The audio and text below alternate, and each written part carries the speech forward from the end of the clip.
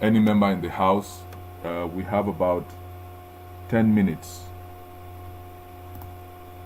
This is the time for us. This is the open mic session. If anybody has any issues they want to bring to the attention of the house.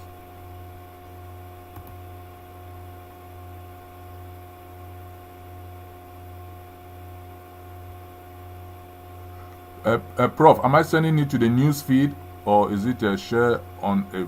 Okay, yes. Okay, I got it.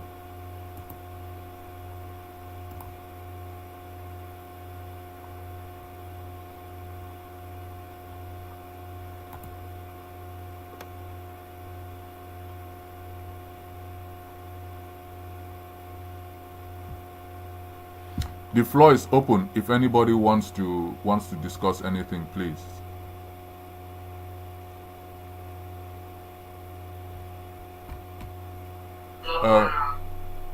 Yeah, maybe if there are any matters arising from the reading of the minutes that need to be tackled.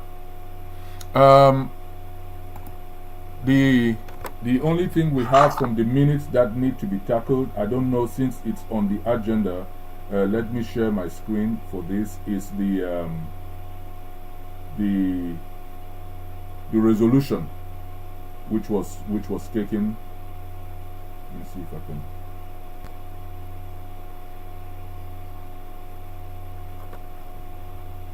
Prof. Herman, did you disable the sharing of the screen? No, sir. Yeah, that's what it's telling me. I cannot share my screen with the resolutions. But that's the only thing from the matters arising while we wait for the top of the hour was the resolutions on the BLM.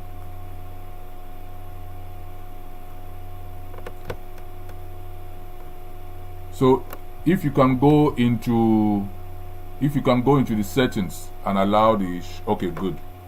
There you go.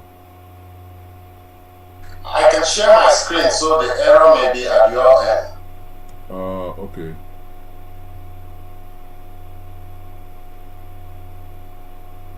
All right, I see it. I will fix it. I will fix it as we go along.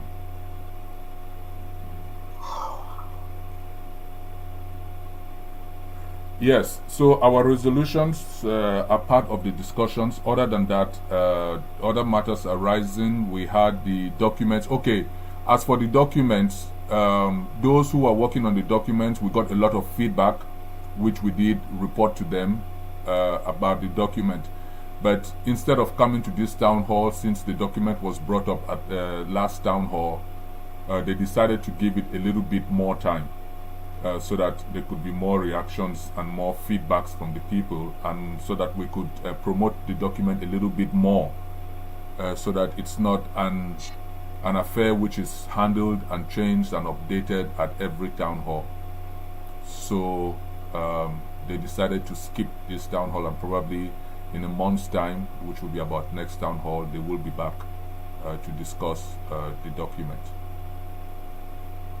Those are the only things arising, and then I think that's about it. The Toronto, I don't know if we got any feedback from Toronto. Yes, there was quite an uptick in reported atrocities after the town hall, so that is good. So we want to keep the momentum up. During the town hall today, we'll display reporting information once more for both Toronto and South Soil. So they did report an uptick after the town hall. Okay, that's great. It means people are responding, which was the whole idea. That's very encouraging. Other than that, there is nothing. I don't know if my co-moderator is joining us. I don't know if we want to go ahead and read the rules before we begin. At the top of the hour with Prof.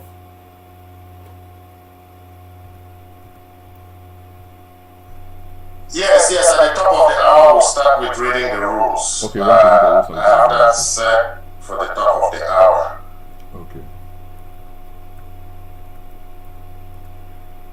No, other than that, if there is nothing else on the matters arising, when we get to the kidnapping, I think we would also talk about an issue.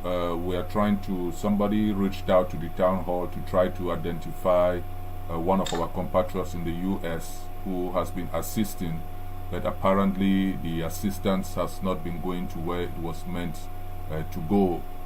And those who are disheartened by what's going on are trying to reach the benefactor to alert him, and they've not been able. There has been a picture circulating on social media trying to identify him. Maybe it's somebody who wants to stay anonymous, I don't know, but my last understanding, they had not been able to identify the benefactor, and so wanted the town halls would try to reach out to see if anybody recognizes him or knows who he is or where he is, just so that he is put on notice that the assistance he continues to be sending to ground zero is being misused. I think that is a much welcome attempt to stem out theft and corruption and misguidance back home, or exploitation by those who receive this assistance. But that will be part of the agenda when we get to that point. So, Prof. Herman, we still have 4 minutes. Yes, I was actually looking to put up some information. All right, go ahead. Go ahead. Yes, I think we should be glad to know SCBC is back on the air. I was just looking forward to putting the information for SCBC on the air. They will be carrying town hall as usual live, so the second hold up is making sure they are in. But they are our broadcaster. I believe they are the voice of Southern Cameroonians, and we should keep supporting them. I think we should try to ensure that the last hiccup doesn't occur again. And so while we're waiting the next few minutes, I will put up SCBC information on the screen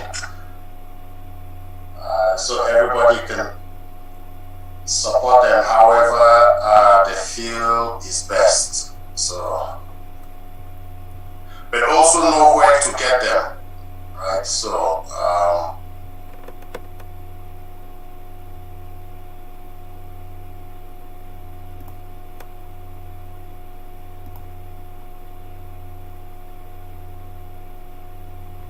Are you there? yes, I'm here. I'm just about okay. to share my screen. I'm just getting my screen ready.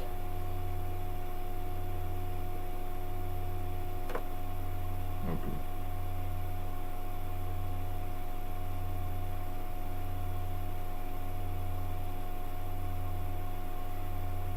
If you want to, it's almost it's almost 2 minutes to the top of the hour. Okay.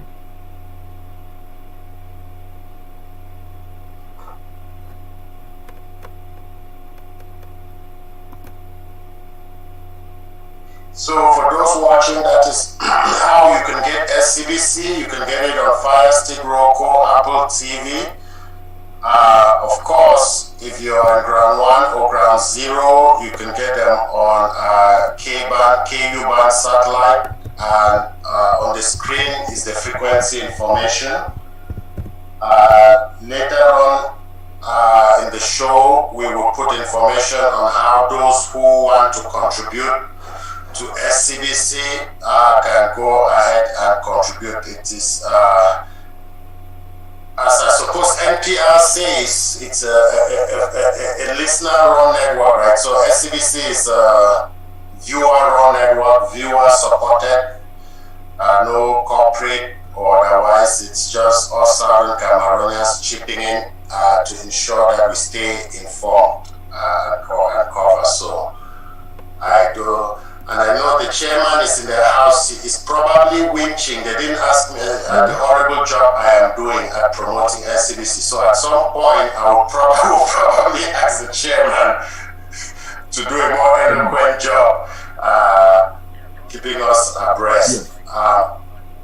I am also waiting to see them come on. Yes. They should be coming on at the top of the hour to carry us live.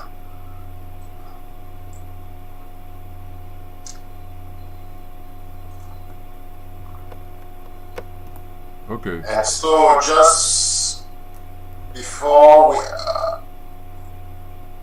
we do that,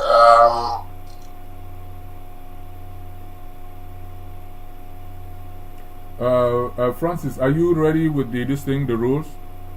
I think we had our new town hall person was going to read it. Okay. The rules are ready. Okay. So just a second, then we can.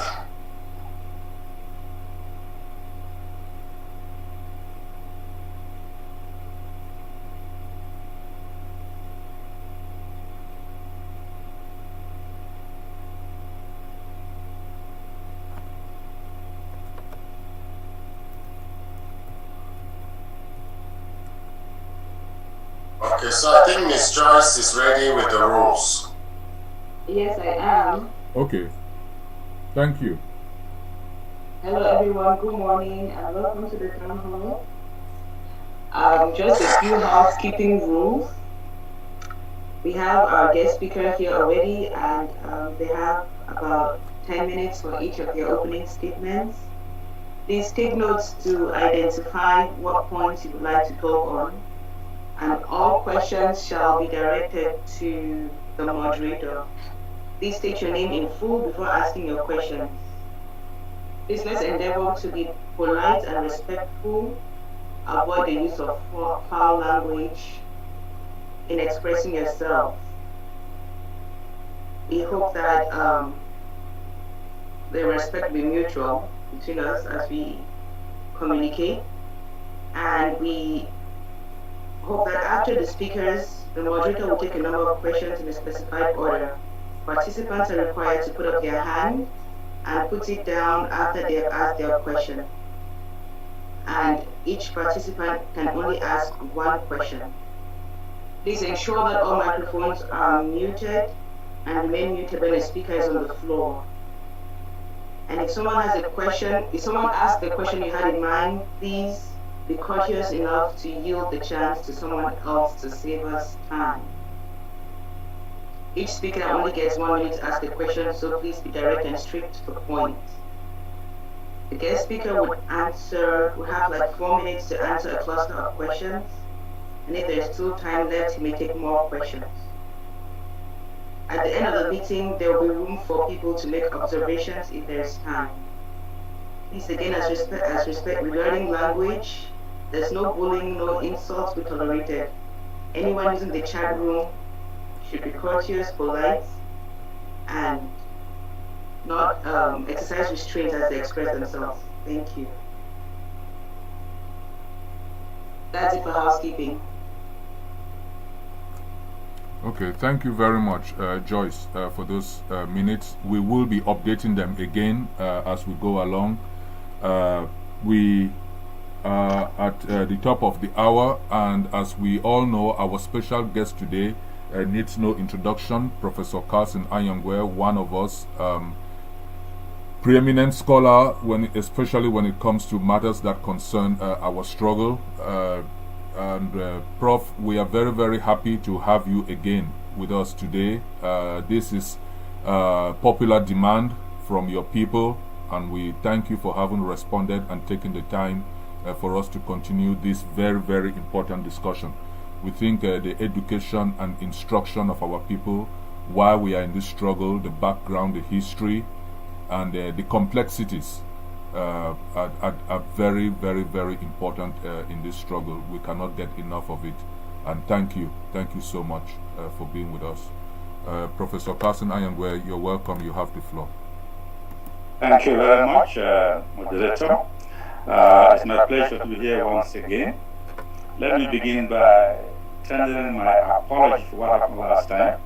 South Africa, as you all may well know, we are going through a very difficult period, what they call load shedding. And they always put off flights any time, often at short notice. Sometimes they give you some fair warning. So that's what happened last time.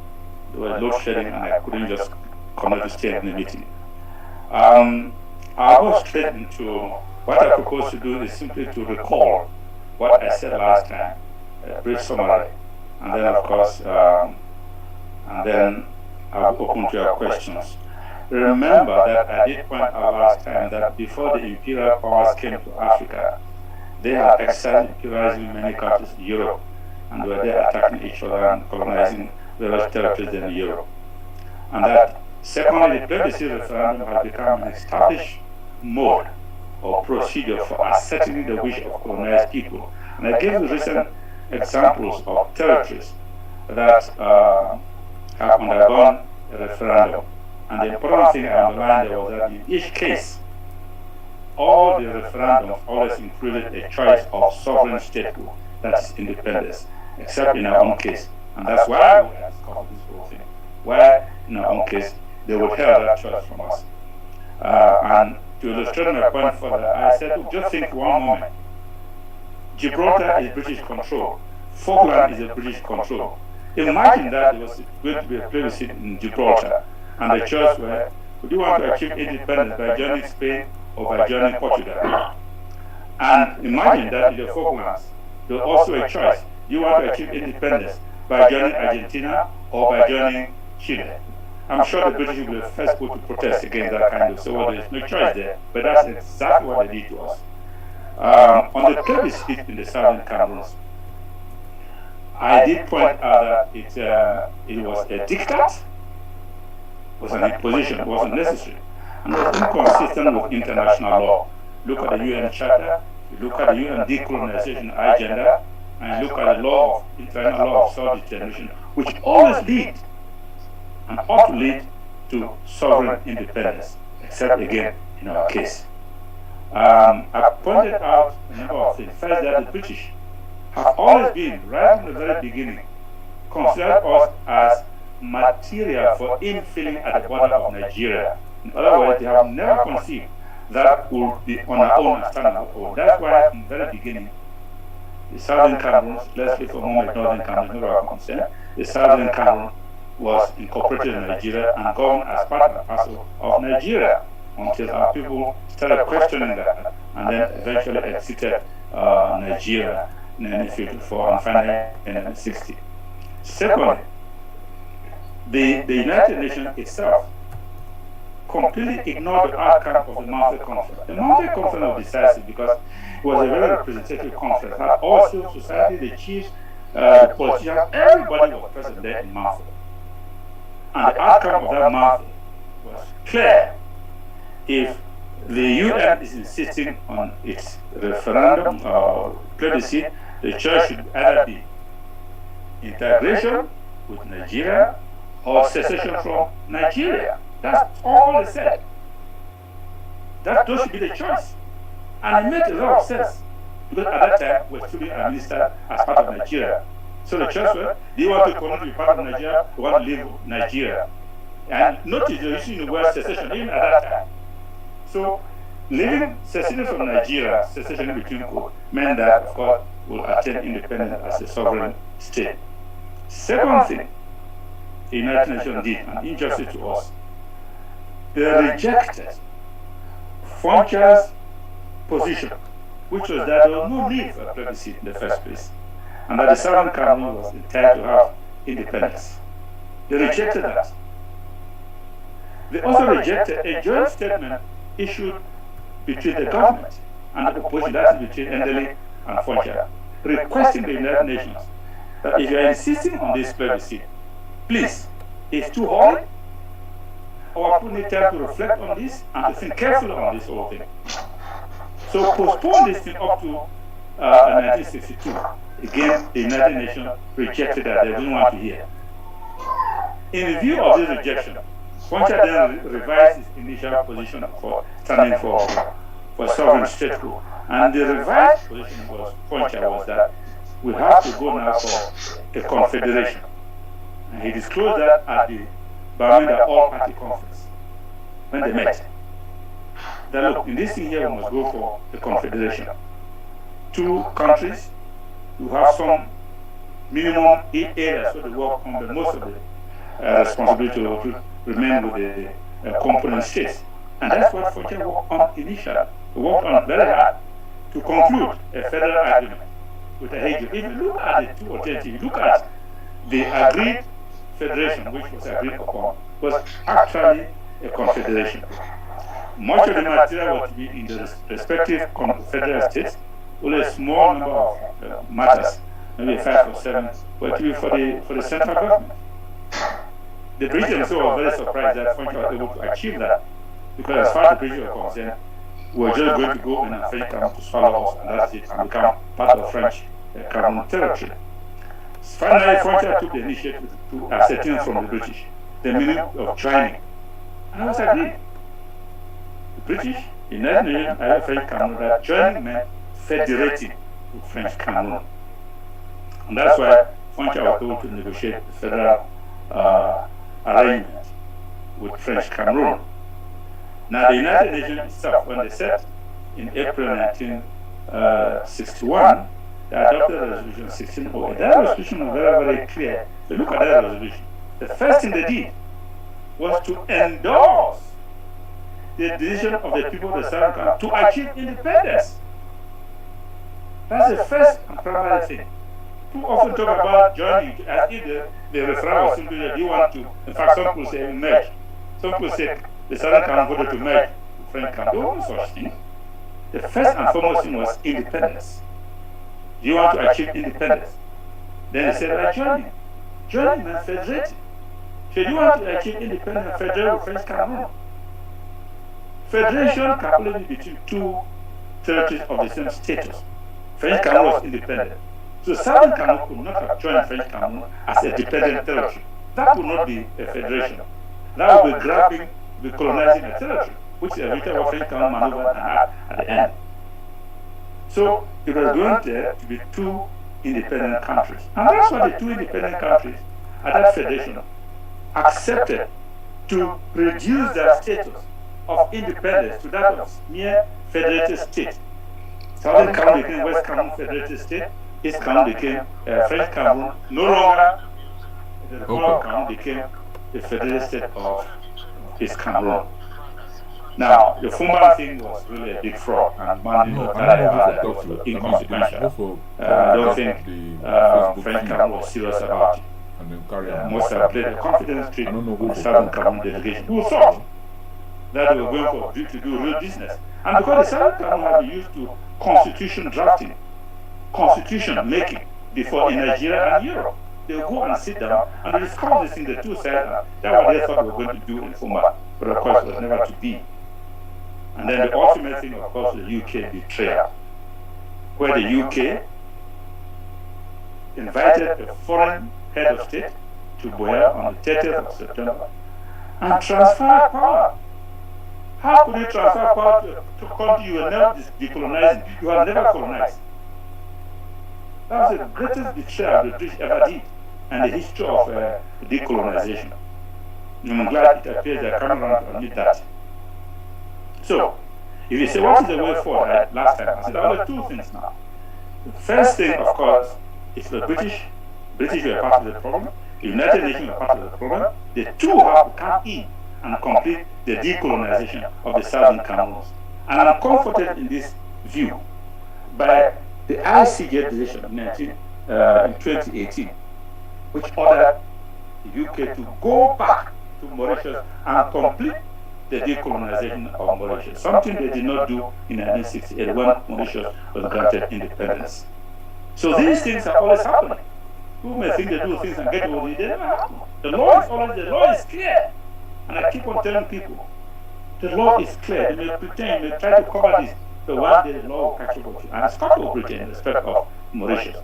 And it's going to catch up in respect of the Southern Cameroon. So there's that choice.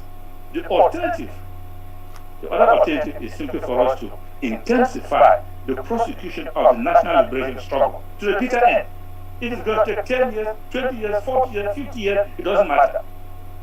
The point is, at the end, we shall be free. And we can see the determination on ground zero about that. And now before I just close up, let me end up with a question somebody asked me. And I think it's Dr. Zama who asked that question. Interestingly, about Boyamonte. Ladies and gentlemen, do you know that that mountain has the enviable honor of having 10 baptismal names? 10! Many people don't know that. Indigenously, what people later called Boyamonte was called Mongomandeni. Because there are actually 2 mountains in Boya, people don't realize. Mongomandeni is the big one, the one most people see. There's also a smaller one called Etinde, which is at the southern flank. That one is seldom involved in the volcano, or the major one, which is. So that's the additional name they had. The second name for that mountain has been Theon Okema. Theon Okema, that is the name that was given to it by Hannibal Carthaginian in 450 before the Christian era, when he got to the shores of our present shores and saw that mountain in eruption. He was so amazed, and he called it Theon Okema, in Greek, which means what? Chariot of the gods. The third name for that mountain, that's a mountain. Because remember, this is 450 before Christ was born, before the Christian era. So people forgot about it until in the 15th century, about 1472, when a Spanish navigator called Fernando de Po also sailed and came around there. He's the founder of Fernando Po. You know Fernando Po named after him, Fernando Po. But Fernando Po is barely how many kilometers?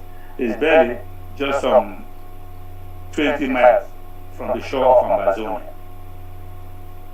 So he also saw that mountain at that time. And because geographers had forgotten about Theon Okema, which long time, more than 100,000 years ago, they decided to name that mountain after Fernando Po. They call it Serra de Fernando Po. And if you look at the maps of that time, especially the market tour map, you will see that mountain designated there as Serra de Fernando Po. That is the third name that mountain had. Now, during the time of German colonization, what was the mountain called? It was called Cameroon Borges, meaning Mount Cameroon. Then the British, when they came, they called it Cameroon Mountain. I said Cameroon, I said Cameroon. Cameroon Mountain. That's how they call it, initial name. Cameroon Mountain. Or later, that Cameroon became Cameroon's Mountain. And then during the southern Cameroon, West Cameroon was called Boya Mountain. If you look at the refrain of the so-called national anthem of French Cameroon, you find there, it talks about Boya Mountain. So Boya Mountain, which will later also people call it Fako Mountain. Then the French Cameroon, in order to appropriate that significant geographical area, decided to call it Le Mont Cameroon. That was the 9th name. The 10th name is in the present period, with some of our comparative comments are calling it Mount Amazonia. Now you should recall, why is it all of this? You should recall that in the 18th century when the Portuguese seafarers came to the eastern coast of the Gulf of Guinea, close to what is called the Dua estuary, you know. They call that area, what they call it, and most of you remember from my history, they call the place Rio dos Camaroes, meaning Prawns River, or more appropriately as an English explorer would have called it, Prawn Coast, like our Gold Coast, or Prawn Country, like our in America, it's called Prawn Country. Prawn Country. So when other Europeans visited the shores of this particular area, they bastardized the Portuguese name Camaroes. It became Cameroon in Spanish, Cameroon in German, Cameroon in French, and Cameroons in English, although later the English settled for Cameroons. And the reason why they settled for Cameroons is because the English were already very familiar with Scottish clan names of Cameroon and Cameroon. These are Scottish names. So the English were very, so Cameroon became Cameroon, no longer A but an E. And so the name of the mountain, which we are talking about during the colonial period, now was a translation of the Cameroons. So it became Wea Mountain during the Southern Cameroon period, and later Mount Fako. After 72, French Cameroon sought to appropriate the mountain and they called it the Mont Cameroon, translating it as Mount Cameroon or Cameroon Mountain. So the mountain became variously known in the lexicon of early colonial period as Cameroon Mountain, Cameroon Mountain. Later, Cameroons Mountain, Cameroon Borders, Mount Cameroon. At that period, the colonial period, no one thought of accepting the indigenous names, Mongomandemi or an Etinde, and the historical names of the mountain, Siongo Kema and Sarah the Pau, Fernanda Pau, were simply forgotten. So I think I will just end with this because that's the question somebody asked me, and I thought I just make this clarification so that we all know how some of the things in our territory have evolved over time, to which we don't pay much attention. Thank you very much. Thank you very much, Prof, for that background. I think it's very refreshing, and for picking up from the question which Dr. Isaac Zama asked you before you left the last time. We think that it is appropriate, since you mentioned the UN, that in the future town hall, I know that it was April 21st, 1961, which was a Friday, that the vote was cast at the UN General Assembly for the independence of Southern Cameroons. That is a subject that we hope you will be able to discuss in one of our town halls, I think April 17th, to commemorate that vote of independence on April 21st, 1961. But while we are still on the history of Southern Cameroons before April 21st, 1961, before we get to the UN resolution, I would like to ask Southern Cameroonians who had questions last time and who wanted you to come back today, just by a show of hands. If you have any questions for Prof, if you need any clarifications, or if you have something to add, or just a general discussion, this would be a marvelous opportunity for us to have this. This background is very important for us to understand why we are waging this war, and especially for our brothers and sisters on the ground. This is something that for a long time, to marginalize us, has been pushed to the back end, if not into a deep dark abyss. So we never know where we are coming from, and if you don't know where you're coming from, it's hard to figure out where you're going to. So thank you, Prof, for this very enlightening history. I see there is a hand up. Yes, Hatenon, go ahead. Yes.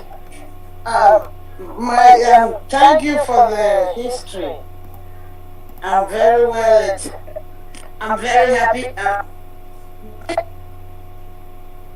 Why can't we sue Britain, United Kingdom? We should sue them. That's it. Thank you. Okay, Prof, I think that's a question for you. You are the legal expert also. Yes. Yes. There's a second hand up. We should probably just take the other question. Okay. Bathroom, Kimber. Yeah, good morning, everyone. Good morning, Prof, and good morning, House. Well, I was a little bit late. But the question I just have is more or less a question and a comment from what I have heard from many people.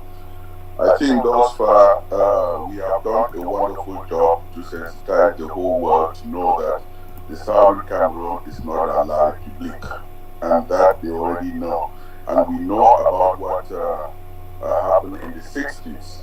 What most non-Americans really want to know is that in the 21st century where we are, what is it that the intellectuals can do for us to utilize this moment so that we can concentrate on the present and see what we Ambazonians can do to unite ourselves and prove to the world that we are really mature to be able to govern ourselves, because we keep on living in the history. And some of these leaders who are governing, who are now, they were born in La Republique. They grew up with that La Republique mentality. We can kill ourselves.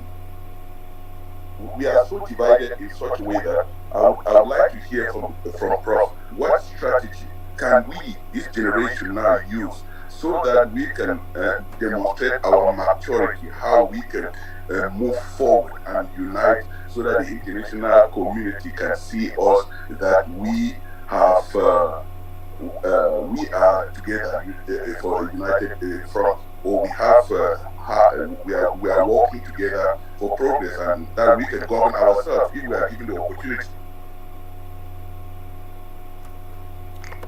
Okay, I think, Prof, yeah, since you're making notes, let's take the next one from Julius Nde.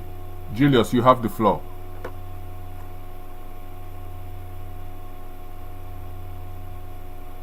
Yes, good evening, comrades and Prof, and distinguished participants of the International Town Hall.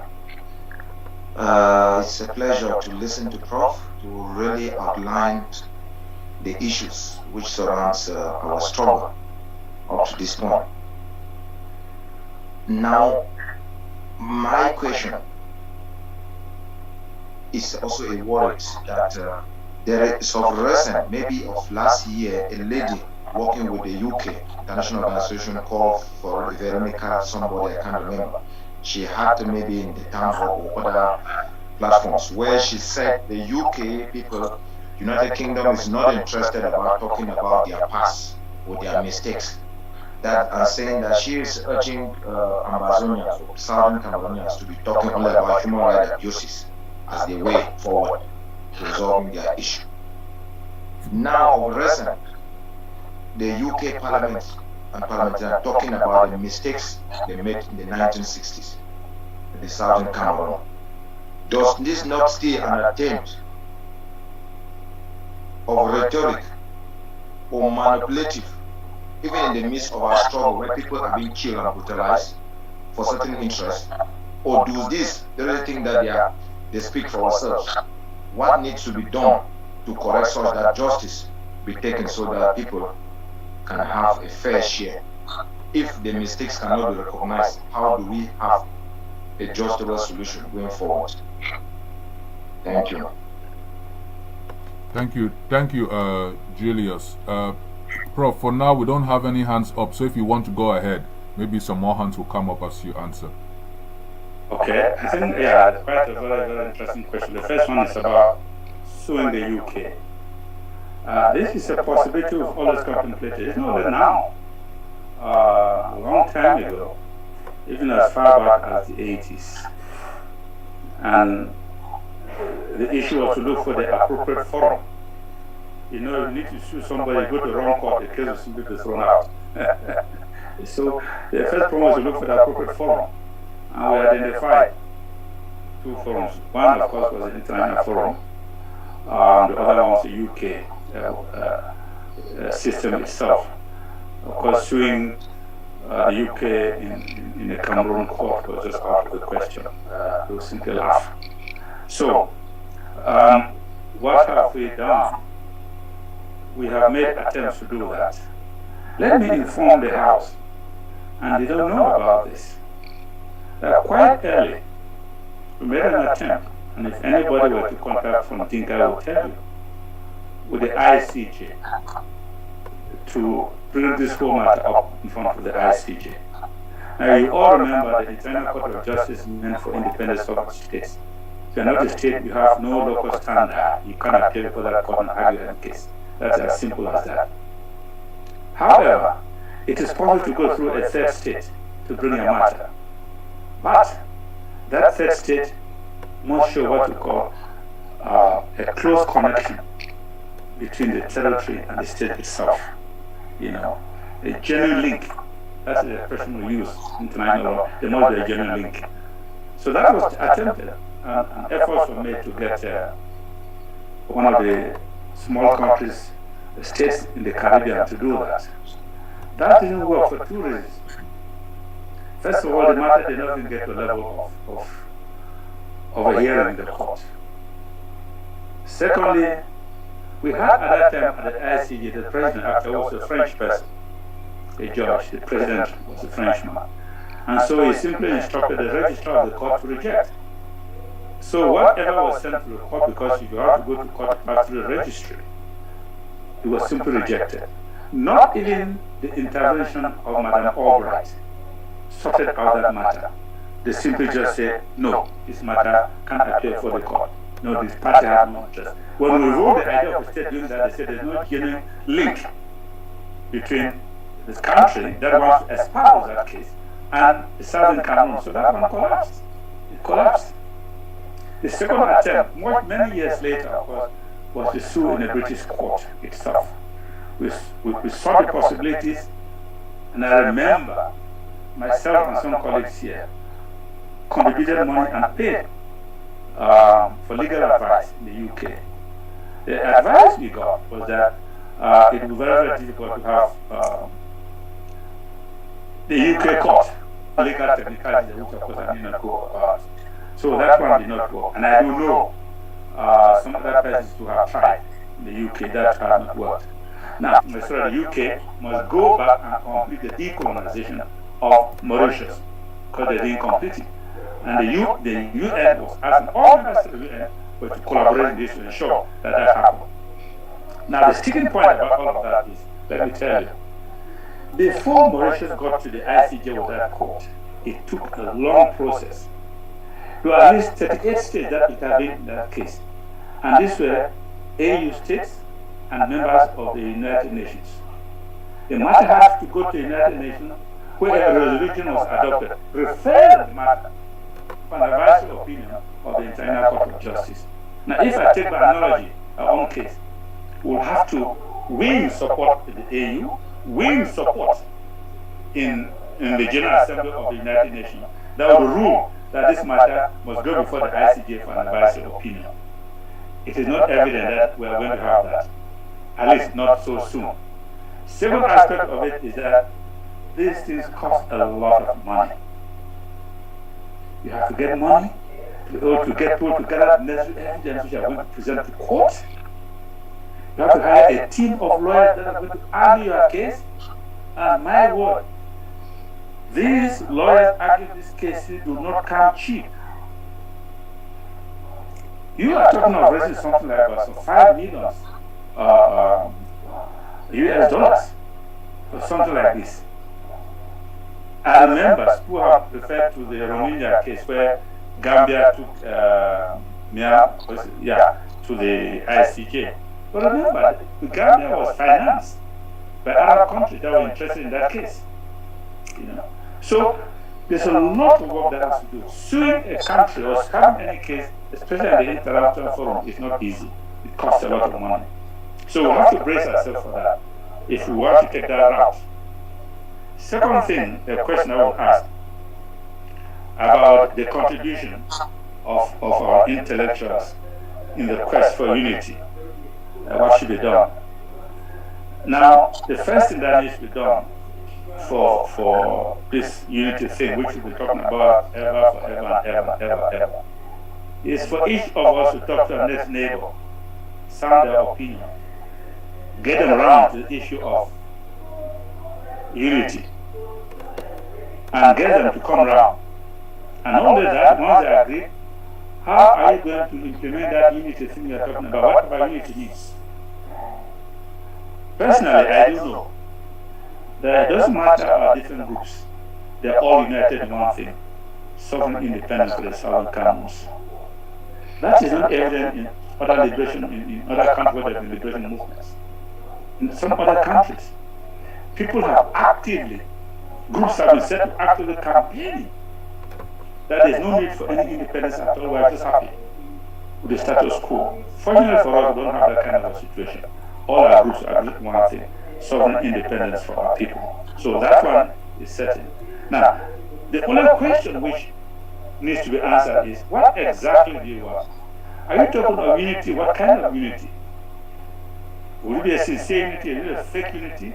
Or are you talking instead of solidarity? But that's a different thing altogether. And then finally, personally, if you look at the history of liberation movements on this continent, or even elsewhere, the kind of unity I see put up in mind, in the sense that everybody will come and sit on the same choir house and sing the same tune, is not going to happen. It shall never happen anywhere else. We can try, but I do bet you it's going to be a diversion of energy and time. The important thing to do, in my view, is to strengthen the organization or the movements that have the ability and the power and the possibility to deliver on independence, and leave marginal groups that are more of talking than doing. And if we did that, I'm sure we're going to go a long way forward. The drustery about international community, whoever is saying that everyone will come together before anything is done, I think that's the right herring. They themselves know better that it doesn't happen that way. It never happens that way. Now, the third question I will ask is about some lady who appeared here and said that the UK is not interested in our history. Now, that's a classic example of a case where you shouldn't listen to negative lectures coming from outsiders who have very little understanding. They don't wear the shoes and don't know where it pinches, and they presume to lecture us. No. I think just like the moderator said earlier, how can you just be jumping and talking about something you don't know your history? Where do you come from? Where are you going? What are the human rights things you're talking about limited to human rights violation? What human rights violation are you talking about? If you start talking about the violation of the collective right of people of the Southern Cameroon, you're talking about right of self-determination. How does that self-determination come in? It comes as a result of colonization. What is colonization? The British colonized us. What did they do? And so on and so forth. So I don't believe one single bit that you can solve this problem by simply just forgetting, bury your head in the sand and pretend that nothing ever happened. All that's happening now is just that deer has been killing people and so on and so forth. But even if you do that, why is deer killing people? How did that situation come about? How come that a country that is French-speaking advertises itself as a French-speaking country? Where does this English or what the Anglophone, how did it come feature in that country? It's a history. That has to be explained out. So I don't believe that you can forget your history. And that lecture from that lady, that's not big, I heard that, but I just laughed. I know you can't buy that kind of thing. And that she's talking out of being uninformed. And often when you have some of them being uninformed, they pass for experts. And some of our people just rush to listen to that kind of a thing. So no, I don't buy that story. Thank you. Thank you, Prof. You made, I don't see any hands up, so I'll take advantage and ask you. You made a distinction between solidarity and unity. Could you expand a little bit more so that we understand the distinction, and maybe if you have some examples you could use for us to understand the difference. I know there have been some crises where multiple groups from the same country have sat on one side of the table, not just one group to negotiate. I get it, but if you could expand a little bit more for our general knowledge. Okay. Okay, let me answer this one, then I'll take that one. Now, this is a thing of group dynamics. You are talking of unity. we have not unpacked that concept of unity, what it means, and the purpose of that unity.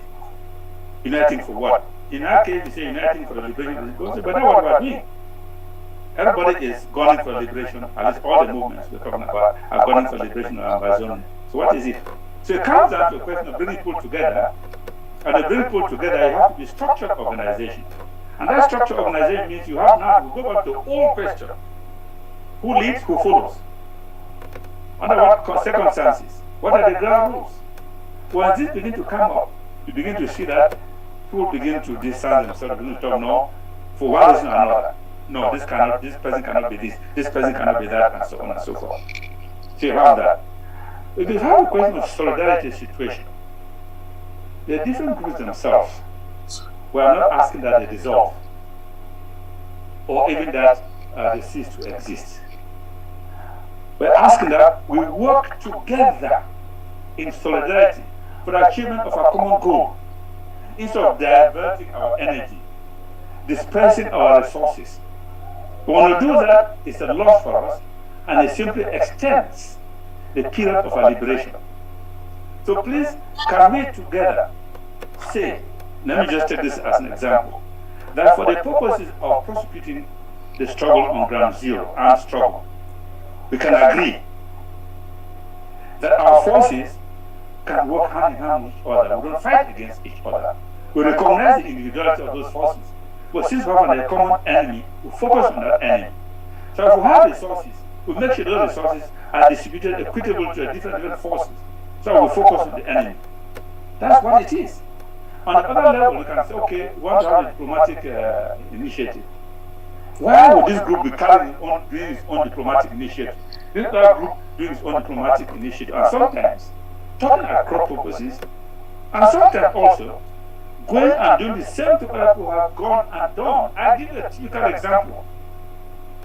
You don't know how many streams of people have gone to Ghana when the late Rollins was still alive, stepping over each other's toe, claiming that they're going to do whatever thing in Ghana.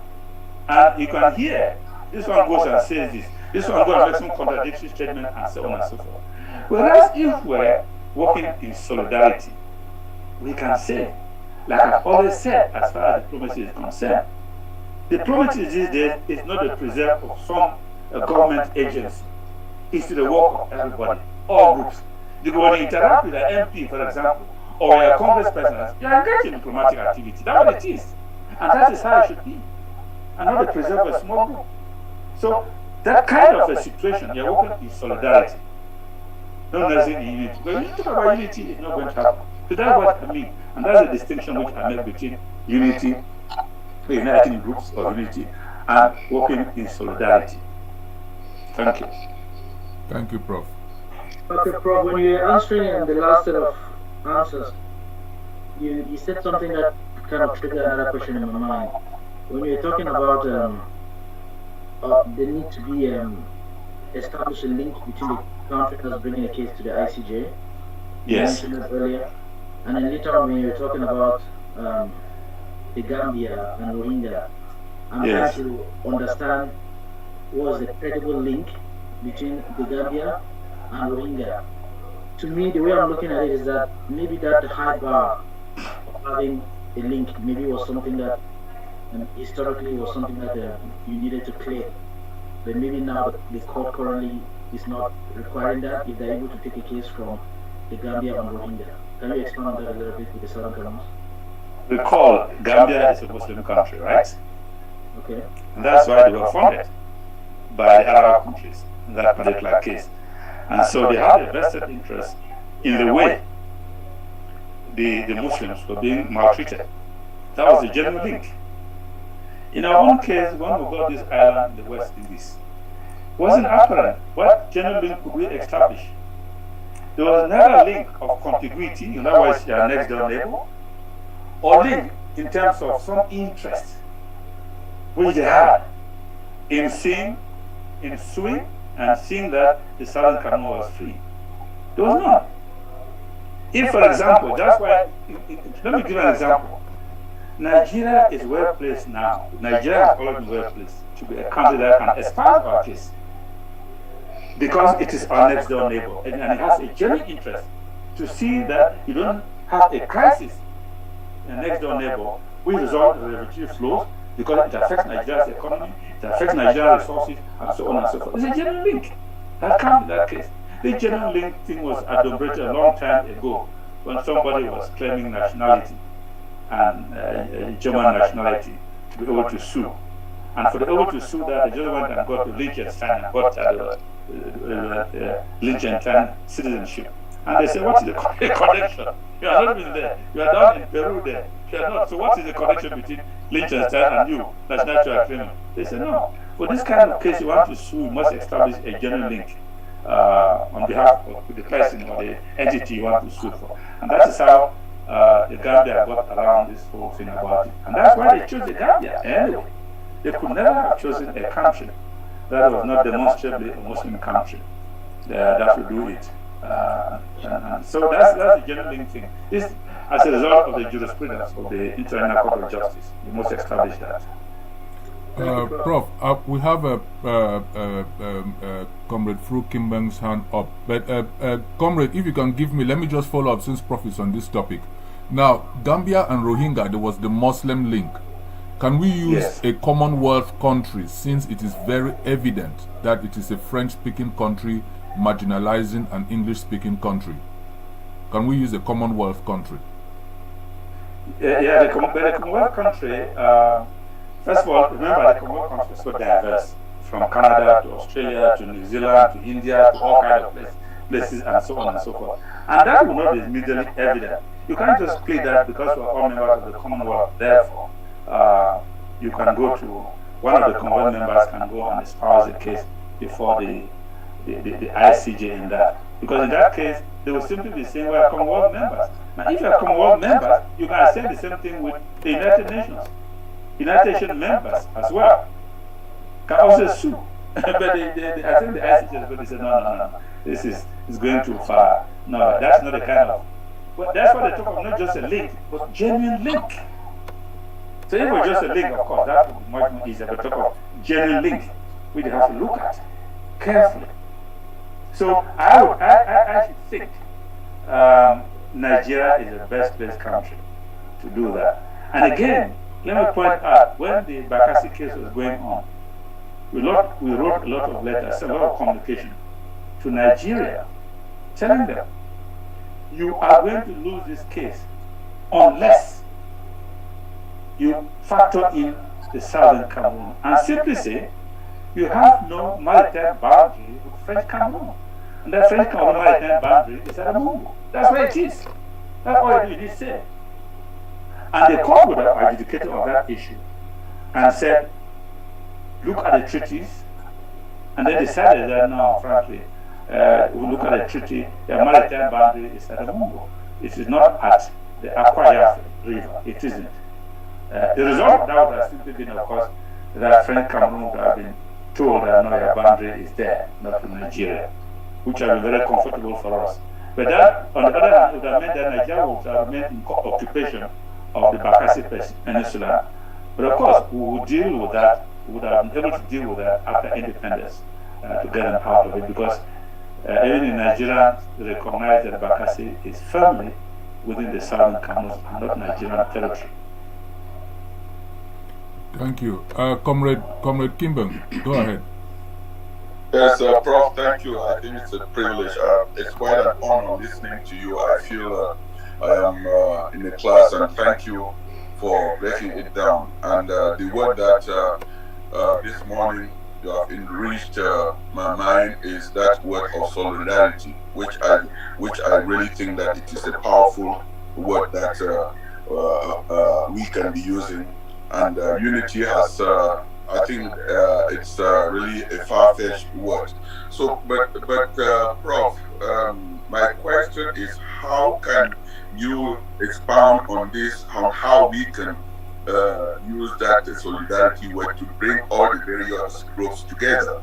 Because the question I'm hearing from non-Ambazonian, concerned non-Ambazonian and politicians is that politicians work so hard for their position. They would not want to engage themselves in a situation where it can come to haunt them, and that we are so, the way we behave in public shows that we are not matured enough, that if we are given the opportunity to rule ourselves, we would not be better than Sudan and all these other failed states.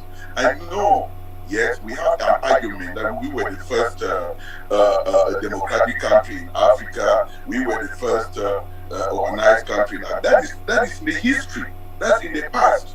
But this current generation, Prof, you know, it's only few of you and most of us who were born right in the 60s knew of West Cameroon on how Southern Cameroon used to. The population currently were born and grew in La République. La République brainwashed the mentality. And it's very, very difficult for them to see what you saw in West Cameroon. How can you really educate them to be able to have that value of Southern Cameroon that you people were, that you grow up in? Yeah, I think you put your finger on one of the intractable problems we have. We have a whole generation of children that were born not even nowadays, not even under the age of dictatorship, under the Bia's extreme authoritarian rule, and they know nothing about Bia, and there were quite a good number of them. They were born in either Yaoundé or Douala or some other French Cameroon towns. And they don't understand what we're talking about. Although some of them, I know a number of them that have made effort, big time effort, to get back to their roots. You know, it's like a slave in America, even after liberation, who doesn't want to go and find out their roots and get back. Many of them are doing that, but it's still a problem for them to comprehend and understand the dynamics, the things we're talking about. Of course, because naturally, they didn't live in that era. They don't know. When we make comparisons, they don't know about comparison, and so on. But on the issue of solidarity, as you said, look, I have a theory. I have not tested it yet, but perhaps after explaining it, perhaps we should try it. My theory is this. If we are agreed, this common ground, that we require some commonality and doing things together, then we should honestly, and this is the question which an earlier question asked about the role of the intellectuals. I have a view that the intellectuals are not doing enough in this liberation struggle. Just like I have a view that our technical experts, the various areas of engineering, chemistry, physics, whatever, probably not that, probably but not doing enough. But these things, when we have a crisis, we call on the expertise of all these guys. They what America did. They want to develop a bomb they dropped in Japan was bad, but ended the war. That was it. I have a theory, and my theory is this. We can honestly look at ourselves and do what we call a division of labor, to use a well-flogged phrase, division of labor, or division of responsibility, and look at people who have a competitive advantage or edge over the other, and say, okay, if we agree to work in solidarity, please, we think that leadership, as far as this aspect of the struggle is concerned, will be provided by this person or this group. Provided the person agrees, this is another thing. And this area should be this person. In other words, we maximize on our resources, intellectual resources, financial resources, and our capabilities instead of dispersing those things. If we did that, we'll begin to move somewhere. But to do that, we have to kill that animal in many of us. And what is that animal? Showmanship. We have to kill that animal. You know, many of our people like to be seen to show off. I did this, I did that, I did that. Even if some of they're doing it really doesn't have much value, they just want to be show off and so on and so forth.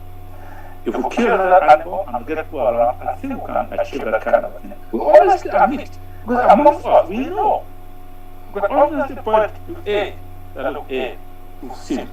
You are very good in this area. Please, can you show leadership in this whole thing? By saying that we're not saying that everybody can just hold their hands and talk nothing. What we are saying that if you have an idea in that particular field, you channel it through that person who is better suited to articulate that area, to lead, provide leadership. And leadership doesn't mean that only the leader is going up. Of course, leadership means that other people who are coming and people also have the right to provide necessary input. We look at the other person, you are good in this particular area. Can you please provide leadership in this? It doesn't mean that you are doing the job alone. Other people with ideas in that area will give channel ideas through you for the better performance of that. That is a theory which I have. I have not tested it anywhere, and I hope after today maybe we'll try and test it and sample's opinion to hear what they will say about that. If we do that, I think we'll get in somewhere. And let me just be very specific. We have on ground zero. You might have somebody who shows the skills that can give the necessary impetus, the vibe, the direction, as far as fighting on the ground is concerned. I personally have no difficulty in saying that person provides leadership in that regard. But all of us will contribute. Intellectually, financially, emotionally, whatever it is, so that this person can do the job. You look at another area, for example, humanitarian relief. We say this guy has proven that he can show expertise in this area, can provide leadership in this area. Let's help that person in that. This person in the area of what everybody calls the diplomacy will recognize that this person or this group has expertise in this particular area. Let them show leadership in that particular area. We will all contribute to have ideas about diplomacy. We will all contribute generally to that person or that group and move forward. The result is that when we sit as Amazonians, we can say we have capable hands managing this sector, of capable hands managing this sector, of capable hands managing this sector, and all of those capable hands provide us with what we need to be able to overcome the enemy. So that's my thinking in all of this. I have not tested it, but I suppose, like you pointed out, political leadership might think otherwise, because politicians, the way they think, is not the same way which necessary intellectuals think. And but the job of intellectuals is to convince the politicians to come around by solid arguments. They take this route, you're not going to get very far. If you take this route, you're going to get far. Thank you. Thank you very much, Prof. I would like to add to your point that I think slowly but gradually, to your point, as you mentioned, the civil society groups have come together. We have the Southern Cameroon Civil Society Network. They are doing a marvelous job. I think they'll be talking about what they are doing later here. As far as I know, they are now negotiating a 2-hectare lot somewhere in Akwa Ibom to be able to empower up to 30 Southern Cameroonian refugees, to farm for themselves. Excellent. So, so those are the kind of things. I know that on the diplomatic front, we have the CDN, we have EFIS, Oasis, that organized the Oxford conference, and we have Eben Egbe, who is doing a very good job with his organization. So correct. I think we are beginning to see people. It's just that, for example, on the ground, we have some boys, the AMF, for example, that are trying to coalesce our fighters on the ground. But as you said, there's a lot of showmanship, and there are still a lot of people who are keeping or influencing or trying to talk some people into not, admitting that anybody other than themselves are doing something genuine. We have the SCBC, which is doing a very good job. Thank God they're back on the air in terms of communication. But as you said, once these forces begin to distinguish themselves, I think, like you said, the other people will just fall by the wayside. I think we had the Liberian Takumbans, who said we don't have to wait for everybody. As we start moving forward, things will start taking shape. So I am also encouraged by what you said, and gradually, slowly, it's taking a long time, but I think we are beginning to coalesce around different people who are distinguishing themselves in different aspects of the struggle. I don't know if there are any other questions for Prof. My hand is up. Oh, sorry, I didn't see it. Go ahead. Go ahead. Well, thank you very much, first, for having me here, and thank you very much, Prof, for your explanations. And please allow me to chip in something here. Isn't it right that we talked for too long only amongst us? I saw the question here arising, how can we promote our case and all? I consider this a duty of each and every Amazonian in the diaspora to talk to everyone they meet, to introduce our case. I know, like Comrade Atto just explained, there are lots of initiatives going on now, broaden the horizon of the not knowing people, shall we call them, right?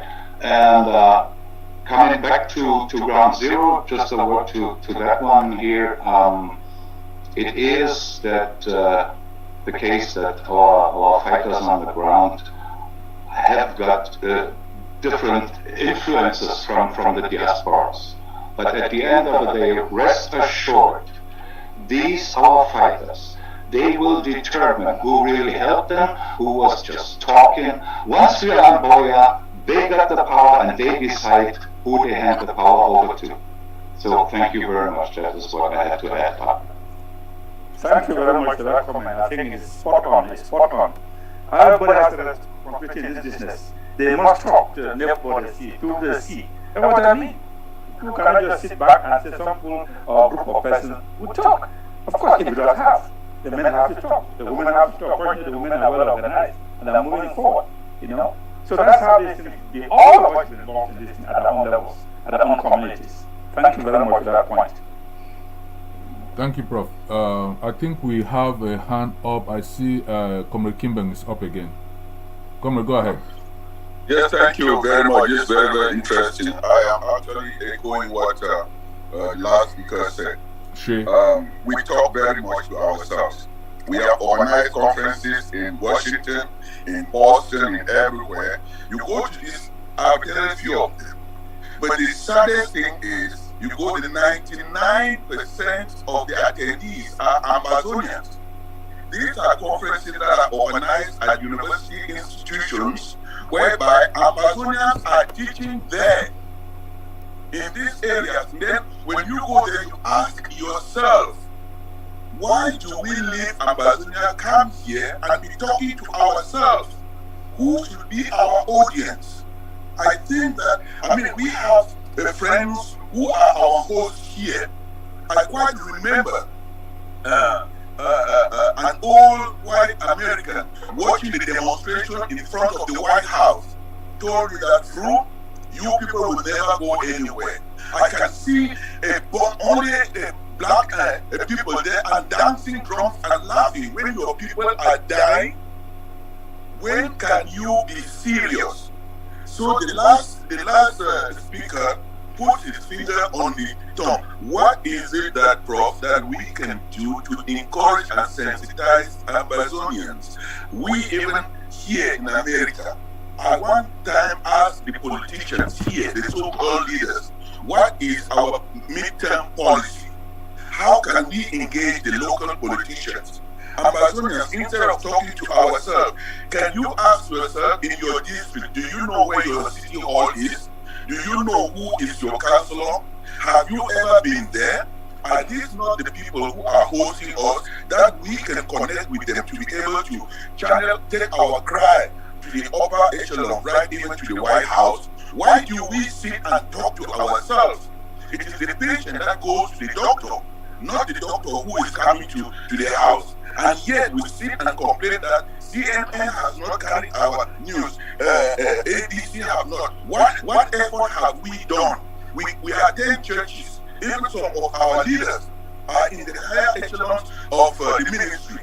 What have they done to rally the non-Ambazonian. A good leader is a leader who, if you turn behind, you see a crowd, not only of your family, but of the whole population running behind you. But when I look behind our leaders, you cannot see that.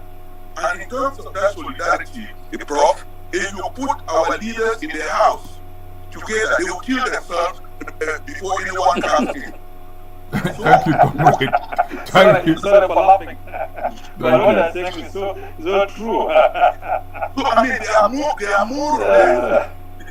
more or less about themselves. I have the opportunity, that I have the platform, that I invite our leaders to come and express themselves. But you know, when you are given that bully pop, you have about 10 minutes. Make sure that you limit yourself to what people want to hear. Don't delve yourself and talk and dance around. By the time you go to what is happening now, our people dying, the time is off.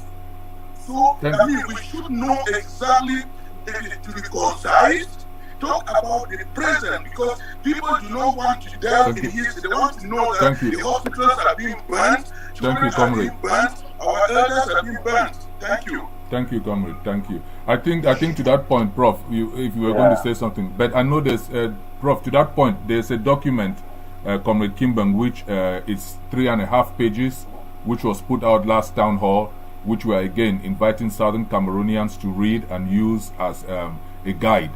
It's very, very concise. Prof, go ahead. No, I just want to say that that contribution is spot on, is very, very correct. We have to do some soul searching, and this is my admiration sometimes for the communist system, not the communist. You know, they had a very good system. What they normally used to do is after every quarterly they met together and do what they call self-critique. What did you do wrong at that time? Last for the past 3 months, 6 months. What did you do right? And so on. And then how can we recalibrate? This is what they're doing. And that explains much of the success. We are not doing that. Now I think it's high time we start doing that. We've made some very, very serious mistakes in the past. We must make sure we don't repeat those mistakes. So we have to recalibrate and rechart the way forward. And because I look, I didn't see him. Well, Prof is almost done. It's after 8 past 12. I thought you said it's done with his son's spot after 11. Because when Prof is done, he's next. I don't know what policy is all about. Most of them think we're going outside and making statements or making declarations and so on. Okay. And that's what it is. No, the policies are not there. So perhaps our leadership should start looking at things about developing policy. You cannot develop policies. Then how do you work? It means you're really working ad hoc manner on a day-to-day basis. You can't be doing that. And this, after 4 years of trouble, you cannot. So I think it's a welcome, refreshing remark that we need to search our soul and see where we've gone wrong and correct all those mistakes. And especially the one you mentioned about going and dancing with drums. Frankly, it's one of the most pathetic things that could ever happen. We are there with pictures of people who have been maimed, killed, raped, and all that and so on. And yes, we seem to be in a celebration mood.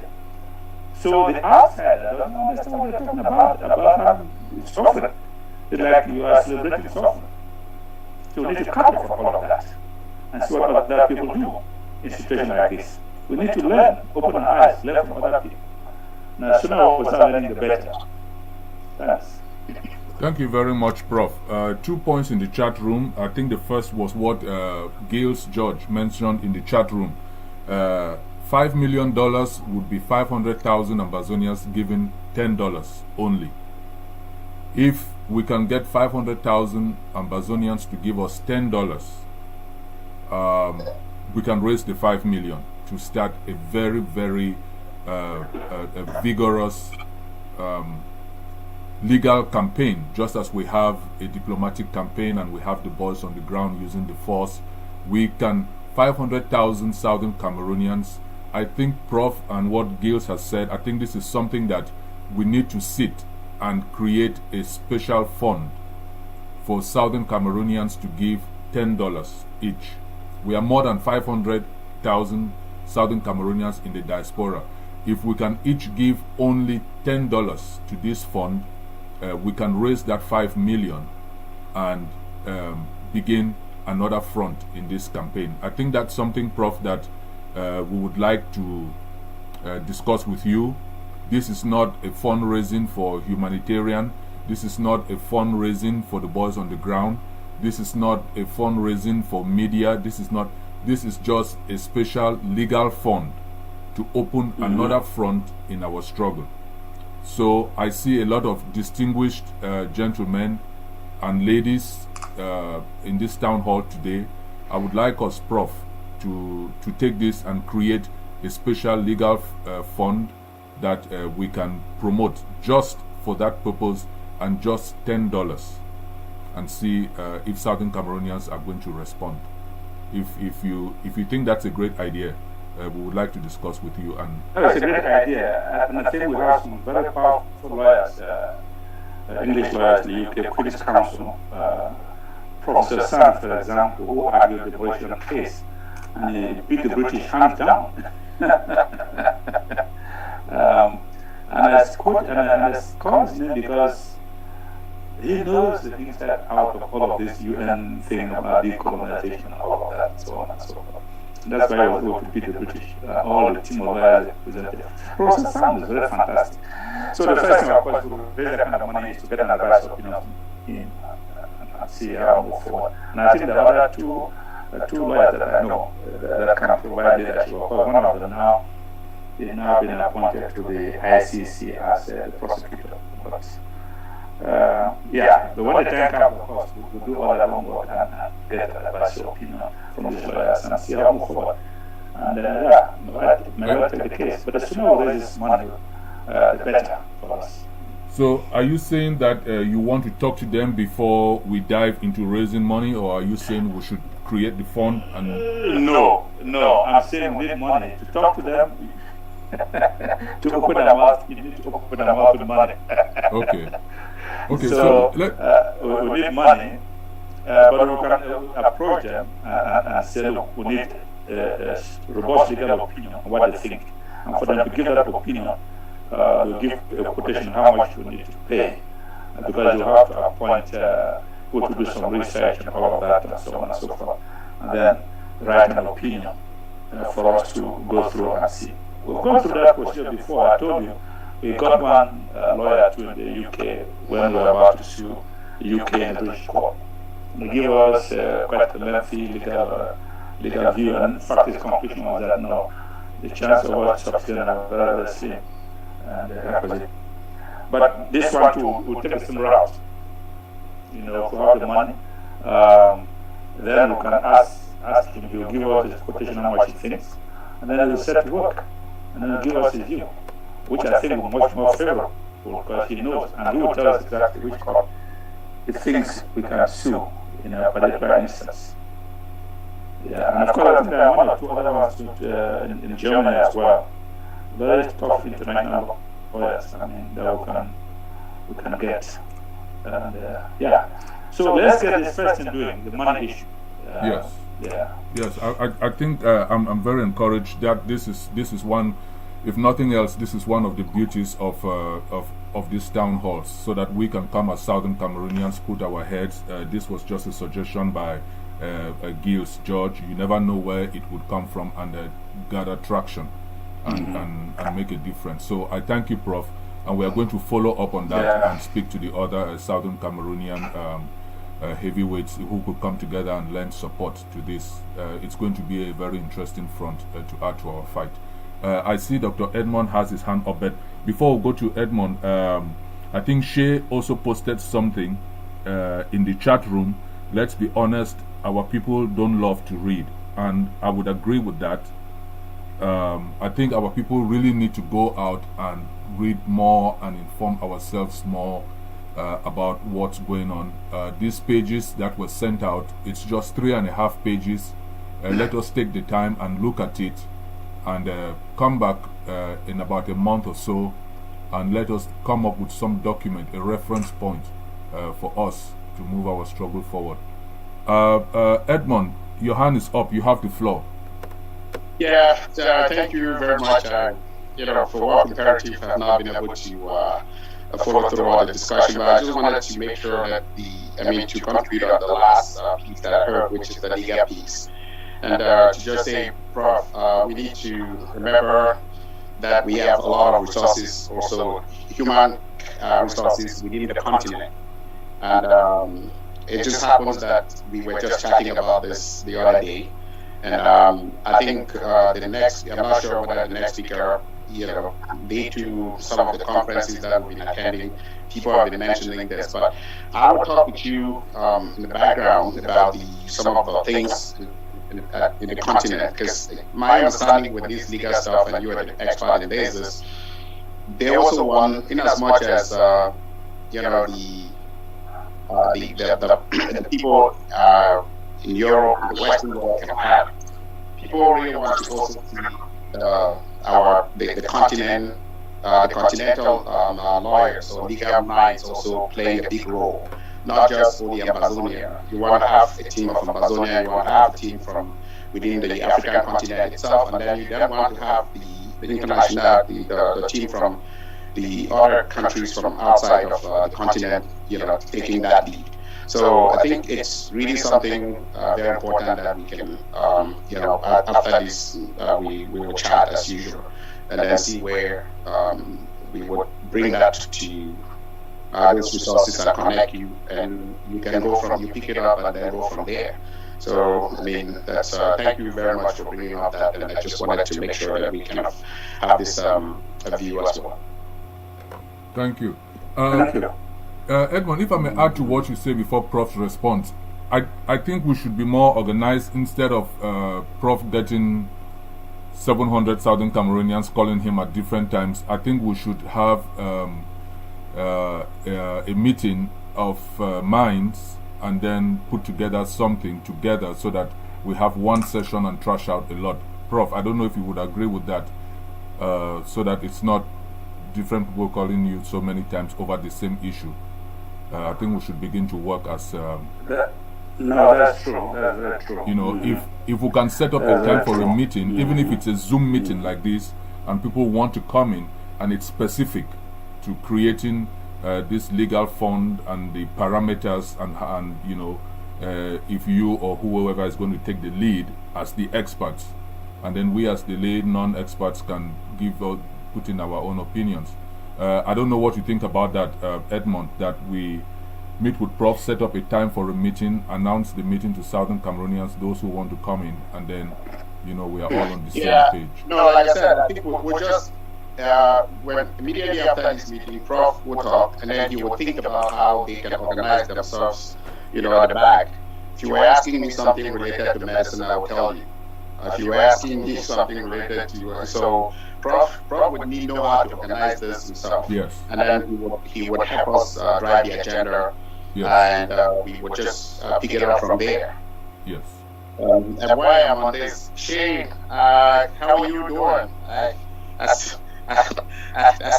see you, and thanks for the contribution. I think I just came through when you were making your beautiful conversation. I'm not sure what part of the world you are in now, whether you're in Germany or here or somewhere secret. Currently I'm in Berlin. It's good to see you again. Hi there. Thank you. Thank you very much. All right. Prof, were you going to add something? Because we have a hand up. Galaxy A70. No, I just want to say that. Oh, sorry. Go ahead. Yes, I just want to say now, the input by Edmond is spot on. But we have to identify those African legal scholars who are prepared to make an input into our struggle, and I suppose that will be a task which we should. But in the first place, we must also start by organizing our national legal minds as well. I have a feeling, and I understand to prove wrong, that they have not really, when I say they, we have not really made our imprint, put it that way, as far as struggle is concerned. We seem to be on the sidelines, and I would like us to take a much more involved role in different aspects of this struggle. One of it, of course, is what we're talking about. We should provide the leadership in terms of articulating our situation from the different angles of the law and politics. Why not? And then we would inform the outside lawyers who are engaged, because they don't know. We know our situation better than they do. And we're giving them basic information that they can apply to the law, which they already know international law. So one of the earliest tasks we have to constitute this team of critical Southern Cameroon lawyers, international lawyers, lawyers in other fields, who are really savvy and who are prepared to work and make sure that the presence of lawyers is felt in this struggle, which, as I said, I have a feeling, maybe I need to prove wrong, that so far we haven't done much to make our presence felt as lawyers in this struggle. So identification of those Southern Cameroon lawyers, not only those on ground zero, but those in other countries where they've been, Nigeria, America, Germany, the UK, and other places as well. And that will form a really formidable team. Thank you. Thank you, Prof. We have a hand up, Galaxy A70. Yes, can you hear me? Yes. Yes, it's Charles Agbo here. Yes, I just want to add that I attended all the court sessions here when Mullah Makweli took the UK government to court. Now, we lost on the technical ground because they said we should prove, the judge herself said, when we come back, we prove to her, tell her about the special power that she has got to overturn a United Nations resolution or an act of parliament. And we lost on those grounds. And I'm saying that even if we win in any court, there is no court that can enforce a judgment on the ground. So it might, it doesn't matter how much money we assemble, we can win the case, but how to enforce it is a totally different matter. That's just all I wanted to add. Thank you. Yes, Prof. I think the question is the issue of what Charles said is a general problem of enforceability of any court judgment. I'm not sure.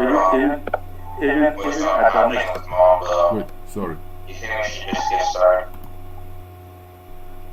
Go ahead, Prof. Sorry about it. Even at domestic level, sometimes quite difficult. At international level, it's even more difficult because there's no international government with the police force and the military to whip states to do whatever it has to do.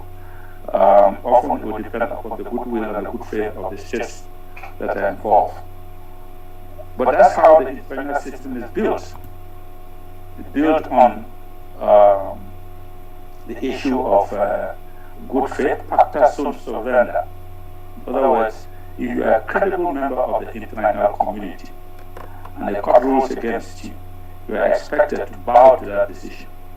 Because not bowing to that decision will lead to international truancy. So if you don't bow today and tomorrow you win some other case, why would you expect some other court to win? And that's how the international system is built. And for most of the time, it has worked that way. It has worked. And states have invariably accepted decisions of the court. So I'm not as pessimistic as Charles is. I think I'm optimistic that at the end of the day, the states will often resist, like in the Mauritius case. The British are resisting. The British are saying, oh, that was just an advisory opinion. Doesn't mean that an advisory opinion is bereft of consequences, and so whether legal or political. But at the end of the day, they are going to come around. See how long it took for South Africa to come around the South-West African cases. He refused. He rejected. Even what the UN was saying. But at the end of the day, it accepted. Maybe after 20 years, 30 years. So these things happen. I'm not as pessimistic as that. Because first of all, the fact that the case is given against you, put you in a moral situation where you cannot really talk very much and push the other party at the moral high ground.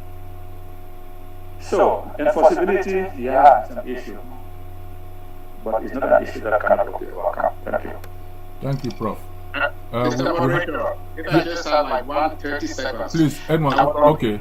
We had a situation, I mean, like some of the conferences that, some of the minds that have also picked about this issue, they've said to us that part of the reason to take this course here, we don't lose, you win. You know, in terms of just the publicity of these cases, and in terms of just also really like highlighting some of the atrocities and some of the things that are going on. So these cases are not just meant for you to just go there and then get a verdict, and then tomorrow somebody, the Senate UN for there to move to get your territory. I mean, the Senate UN for there to protect our boundaries. That's not the way it works. And we really also ought to understand that this is a beast, a monster that is going to be slayed by multiple bullets. There's no silver bullet. And this legal bullet is not just the being used as a legal means to enforce that, but it is also to put these people on the defensive, highlight the plight of our people, and talk about the things that we need to really highlight, which we have not really been doing. Thanks. Yeah. And by the way, the number of cases we won against French Cameroon, I mean, in the human rights, African human rights system, the French Cameroon is simply ignored. We're facing the same thing with the African court in Arusha. A number of decisions were given against states are just turned a blind eye and refused. The policy remains that they have a negative against them, and they can't talk very much. So these things, I mean, that's this society. So yeah. Okay. Prof, I don't know how much more time you have left, but we have one more hand. Bank of Ambazonia. I don't know who that is. Yeah, sure. Yeah. Go ahead.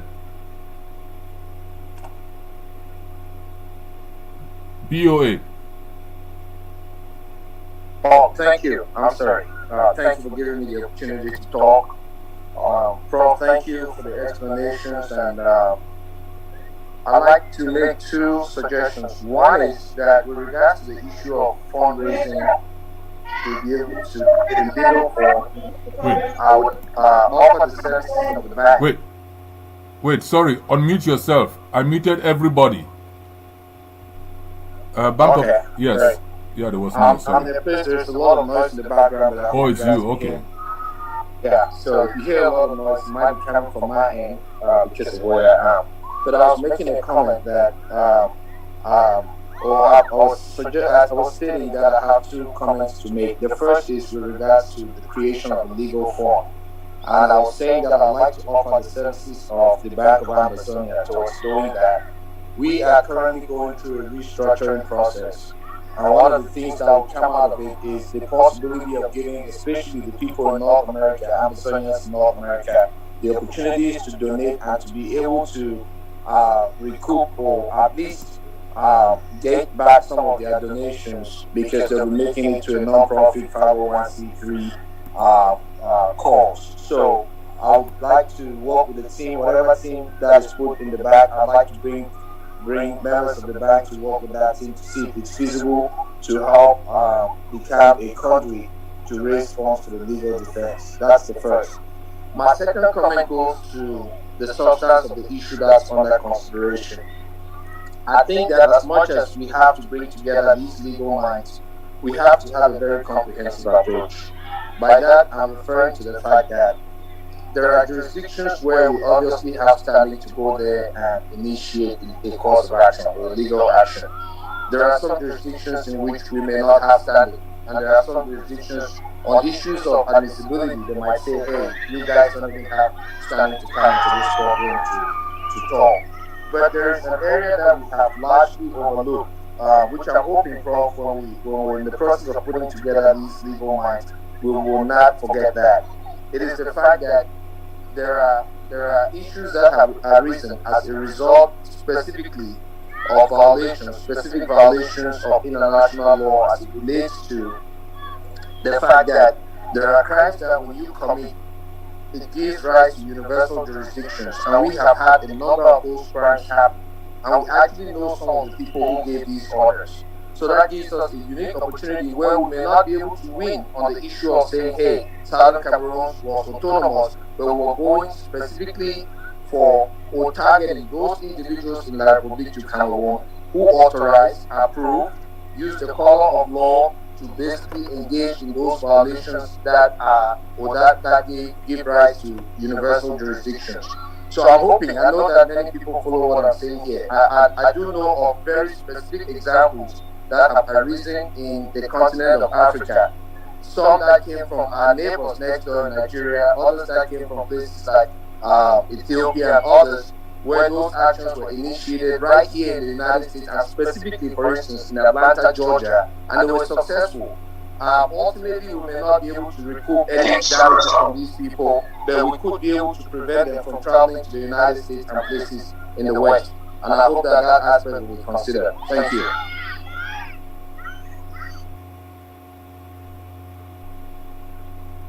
Yeah, universal jurisdiction is something we've considered a lot.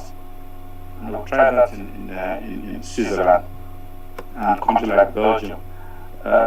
What is happening now, I find many countries have universal jurisdiction because of the outcries of some states, particularly African states, they began to restrict universal jurisdiction. So now countries that still have it, they always say that they will exercise that jurisdiction only if the accused, the suspect perpetrator, is arrested within the jurisdiction. And we have laid trap for French Cameroon people to join to certain countries in Europe. I worked with Philip on this, and so far, none of them has ventured for quite a long time, because we said, if we had information, any of them are joining to a citizen arrest, and that's it, and goes. So that's the kind of restriction they have these days. It must be found within the jurisdiction. In other words, you can't say, go and sue universal jurisdiction in Belgium, say, for somebody who is a perpetrator but still in their own umbrella in French Cameroon. Because it involves a whole lot of process of having that person be extradited from there, and countries normally don't extradite their own nationals. So that's why they insist that the person must be arrested within the jurisdiction. Then of course they can proceed. Thanks. Thank you, Prof, for that. It looks like this subject, thank you, today has garnered a lot of interest. So it is really yes, because I think we have largely ignored the benefits of opening a legal front in this struggle, in as much as it costs money. But as Gilles mentioned, if we can start a fund to the point of Bank of Ambazonia, we are going to get all stakeholders involved in the campaign, be it not just depositories, but also the most important thing is going out and convincing our people to donate. And then I think depositories would be the list of the issues addressed. But that being said, all the stakeholders would be invited, Prof. We would really plead with you to take the lead on this at your time. You're busy, you have other things you're doing. But for the first meeting, if you could give us a week or 2 weeks notice, and then we could really advertise it and put it out there on all the platforms, so that it is taken serious. And also other lawyers, Southern Cameroon lawyers, or if you have some of your friends on the continent or in the larger international legal community, to sit in and let us begin somewhere. I think today is a very good start. And make it an actionable item. I don't know if anybody else has something while we have Prof with us to bring up or ask or make a point. I don't see our next speaker in the house yet, Effie. Effie, are you there?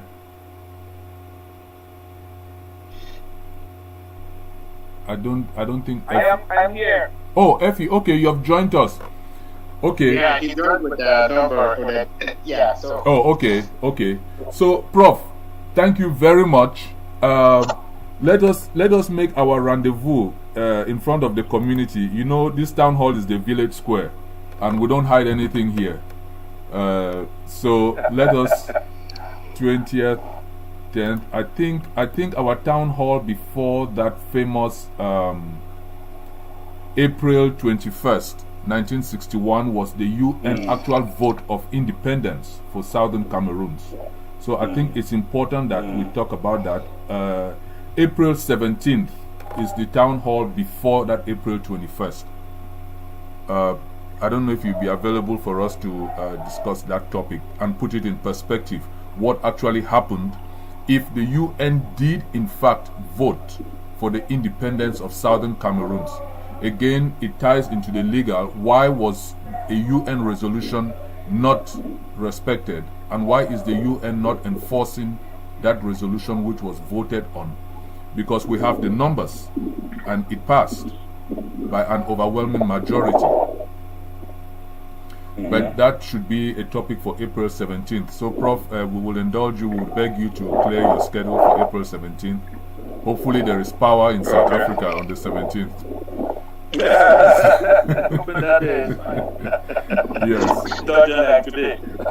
Yes. But in the meantime, we would touch base with you on the legal fund for all Southern Cameroonians.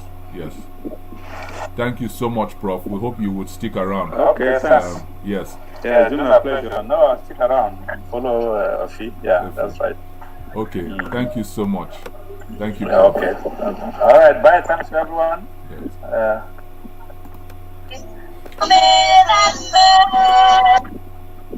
Okay. So, let me mute everybody. Okay, I've muted everybody. So, what's next on our agenda after that wonderful presentation by Professor Carson Ayangwe from South Africa? We have Mr. Effie Tembong, who has been to the town hall. Mr. Effie was very instrumental, if not responsible, for putting together the Oxford Conference on the U.S. Resolution 684 that was held last month. A three-part series, actually, and Mr. Effie, and in consultation with some members of the Secretariat of the Southern Cameroons International Town Hall, felt it necessary that the people of Southern Cameroons be updated and informed of what this conference was all about. We have been talking on many sessions about the importance of internationalizing our struggle. We heard from Shea, we heard from Comrade Kimbang, why we should be talking to the international community. And Effie did a great job with this Oxford conference, which was very well attended. And so he's going to update us and also tell us what's next, or what we can do to further the diplomatic front of our struggle. So, Mr. Effie Tembong, we thank you for taking the time to come in to come and speak to us. The floor is yours.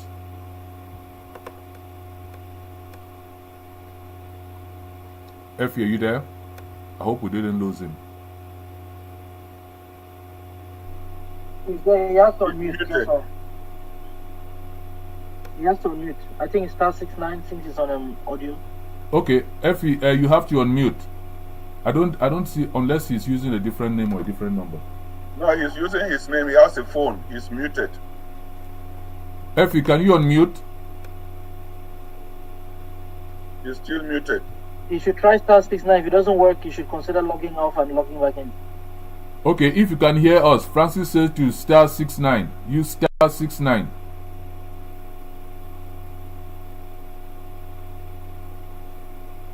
Is that the Galaxy A51? Is that him? His name is there. His name is there, and with the phone sign, unmuted. I don't know if he's hearing you. Oh, okay, I see him. Ask to unmute. Effie, can you unmute? He's probably off the phone. Oh boy. I have to call him. You should log on and come back on. Edmond, can you reach him? Let me see if I can reach him. Yes.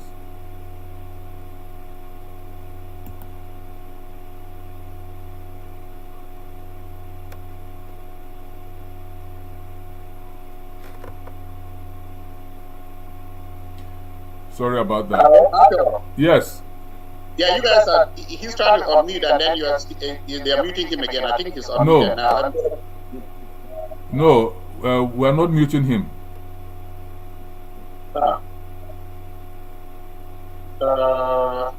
Did he just drop off? It looks like. It looks like I called him. That's the best option. You should just log on and log back in. Yeah, he will log back in. Okay. Just.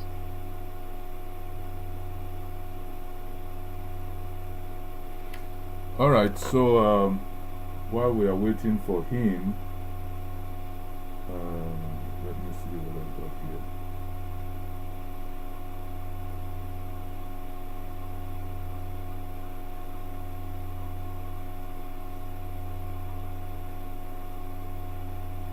While we are waiting for him.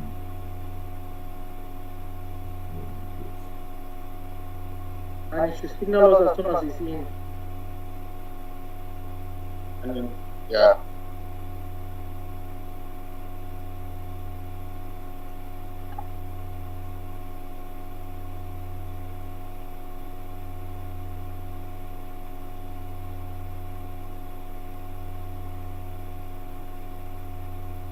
The host. Yes. While you are waiting on him, could the prof or someone educate us about any strategy that we can be using in the diaspora to get, if anyone has any strategy, how we can, in our various locations, how we can use to be able to reach the power that be in that area, please. I think it's equally very, very important. I was listening, waiting to Mr. Efi to come and maybe expound on that, what he did, how he did it, to contact these people, how we can duplicate that across America and even in Europe. Can I say something? Yes. Can I answer through? Yeah, go ahead, sir. Shay. All right. The thing here is, in the diaspora, no matter what country, if you want a government to take a stand on the Amazonian issue, then the best thing would be not to approach the government directly. No, what we should do, we should turn to the opposition, because they need ammunition against the government. You see, and they will bring it on the table in the parliaments. So that's what we did in Germany, and that's how Dr. Hoffmann came up and made this an issue second time around in the German parliament. You know, that to me it promised to be the most how to say that, the best way to get something moving, you know, because the government itself, especially in Germany they say no, it's not on our priority list, and even the home office or the internal affairs or whatever, the external affairs minister, they say no, it's not on our priority. Well, of course they got geopolitical reasons not to act, because France is behind La République. So therefore, it is mostly the opposition who can achieve something for us. Thank you. Yeah, I think Shay, to your point. If I could follow on that, I mean, I think your what you said is very powerful, but I was equally referring to where Amazonians are. If you are speaking from Germany and you are an Amazonian German, I feel that it is us Amazonians who will contact the Germans, their friends who are Germans, to be able to take them to their city hall, take them to their council, not us leading us there. So those are the strategies that I think that if we interact with the common people and then the church, and then they accompany us, they join us to go and see their political leaders, it will give us more weight than only us going there. Exactly. You're absolutely right. If I could add something, I would say, Powerful, I think you're best placed with the work you've done here in Boston, with the Boston City Hall, the Lowell City Hall, with flying the Amazonian flags on October 1st. I think you are probably best placed to probably share some of your ideas and do a lot for the community as far as Amazonia is concerned. Sorry for putting you on the spot. Well, no, Francis, thank you very much. But you would know, I brought a state representative from New Hampshire, that's a Republican state, just to go along with what Shea is saying. He sat with me and interviewed and actually gave us exactly what Ambazonians can do to meet, to contact politicians here. I thought our networks would pick that up. This is a white guy sitting with me and saying that through my experience running for my elections in New Hampshire as a white man, I went to the Indians. I went to all these communities. When they called my office, I asked them whether do you vote? I first of all find out whether they are participative in their community. Because politics is you scratch my back, I scratch your back. If I know that I can get 10 votes within your community, I will do everything to get those 10 votes. But if you can just come and call me that I should help you, what is the need for me? So I think that is the grassroots work that we should do in our local areas. And I've always stressed that start by just visiting your city hall. Know who your mayor is, know who your councillor is. Go and sit there and see how deliberation goes on. Because at the end of the day, when we get our independence, how are we going to govern Amazonia? What have we learned from the West? If you come here, you have not gone to the city hall and seen how people argue and disagree without fighting against each other. The problem that we cannot manage ourselves, even in the diaspora, is the fact that we have not gotten out of our comfort zone and learn how other communities govern themselves. Thank you. Thank you. Mr. Moderator, can you find out whether Ify is in? I don't see him. Ify, are you in? This is.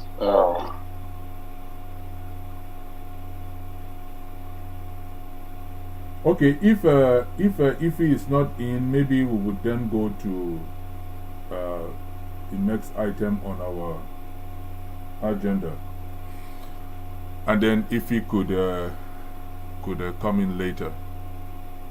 Edmond, let me know if you get a hold of him.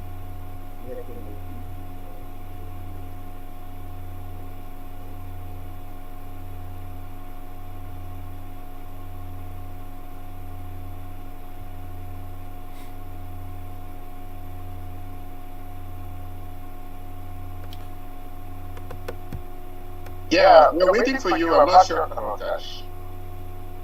We lost him. Oh. You lost him? Okay. Yeah.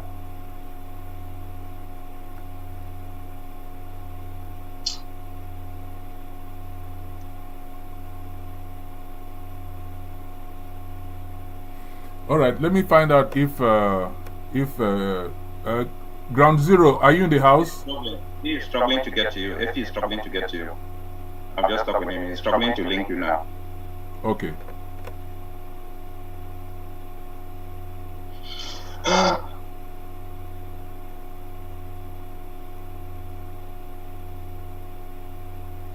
If there's anybody on Ground Zero who has any issue they want to discuss or participate in the town hall or Ground One, you're fine while we wait for Ify.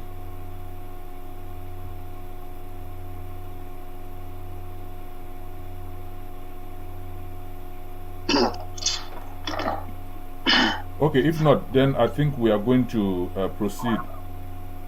Or let us give him. Let's see.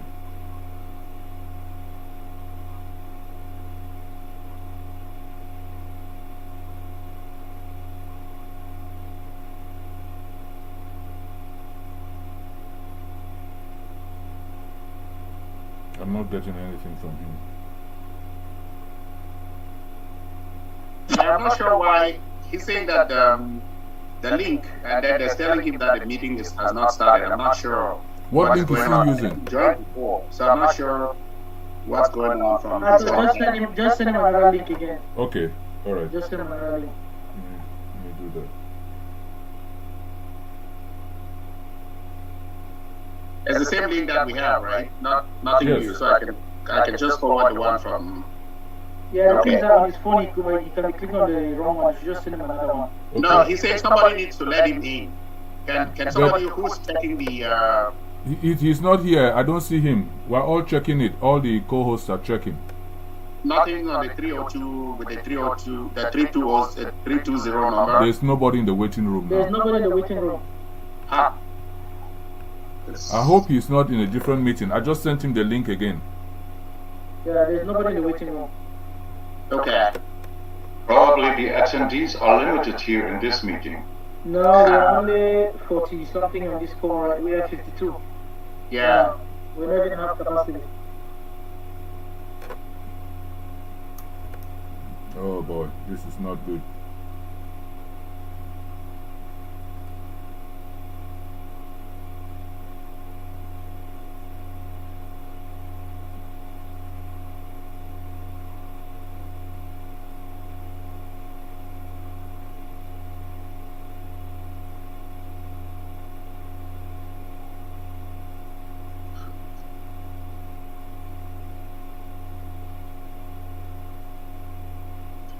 Technology. Mr. Host. Yes. Okay, while we are waiting, maybe I can just share something. 2 weeks ago, I arranged a meeting with my congresswoman. So it was on the Zoom. When she came on, she asked me through how many Cameroonians are in your are here in Lower. I told her, I mean, because I knew that, I mean, politicians, they want to know how many, that question pertained to how many votes do you have for me? That's how I interpreted it. I told her that I ran the African Cultural Association, the African Festival, but there are about 3 to 7,000 Africans in this community. And the African bloc, they vote along the, together. So she said, wow.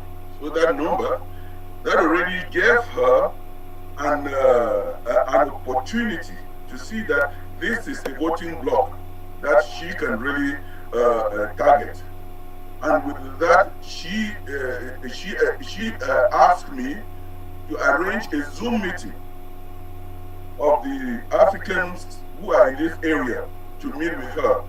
And my strategy is when I arrange that meeting, I'm going to spread word to the African community, whether you're in Atlanta or wherever, you can zoom in. All they want to know is to show the numbers, because politicians are mad about numbers. They don't, when once you zoom in, they don't know from which city you are zooming into. So, and that is another strategy that once we have to look down the line about a year from now and see what are our goals. The midterm elections are coming now in the United States, and we have a favorable government. How can we mobilize our community and build and target them to target young politicians now? Thank you, comrade. Thank you. We'll come back. I think Effie is in. Effie is back, yeah. Yeah. So, Effie, whenever you're ready, just unmute yourself.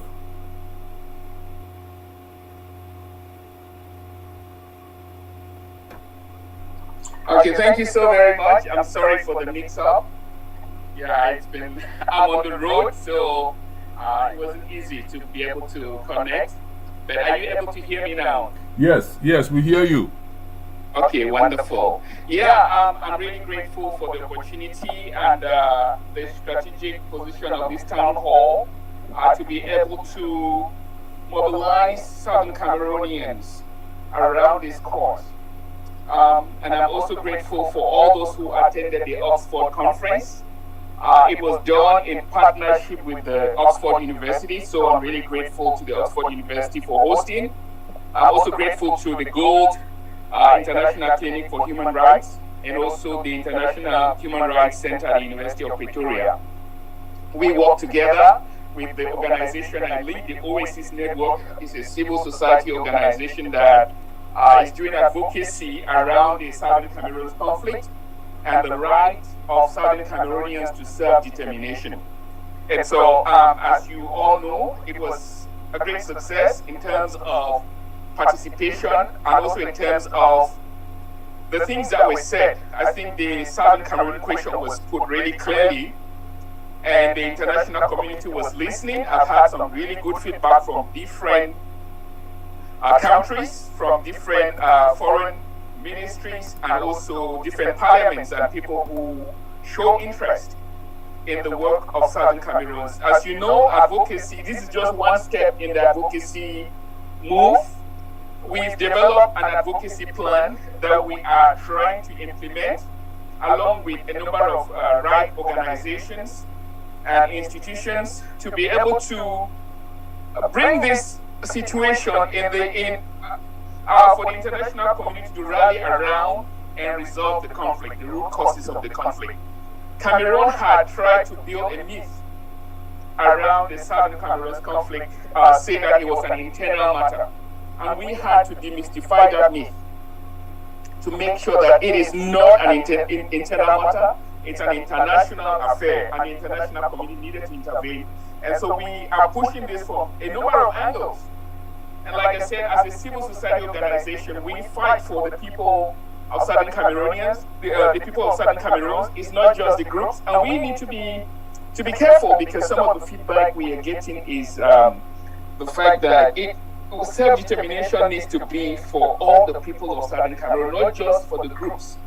We have armed groups that are also causing trouble on the ground, and that we need to be careful about that as we engage and talk about the plight of the people and their struggle for freedom. We need to make sure that self-determination is not just for the groups, like in the case of South Sudan, that the people were deprived of their own self-determination and they're being killed. And so we need to make sure, and I think the town hall is strategically placed to communicate that message, that those who are abusing human rights on the ground are doing a disservice to the cause. Many of our people that we need right now, because like I said, this Oxford conference is just one step. We still have many hills to climb. There are many, many challenges that we need to continue to undertake in the diplomatic front or advocacy front to be able to engage with different strategic institutions in different countries to bring our case so that people will rally and we build a movement around what is going on. So when our people abuse human rights, it is a disservice. It does a disservice to the cause. So if people really want to see freedom come, we need to avoid causing harm to the very people we want to see free.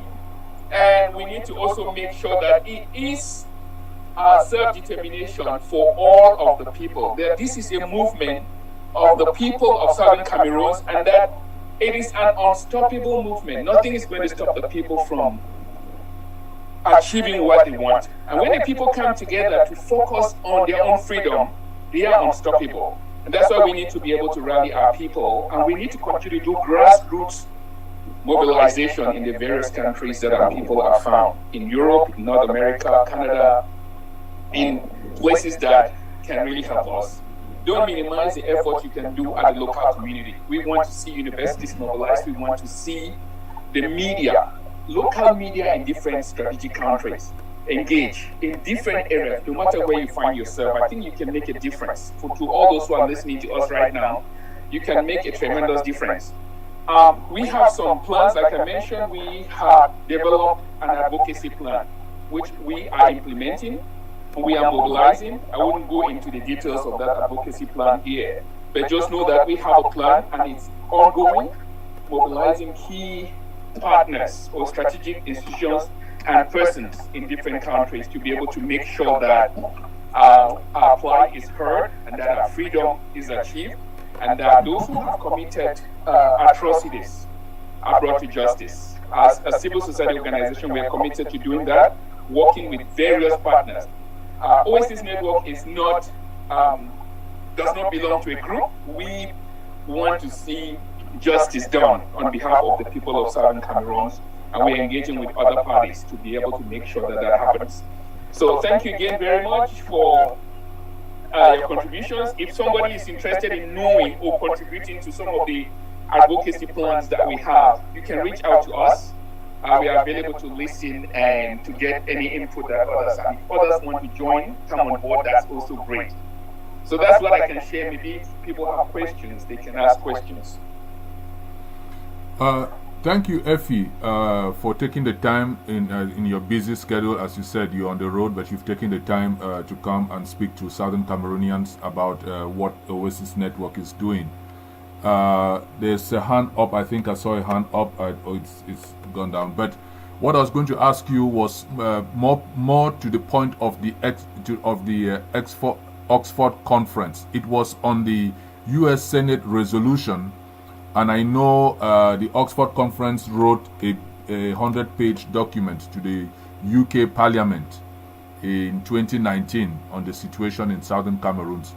So could you tell us a little bit more than just it's the Law Department of the University of Oxford, what they are doing and how you came in contact with them and how you built this relationship? Maybe other people could learn from it.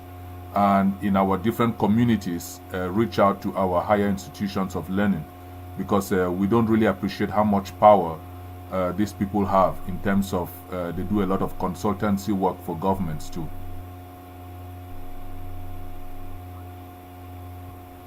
Are you there? Yes, I am. I'm saying that thanks very much. As you know, the U.S. Senate resolution gave us a platform, gave us a framework to be able to bring out this conflict out in the open. I think the U.S. did a great job passing that resolution, and this is thanks to all those who worked hard. It was not just Oasis Network, there were many other organizations and Southern Cameroonians involved in making sure that the resolution is passed. It took a lot of grassroots mobilization. So we want to take advantage of it. It's not just a resolution, it's their words, but we want to pounce on that. I learned something from my dad. My dad always told me, you need to hit the iron while it is hot. And so we need to continue to work on that resolution because it gives us a framework to engage other parliaments, to engage other institutions, and that's what we did. Oxford had already started a project. The project was to do a study of what's going on, the root causes of the Southern Cameroons conflict. And they did a tremendous job of that conflict and came out with a number of reports that many people can see online, which was also shared not just with the British Parliament. We took that report and shared with other governments. I am part of the Oxford Working Group, just using that report to be able to do advocacy work.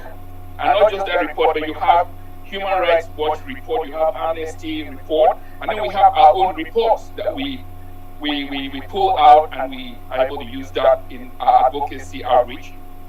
And so, thanks to Oxford, this study really opened the eyes of the British government to see that they cannot run away from their responsibility. And the recommendations were very clear to the British government to take responsibility and be able to do some work on it. And we've continued to build on that. And we need to continue to build on that. Like I said, it takes a movement. All Southern Cameroonians need to be involved. We need to mobilize our people to start to implement the advocacy plan so that freedom will come sooner than later. We still have, it's a huge battle. It's not over. Can I ask a question? Yes. Effie, since you're on the phone and you cannot write, we will take one question at a time.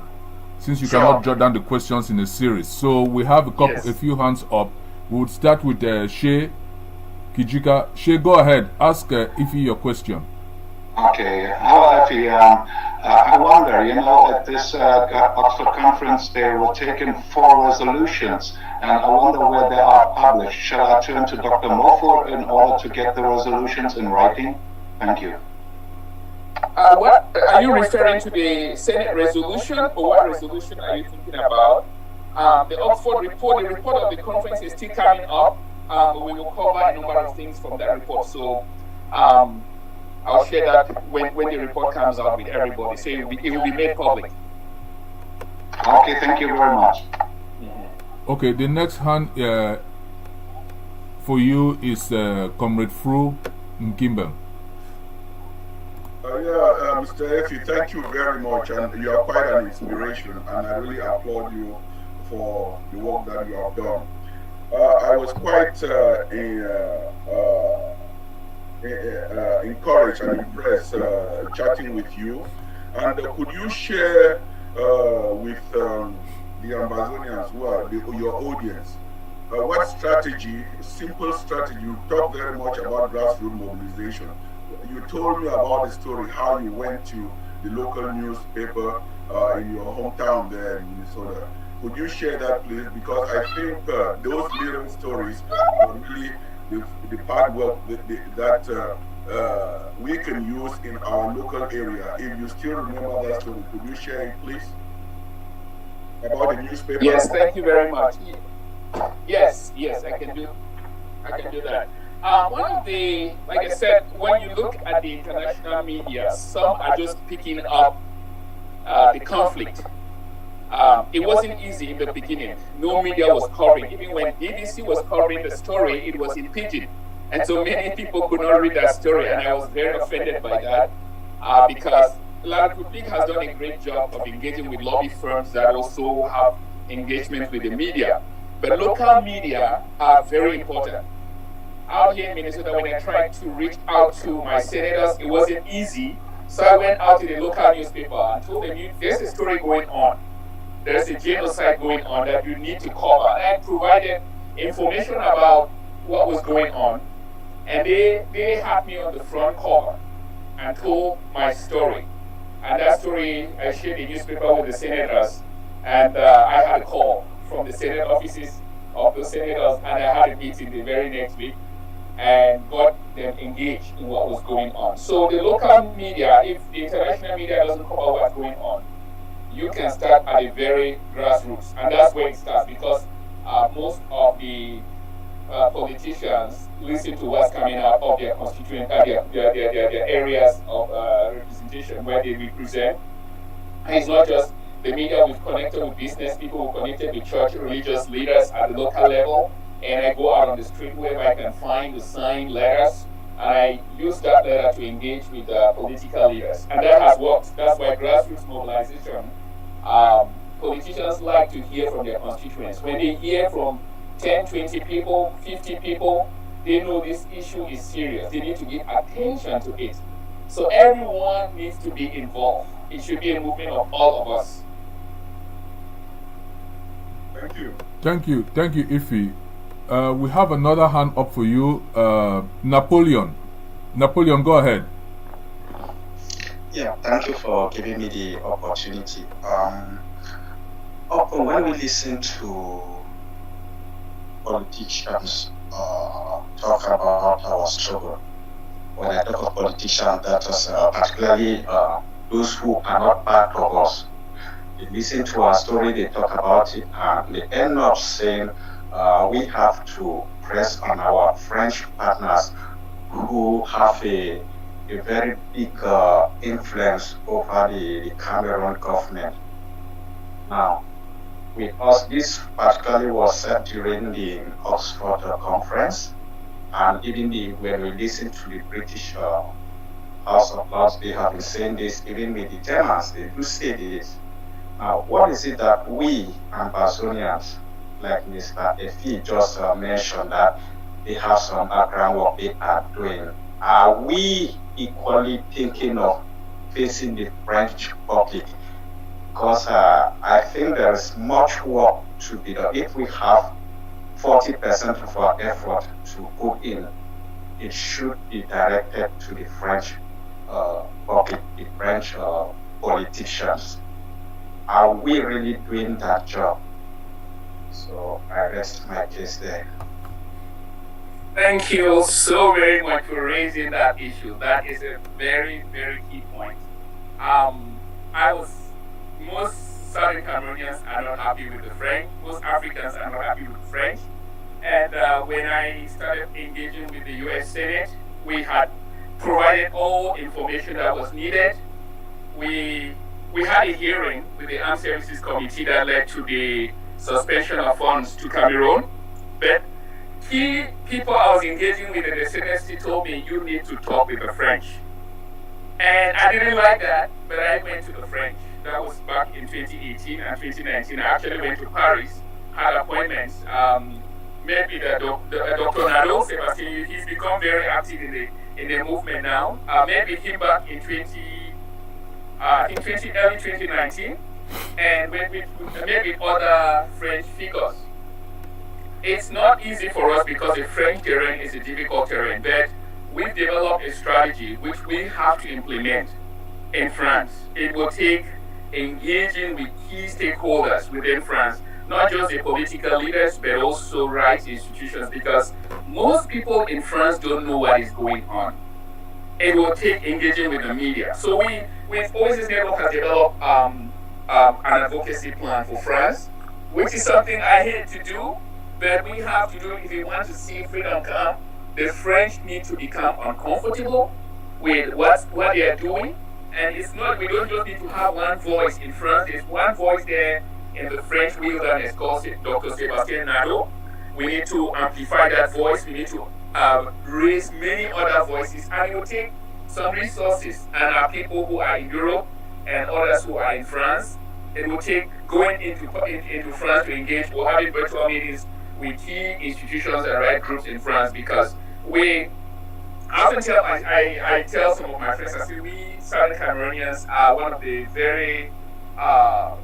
one of the most educated people fighting for independence, but we have refused to use our brains sometimes because we are more emotional. We are investing more time talking to ourselves in social media groups instead of really getting out there and being very strategic about our outreach.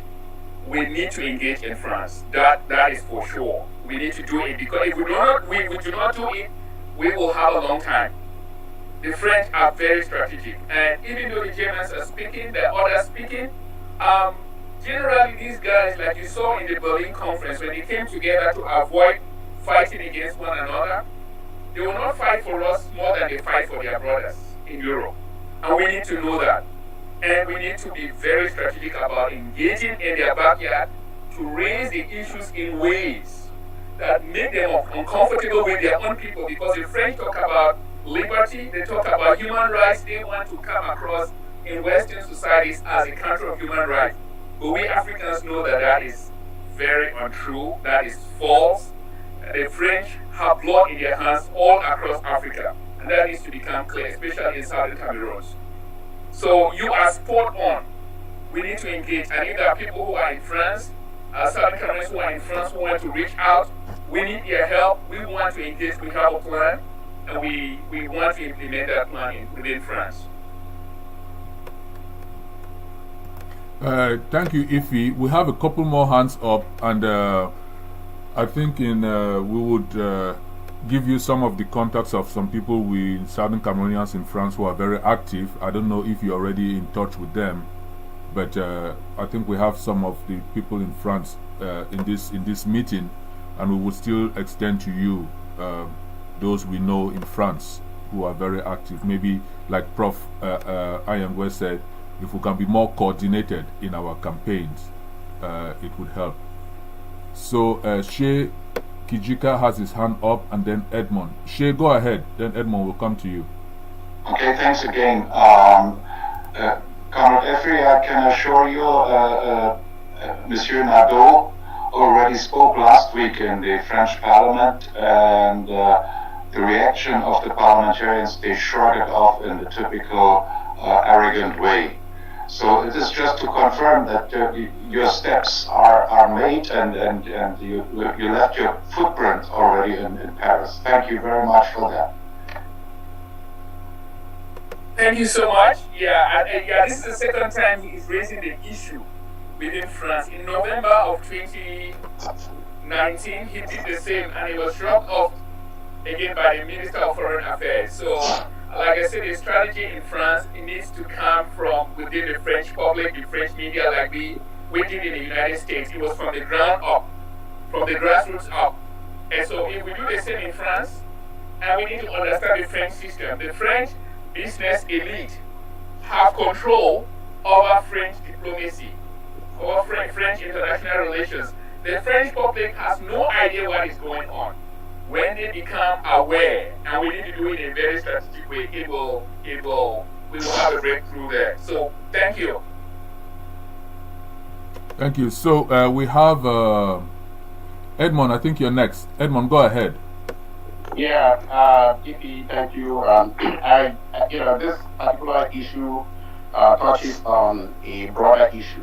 And I think if we remember when Professor Lumumba was here, he asked us the question, have you identified your enemy? And you can actually add a corollary to that question. Do you know who your friends would be? Do you know who your allies are? And so it's been one of those things that we as Amazonians have actually really like straitjacketed people into different groups. And nothing can be more wrong. So that, everybody who is in France then becomes an enemy. It almost sounds like we read too much from George Orwell's Animal Farm. But rather than read the true philosophical implication of that novel, we kind of like limit ourselves to the understanding of the animals themselves as they were actually using it. And what do I really mean by this? There is this difference between the French ruling class and the French public. I want to just get us back a little bit, just indulge me a little bit, Mr. Moderator. In 1957, after Algeria, the French lost Algeria. They needed energy to power the economy. And that began the tragedy of the African when they discovered oil in Gabon and along Pretoria and along the entire that whole area. And what the French were thinking about is, yes, if you allow democracy and you start dealing with a dictator, and you start dealing with one, and it takes about 7 years from the time you identify oil to when you really start piping it and selling it. And so they figure out that if you really, during that period, if you allow changes of government, you may have a government that comes and is not friendly with you. And all the investment that you have put in, they come and then reverse the terms. And then they set up this guy who was called Jean Foucault. And I encourage all of you to go back and read his papers, Foucault's papers.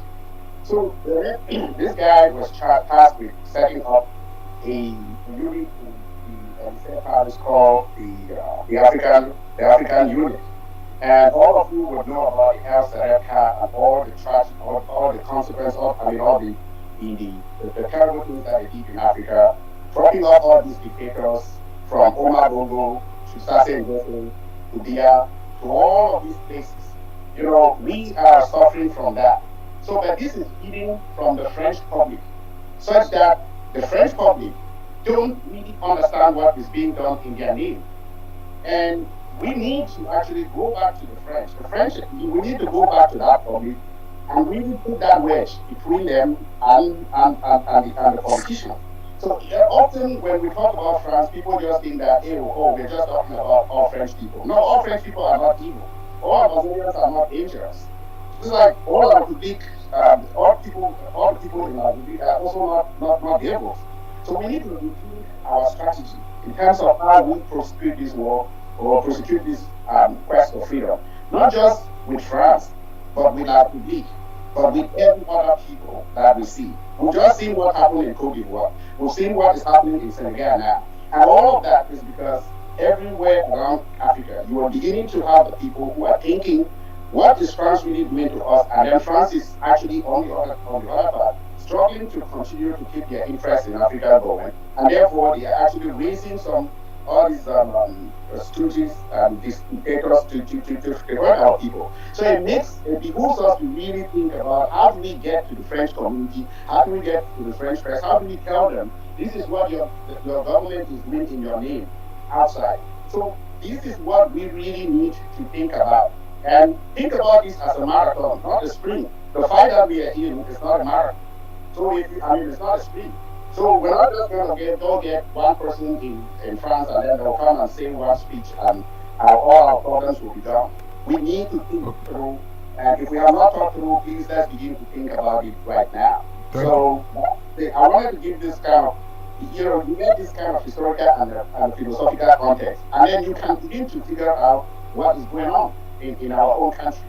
And so, if you are spot on, but all of us need to get back, use our contacts in France, build a grassroots, have 3 or 4 different parliamentarians who are talking on our behalf, have 3 journalists or 4 who are talking on our behalf, human rights groups who are talking on our behalf, and so on and so forth.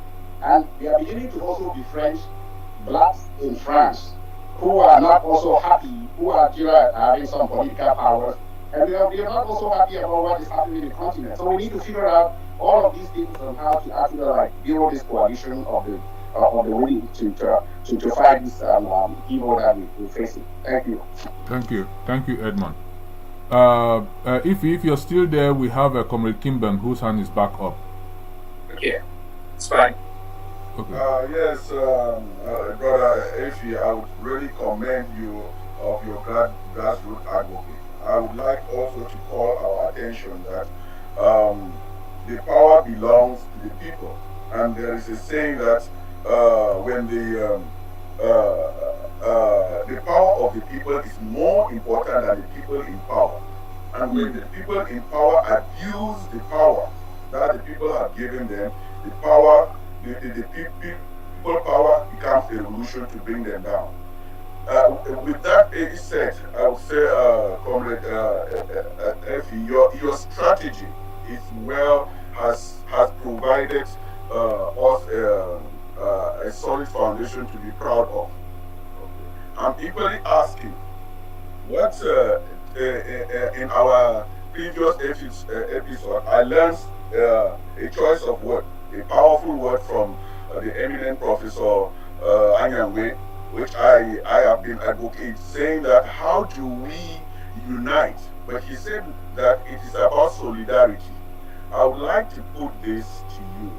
How do our various factions here abroad, because we really seem to be very, very divided.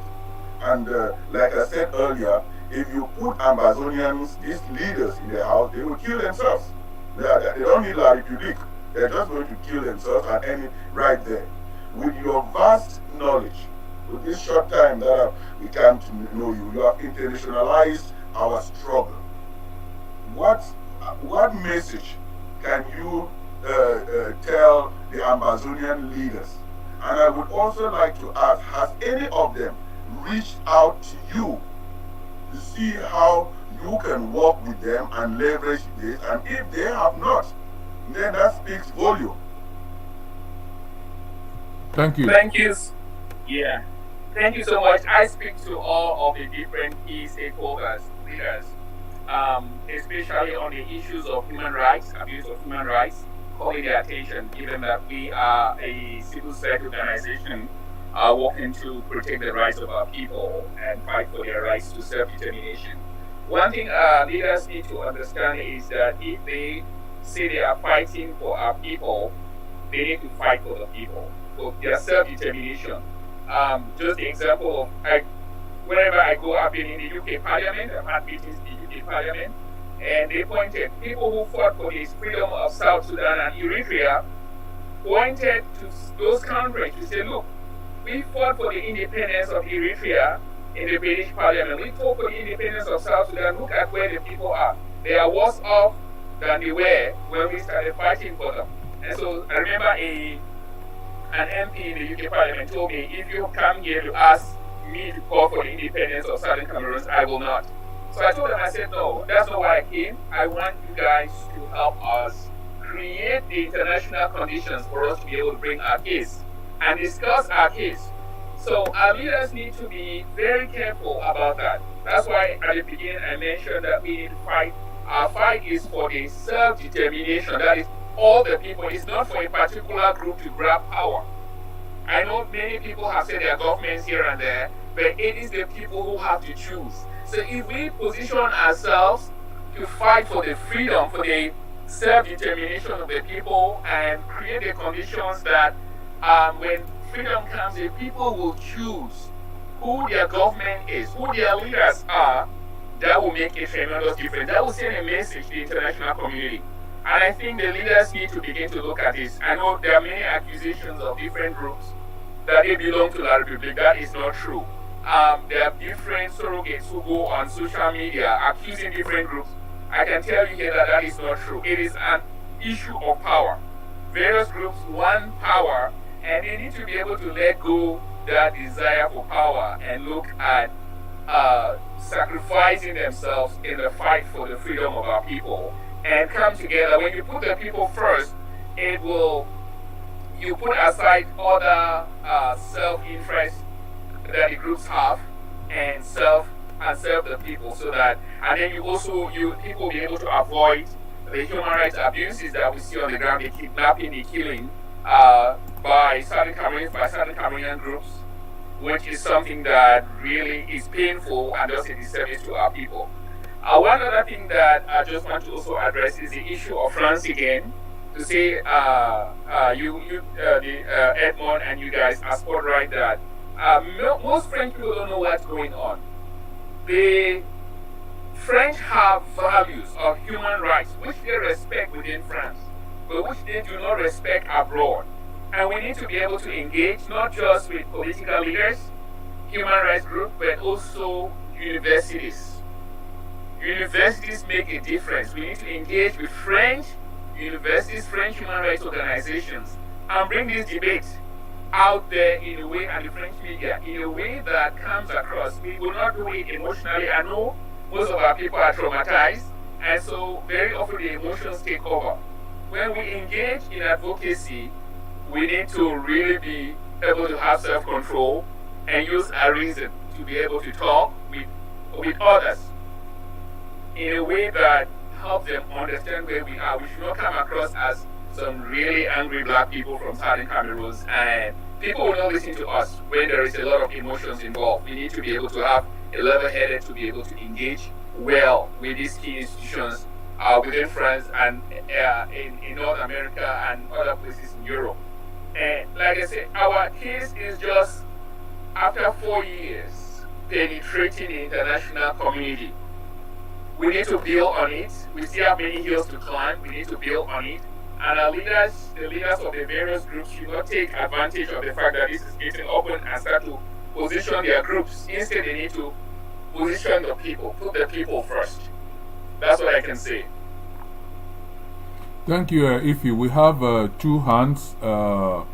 What you're saying has been provoking a lot of thoughts. So let's take Comrade Elino, and then Jojo will be next.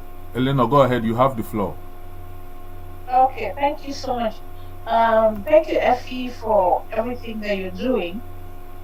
Now, being in Europe, I just want to ask, what is it that we in Europe can do to add to what you've been doing? The reason I'm asking this question is, one, there's no point going to duplicate efforts in areas where we do not have to. And secondly, we need to be careful not to go undo the gains that you have so far acquired. So it means we need to work in a complementary form.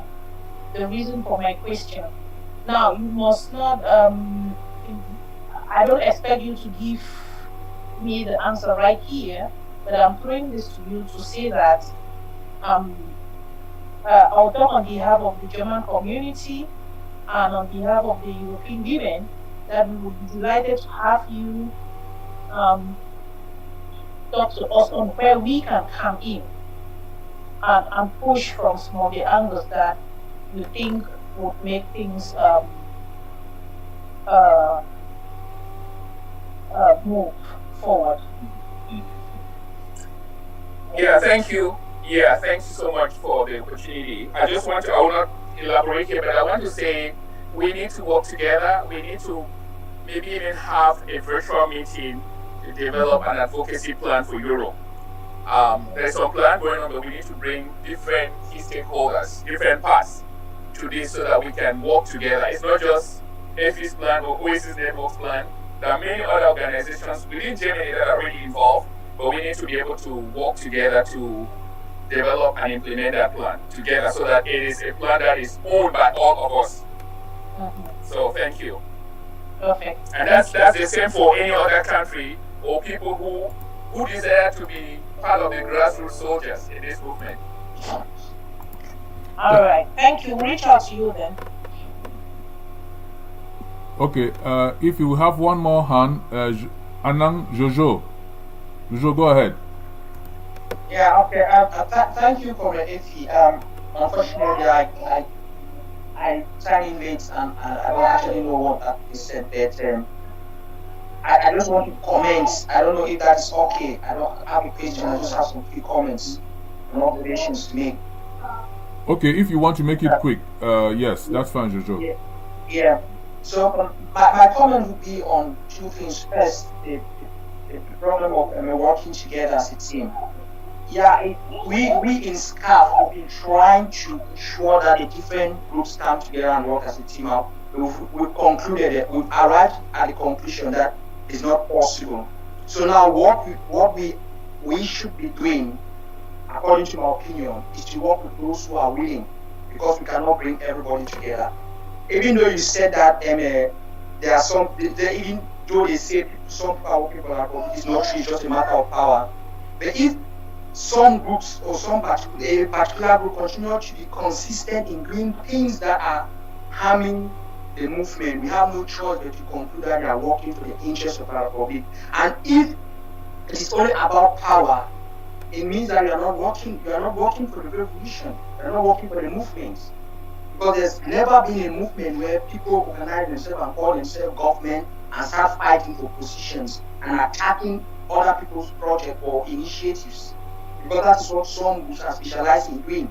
There's one particular group that have been trying to bring this group together. The CDN called the conference. Every people came, including the Republic people, including CPDN, but they refused to come. And if somebody will refuse to come, then we don't have a choice. Then talking about the French, I've been in Europe for long to understand the way these people think. I know we don't need to be emotional, because you don't understand the language of emotion. But we need to be direct. We need to make them understand the truth. We don't need to beg them, because whites generally they don't like people to beg them. According to them, they will consider that as emotional blackmailing.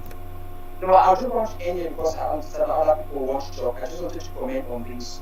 There are other things that I can still say, but because of time, I'll just leave it at that. Thank you, Jojo. Thank you. Just maybe just one little comment. It's possible for the groups to come together. I believe it's possible that things that we can agree on common grounds. The groups can stay groups, but there are issues that can bring the people together on the same platform if they have a conversation. I believe maybe this town hall, some people need to keep trying so that we can have a conversation where we agree on a certain thing that we can focus on together, but maintain the same groups and let the people choose. When self-determination comes, the people will choose who their government is. Thank you, Ife. I know I'm not part of the group, but I know from the last conference they organized, the CDN has plans to organize this retreat, where I know they plan on inviting all stakeholders and the various group leaders. Hopefully that would be soon, once this pandemic thing is under control, because they want it to be an in-person meeting where people can sit down, Southern Cameroonians can sit down and talk face to face. I know that also involved the survey they had for elder statesmen and women who would think they can get involved.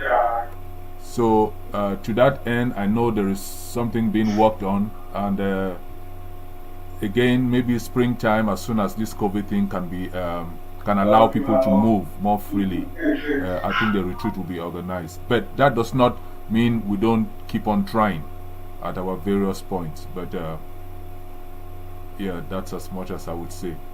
So if there are no more... Can I add one thing? Okay, Jojo, go ahead. Yeah. This is in regards to the fact that the international community keep on talking about the situation in Sudan and Eritrea, South Sudan and Eritrea. if the international community will allow South Sudan and Eritrea to fight for close to 3 decades, what do they expect? Most of them now, they grew up knowing only war.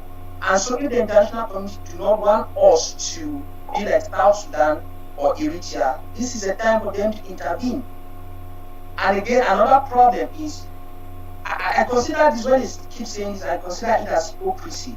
Because if, for instance, you go to Iraq and fight the war, then come back without fixing it, then the situation will be chaotic.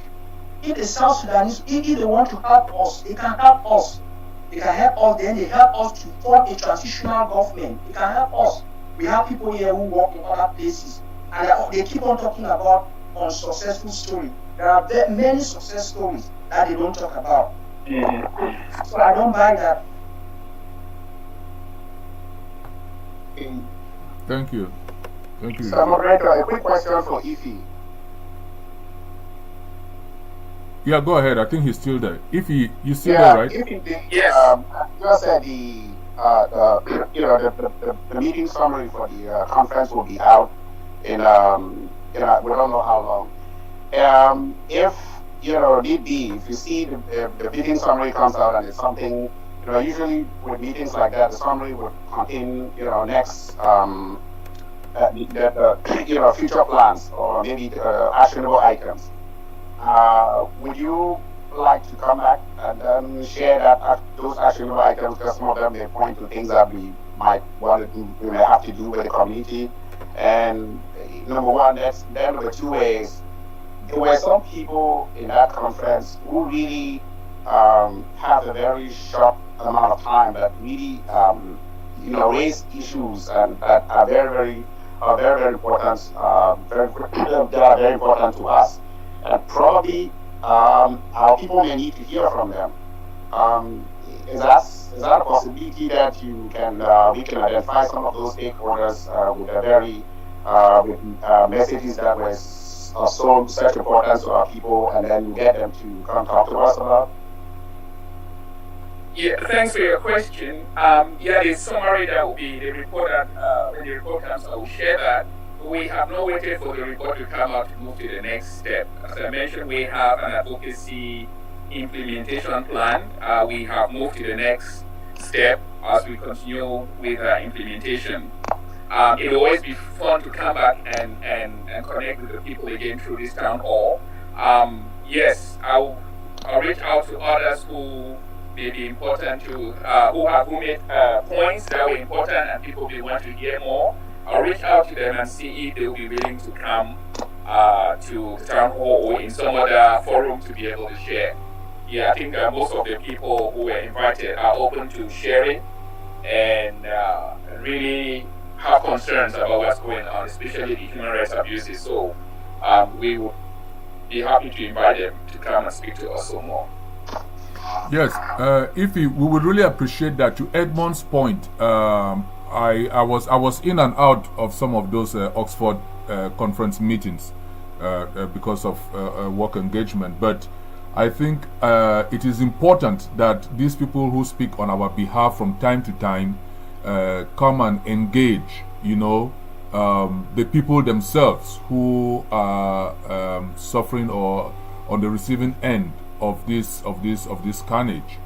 If, for example, a Representative Nado or a Representative Thornberry or one of those people actually came and had a session, I think Southern Cameroonians would like to have those exchanges directly, and I think it also benefits us to be given a chance to engage, because like it's not easy, and it's not every day we get a chance to or for them to meet the real victims of this thing and spend an hour, half an hour with us, and it would reinforce a lot of what you are already doing, which is very good work. Right. And sometimes a lot of us may not be able to do things that may facilitate the work that they're already doing. Not because we don't want to do it, but because we don't know exactly what we could do in order to create a synergy and facilitate what they're doing. So by just them coming and engaging with us and really sending out our appreciation for all the things they do to not really just us on this conference, but to the people who don't even have the means to be in this conference. Because believe it or not, I mean, those of us that are in this conference are the lucky ones who are actually out. And so, if we truly are fighting for freedom, which you saw my chat, I have said hashtag fight for freedom. That's what we should be talking about. Then we will really understand that the people that are really under the burden of this oppressive regime are really back home. So we tell these people, we thank them very much for everything that they do. And we just really want to, during big conferences like that, everybody doesn't have the chance to be able to ask questions. And they don't really have the time to really like expand on the things that I can imagine the gentleman from South Africa who actually spoke very well, and there were things around the continent that he mentioned, that he raised, and quite a number of other people. So bringing them here would really allow us to have that engagement, and they would, direct, we would engage and have meetings of the mind, and it will be very, very good for our people, and we would also show them our appreciation. You do extend our appreciation to them in the meantime, as a community, on our behalf of our suffering people. Sure, I will do that. Yeah. Okay. Yeah, go ahead. No, go ahead, Effie. No. Yeah, I was saying that one of the things like I said, most of these people are leaders, some of them politicians, who are against human rights abuses, who are for peaceful solutions to conflicts. And so we need to, as a town hall, we need to make ourselves attractive in terms of upholding the issues of human rights. And that way it's easier to engage. Most politicians will not want to identify themselves with armed groups, although people have the right to defend themselves. And they want to be part of the solution, a solution that really upholds issues of human rights and peace. That's just a comment I wanted to make. And so as a civil society organization, that's been our goal, that's been our drive, that from the time when we testified in the US Congress, we recognize the right of the people of Southern Cameroon to independence. And I told the people in Congress that Southern Cameroonians are determined. They will not back down. They are ready to die. And the outcome is right out there for everybody to see. If you can go back to our Congress, the last session that we had, we are willing to hold our own people responsible for the atrocities our own people commit. The last town hall demonstrated that. So please, if you get back to some of those people and they're talking about the credibility of the town hall, and that's not the first time we've been doing this. So there are many things and that's why we want them to come back, but we can point them to some of the things that we're doing to say, yes, we are going to hold our own people, whether the tyranny is from within or from without, we are going to hold them accountable. And so just let them know the track record of the town hall and the kind of people who are here. And you can send them some excerpts of what we have been doing. And that to us is really just a philosophical issue. For nobody can claim to be fighting for the independence of our people, for the freedom of our people, and at the same time killing them, kidnapping them, or raping them just because they also have the power of the gun in their hand as a source of power. So I think you are aware of this. So you know this, and then you can always let them know what the town hall stands for. Yeah, and I applaud you guys for that. I really applaud you for upholding human rights. Thank you. Yes, we will. Thank you. If I don't know how much more time you have, we have two hands up. If you would take the two, let's make it brief. I'm unable to put my hand up, so please give me the chance to speak when it's time. Okay, go ahead, Dr. Fontaine. Then we have Paxi and then Comrade Frum Kimbang, and then we're going to end for this segment. So, Dr. Fontaine, go ahead. Yeah, thank you, Mr. Moderator. I salute everybody in the house. Opportunities like this are the reason for which the people of Southern Cameroons evolved this town hall, to be able to educate and apprise themselves of the strategies and opportunities of making our liberation struggle easier to accomplish than we had done in the years before that. And I salute the two guests for today, Professor Anyangwe and for taking time off their very busy schedules to come and talk with our people and to exchange views and fulfill some of the goals for which we together regularly. I want to say that the reiterations of this day cannot be overemphasized. We have come a long way, and luckily enough, some of the things that used to bog us down as a people are gradually diminishing. One of my supervisors at the MA level used to say that the good lives forever, and that evil slowly diminishes. Over time, the people who used to rent the air with their evil rhetoric are gradually fading out, and we have seen a cast of more constructive voices emerge in the last 1 year. I think we should continue to give them the platform and the microphone to have this positive and constructive vision to be able to do what is needed to free us from the stranglehold of La Republique. I think that putting all our people together and aligning a clear plan is something that is beginning to happen. And as we speak, there are people watching from ground zero and ground one. The attitude when you talk to most people is very positive. More and more people are beginning to have a better grasp and understanding of what is going on, thanks to people like Effie, Professor Ngwe, or some of our guests who have come to this town hall and either said or advised of one or two things. And I think that this spirit should continue. I personally want to thank the moderator and that he takes and the patience that this house has demonstrated over time to be able to put issues into perspective, make their requests constructively. That is the spirit of Southern Cameroons.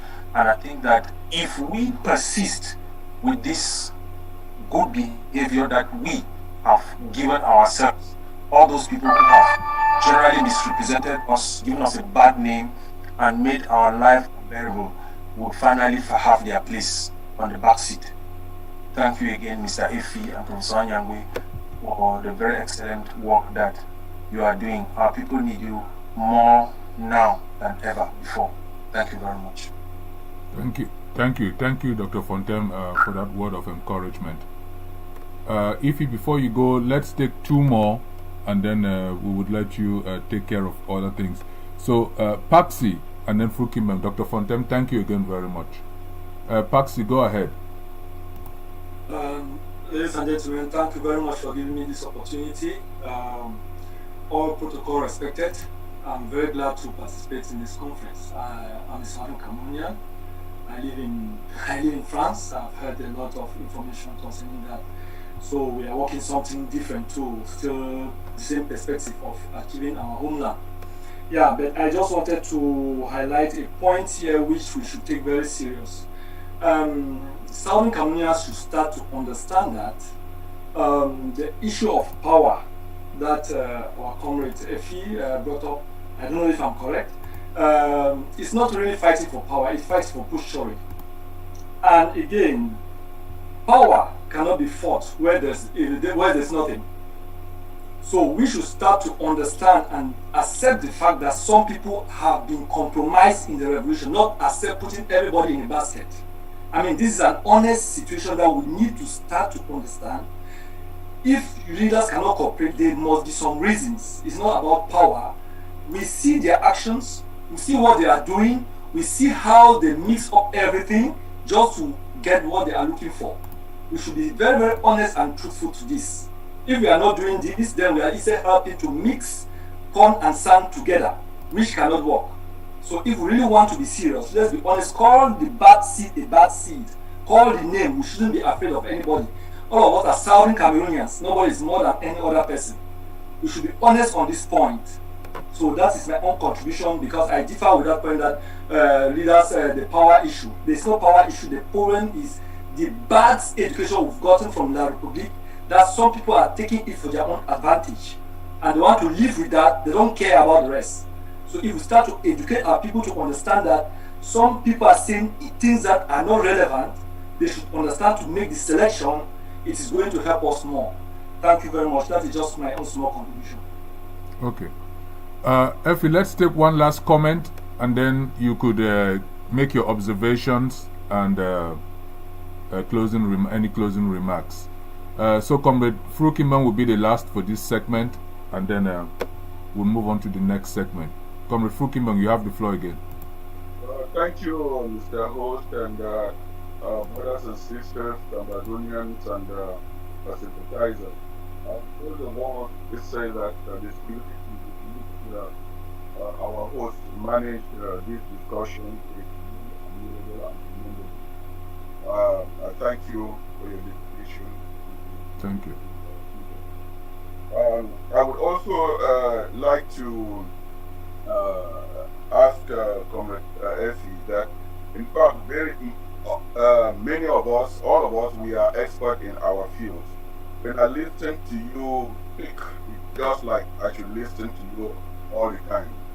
And then when I listen to other people hold the microphone, because I do believe that the power of the microphone is as dangerous as someone with an AK-47 if you don't know how to communicate. So when I listen to you, the choice of word and then the simplicity and the joy with which you convey your message, and really it makes me like to continue listening to you always. And having spoken to most of a variety of people and quite notable people, what advice would you give to the Amazonians, and particularly those who have the power of the microphone when they are speaking and representing us out there in public, and as well as our leader? Thank you very much. I appreciate the kind words that you shared. I think those who speak up on behalf of our people should gather instead of divide, should inform our people instead of trying to bring destruction. It's very positive messages encouraging our people. Our people have gone through a lot in the last 4 years, and not to talk about the last 60 years. We've gone through a lot of pain. Our people need hope. Our people need to know that we are fighting on their behalf sacrificially, and that we are in this together. Most of our people got discouraged because of the infighting, and if the leaders of the various groups really want people to have that hope again and to stand up, they need to be able to work on behalf of the people, and not to try to fight for the name of their group or the name of their leader, but to on behalf of the people. And those who speak out also, there are many people who speak and many people who are listened to. We need to gather, we need to come together as a people. We are a small people that are being crushed, but we have decided that we will stand up and stand out for ourselves. And so we need to be able to do that. We need to hold one another's hand and move forward, not backwards, not divide. When we divide, the enemy wins. Others will win when we fight against one another. So to me, that's what I can say. And even if the division is there, those of us who have that hope that we can come together, let's keep working at it. Always the good triumphs.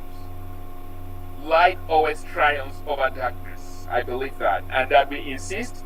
I don't take no for an answer. When hurdles are there to be overcome, we need to jump over those hurdles. There are many hurdles on our path towards freedom, and we should not just come and see a hurdle and sit down and say, well, this is so difficult, I can't do it anymore. We need to think about what our people are going through, those people in the forest, people who have died, and many children who never see their parents again because of what's happening in a homeland that we want to call home. Many of us cannot go back home.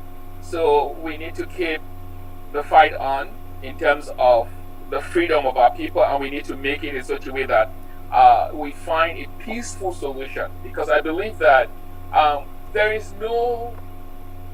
the La Republic declared this war on us. We were seeking a peaceful solution And our parents fought about the force of argument, not the argument of force. And we need to have that same thing within our movement, especially among ourselves. Defending ourselves is a human right. We have the right to defend ourselves if somebody attacks us. But among our own self, we should be civil. We need to come together. That's what I can say. And then one other last thing I want to say is our organization made a request for the Southern Cameroons conflict to be brought up in the United Nations Security Council in the month of March. But for some reasons it won't, because I think they've shared some reasons which I wouldn't want to share here publicly. But we were pointed to the report that the 2019 visit of Michelle Bachelet, the Human Rights Commissioner, the United Nations Commissioner for Human Rights. She made a visit to Yaoundé in 2019, and I think they produced a report that report has not been released. And so we want to lead the charge to ask the UN to release that report, because that report may shed light into what's going on. And I want us to gather together and pursue that as well, among other advocacy efforts that we're doing, to pursue the UN to release the report of Michelle Bachelet's visit in 2019. So thank you again, Town Hall, for the opportunity to come and share, and thank you everyone for all your hard work.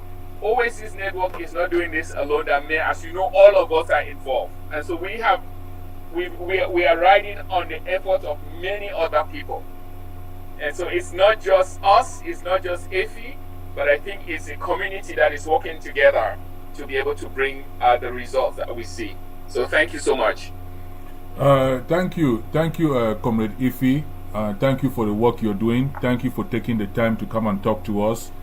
To add to what you're saying about our language, one thing I would call on our people is to take insults out of our language. No matter how angry we are, we saw here in the United States, January 6th, the riot at the Capitol, and even as Congress is sitting down, even though some people of one party refuse to condemn, there are no insults, childish rhetoric and stuff like that.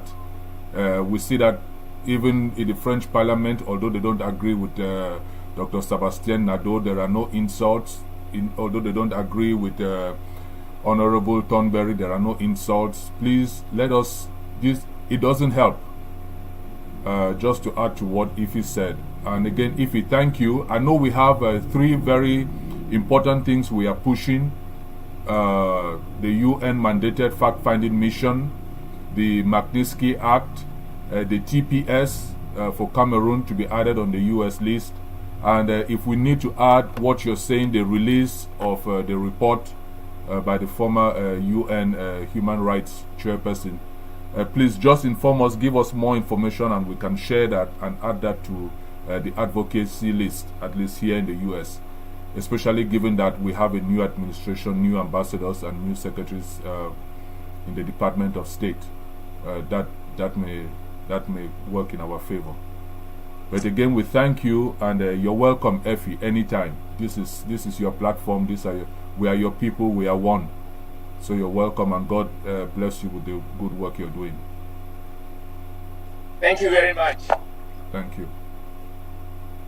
So we thank Comrade Effie, and before we move on to the next section, I'd like to just put out a public service announcement. If you would give me 1 second to share my screen on this.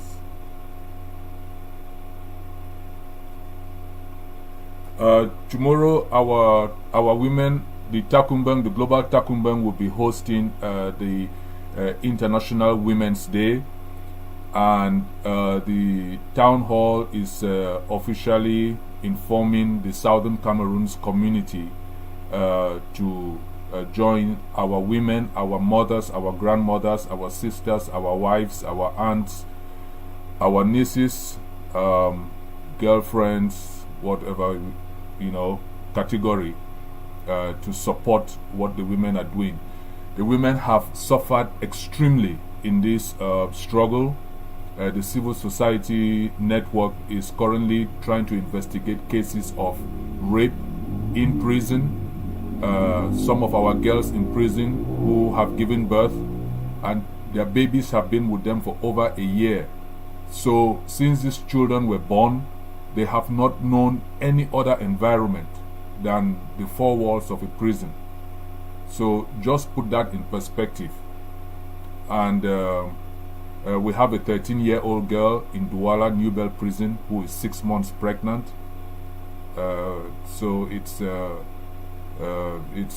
something that we really need to support our women and attend this conference tomorrow. On the fly, I would ask any of the Takumbang women if you want to take 5 minutes and educate our people on this conference tomorrow before we go to the next segment. Is there any Takumbang who wants to say anything? So I would propose that either Eleanor or Jerry speak to the conference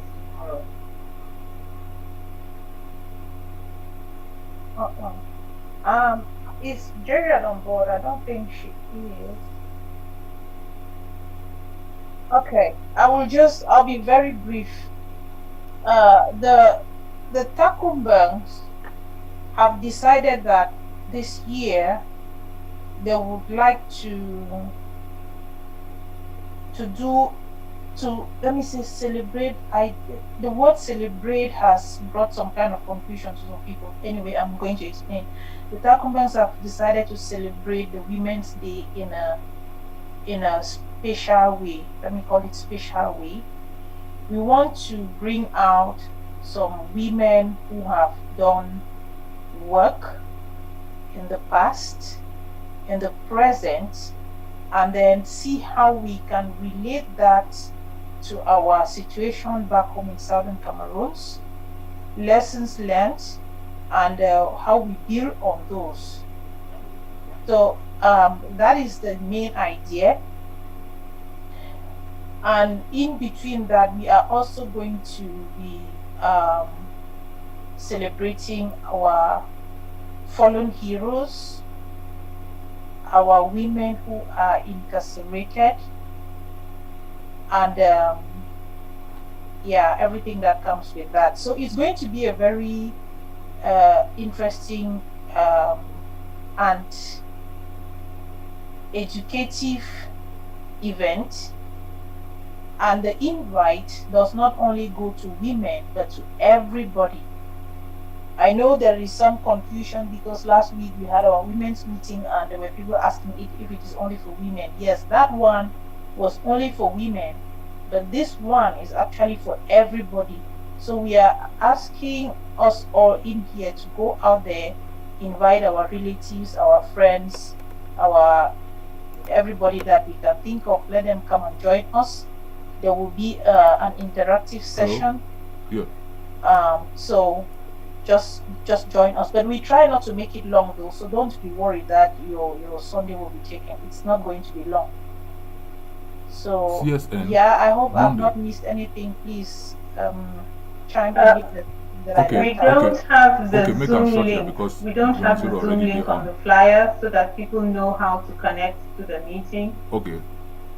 Okay, I will attach to the next flyer that will come out tomorrow. I've been attaching to the flyer that has been going out today, but I will put it on the flyer itself that will go out tomorrow. But I'll still share the link this evening. That's fine. Please, can you share it on the chat? Can you share the connection on the chat so everybody here can get it?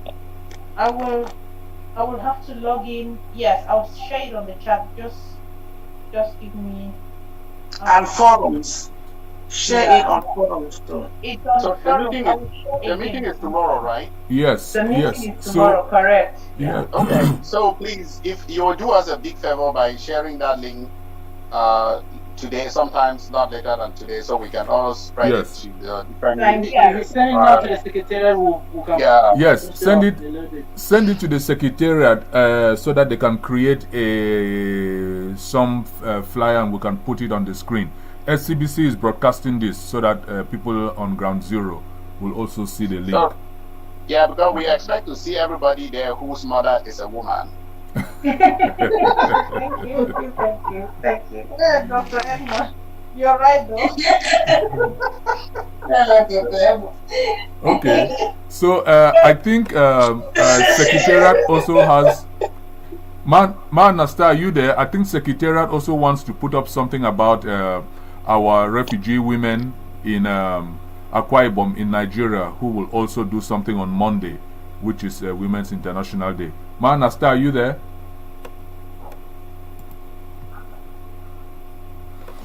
It looks like Nasta is not with us right now, but yes, there is a celebration which the Civil Society Network with the Babila Belinda Foundation, she is actually there in Nigeria. They will be doing something on Monday. It's going to be an empowerment workshop. The Civil Society Network met with our refugees in Akwa Ibom. They are trying to organize them, get them together. There is a UN agency which is now working with them, and the most the common thread they have been asking that we can do for them is empowerment. To that effect, there are negotiations going on to secure land where the women can farm and take care of themselves. They themselves don't want the handouts, you know, the food coming in, food not coming in. So this training will take place on Monday. To my understanding, there will be about 50 women who will be trained in making body lotion, body oil, medicated hair cream, Vaseline, liquid soap, bleach, hand sanitizer, perfume, and air freshener. So when they go through this workshop, they will be supported with a little capital where they can start producing these things and selling for themselves and helping themselves. So these are some of the things that the Civil Society Network and the Babila Belinda Foundation will be doing on Monday as part of the International Women's Day to support our refugee women in Nigeria.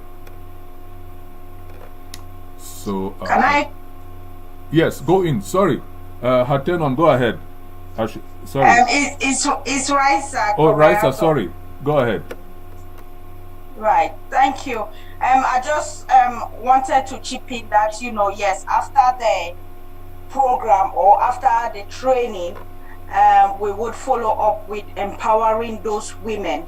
And it is the reason why we are pleading and begging everybody that is on this call, if you haven't been to the website, to commit to put a recurrent, because all of these things need money.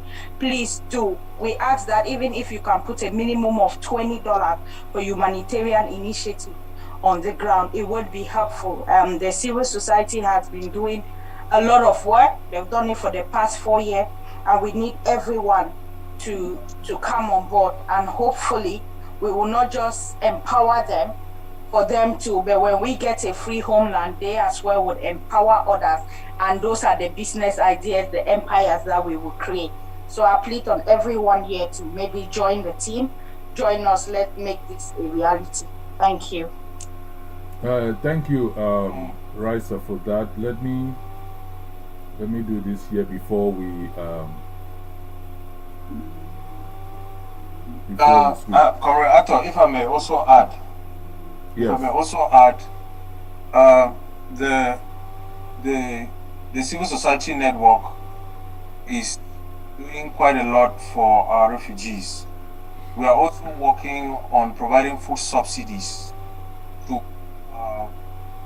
fellow comrades and countrymen who are detained in the dungeons of La Republique. We have just recently made arrangements to procure eyeglasses for 2 of our brothers who were locked in the underground prison and who have developed a critical eye situation. So that is the work that those who are donating to the Civil Society Network, you have access to everything that we are doing anytime that you want, so that you know the value of your money on the lives of the people being affected. Please, myself, I have made, even somebody who is working with the civil society organizations, we have also made it a point of duty.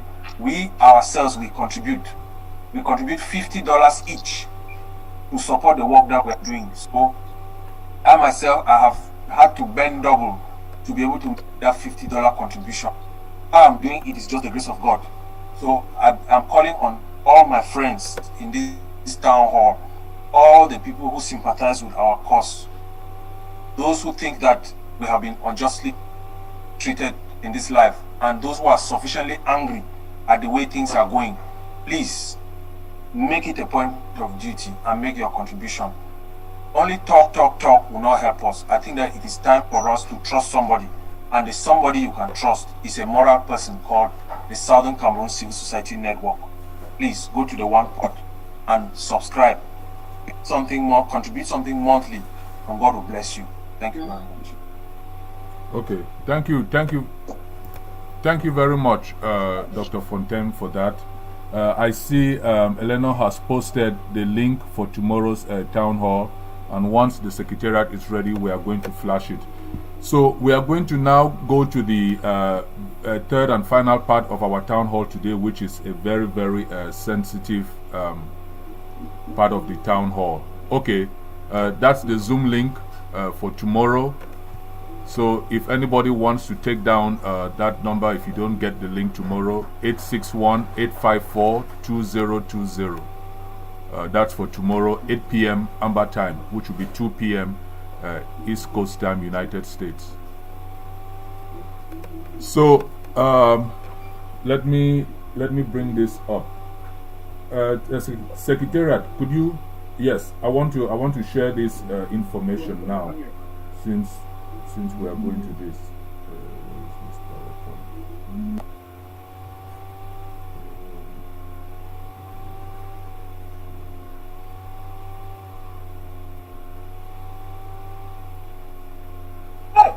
Okay, I will do that.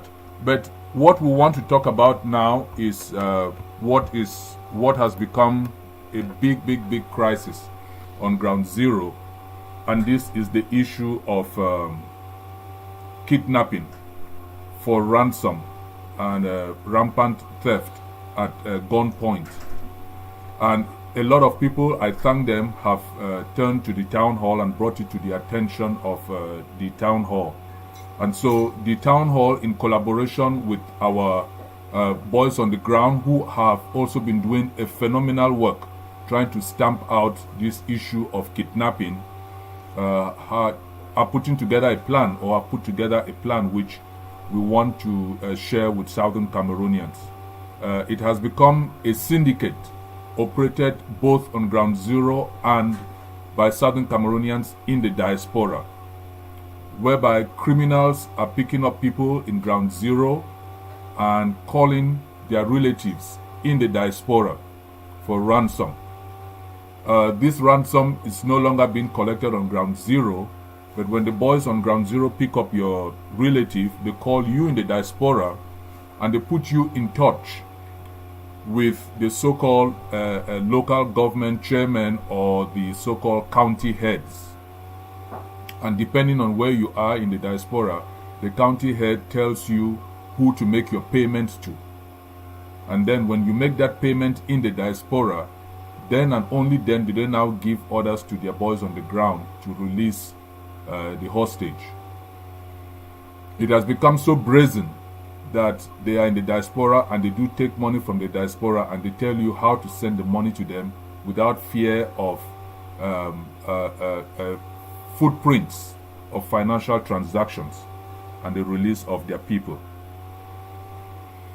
That has been brought to the attention of the town hall, and we've talked about it with some of the boys on the ground. When the boys on the ground go to intervene, the hostage takers or the kidnappers tell them, oh, we didn't collect ransom. Technically, they didn't collect money, but their bosses in the diaspora collected the money.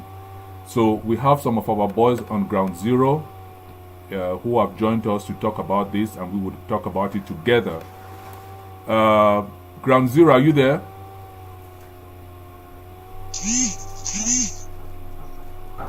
Yeah, we are around. Una dede? Okay. Una take over.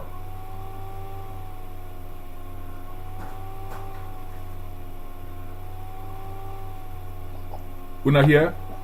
Sorry. No, I work on network. Oh God. Yeah, Una, good evening, everybody, and we thank Una so much for connecting us and then for us bringing these topics again on light to try to see how we can correct what is going wrong here in Ground Zero. Actually, it is something that we are really bent on to see how we can find a solution and to have a permanent solution towards all the unrest that are being caused by some manipulated fellows among us and some corporates across the borders. I think I will have something to say, but before now, I think Fear Not Ambazonia and the Liberator that are around, I want them first of all to brief, and then I'll be coming at a conclusive end.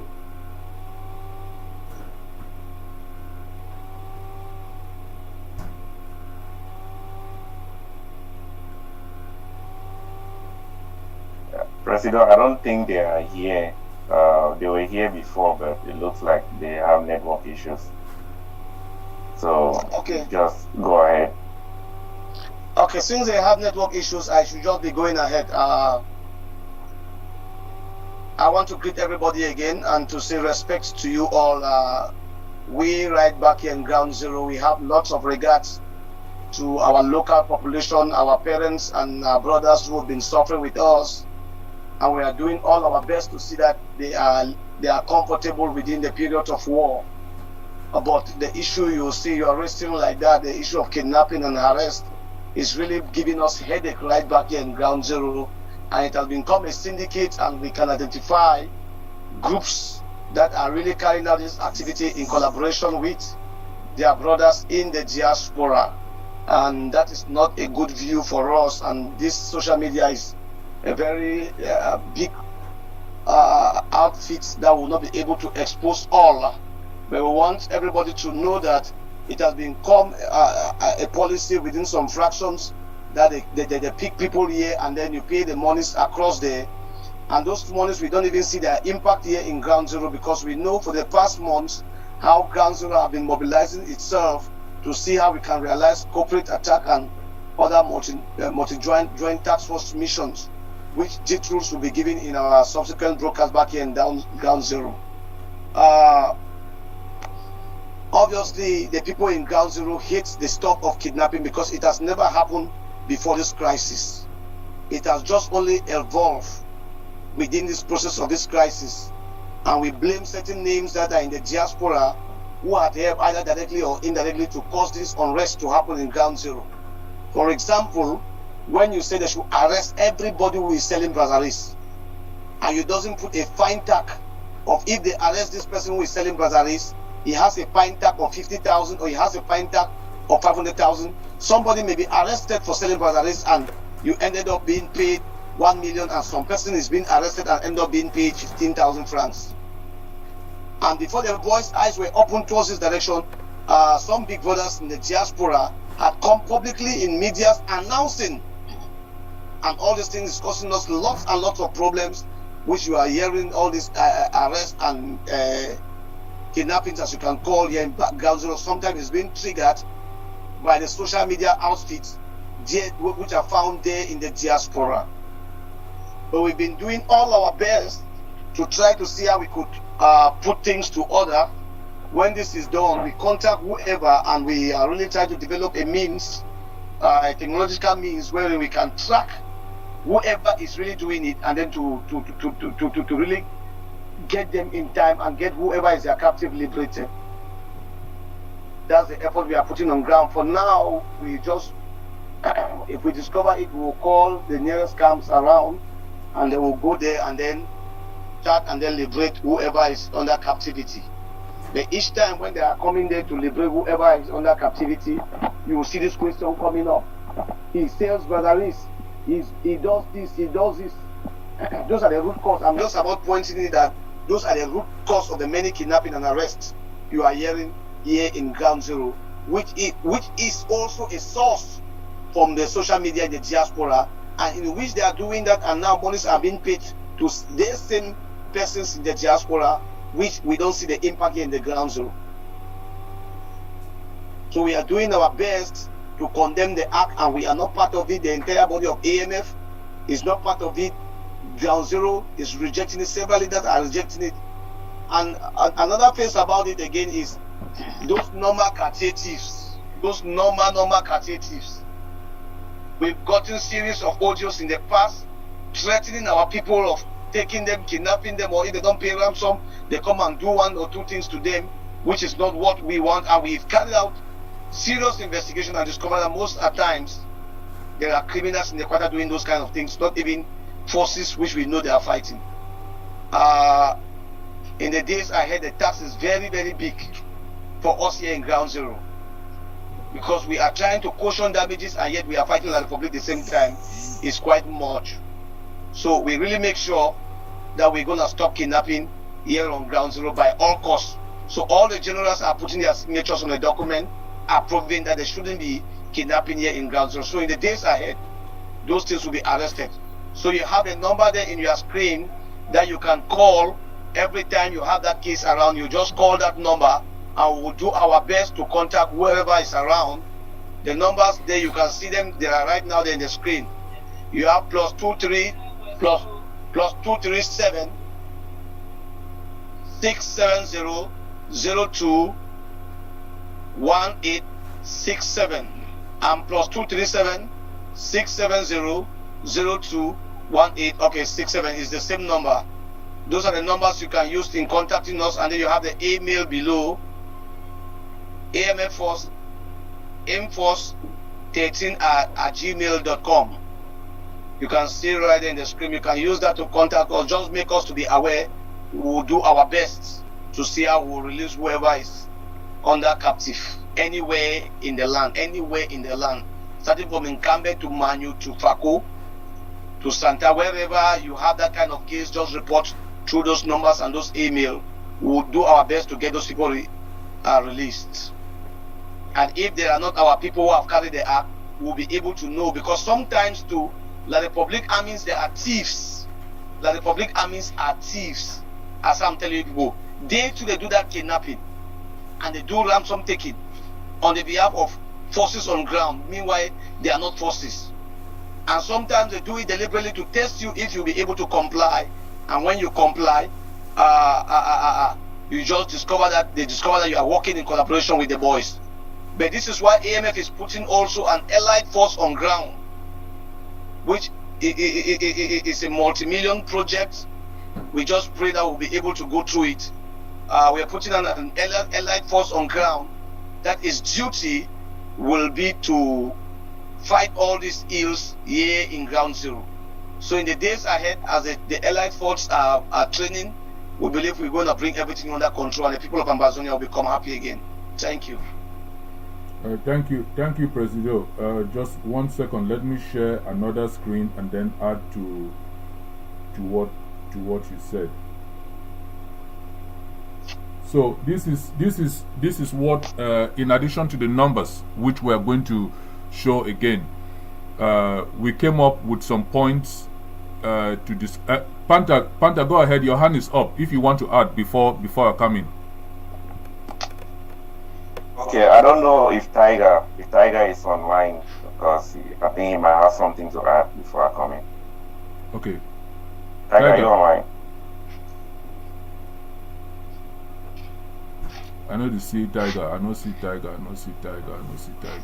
No, not yet. Unless he's under a different name.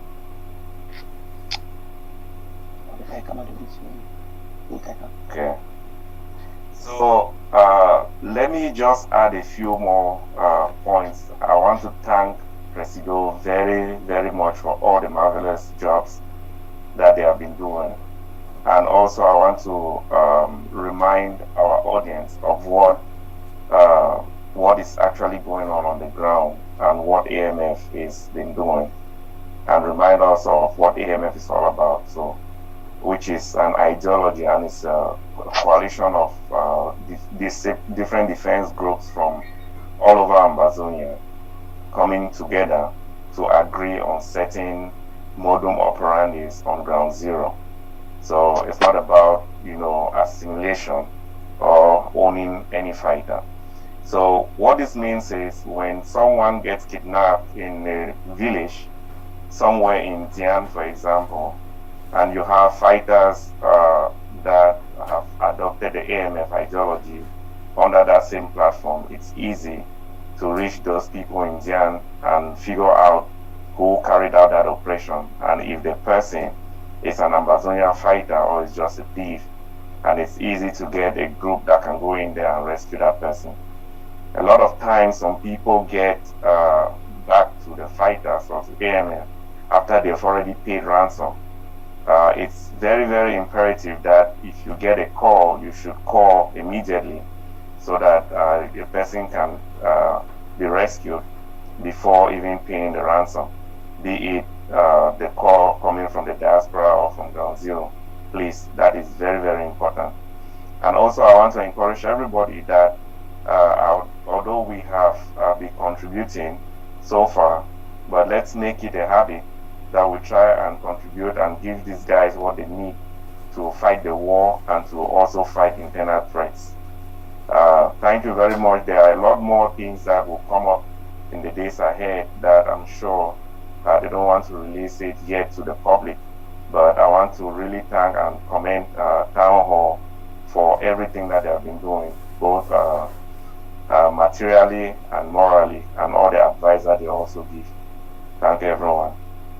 Thank you very much, Panther. So I'm just multitasking here. So some of the things which we want people to take, because if you have not been hit by this kidnapping, I can guarantee you, look at your watch now and start a countdown. Sooner or later, your family is going to suffer this kidnapping nonsense, and so we have to combat it. We have put together this information we are sharing on the screen, that if you get a call from anyone claiming to be an Amber Boy kidnapping, do not send them any money. I know there is the pressure, I think Tiger is coming in, there's the pressure of your loved one, your parent, your sister, your uncle, your grandmother, your niece or somebody. Ask when you call the numbers, get the phone number that called you. Even if it is your relative's number, still make sure that you get the number from which they called you and let us document that number. The date and time the call was made. You want that information. You want to know where your person was picked up, because if we can know where they were picked up, it is easier now to start tracing where they've been taken. When people are picked up, they are blindfolded, so usually they don't know where they're going. But when they get to where they're going, if there's a way they can communicate, or if you get that information, it's important. You want to get the name of the person who called you.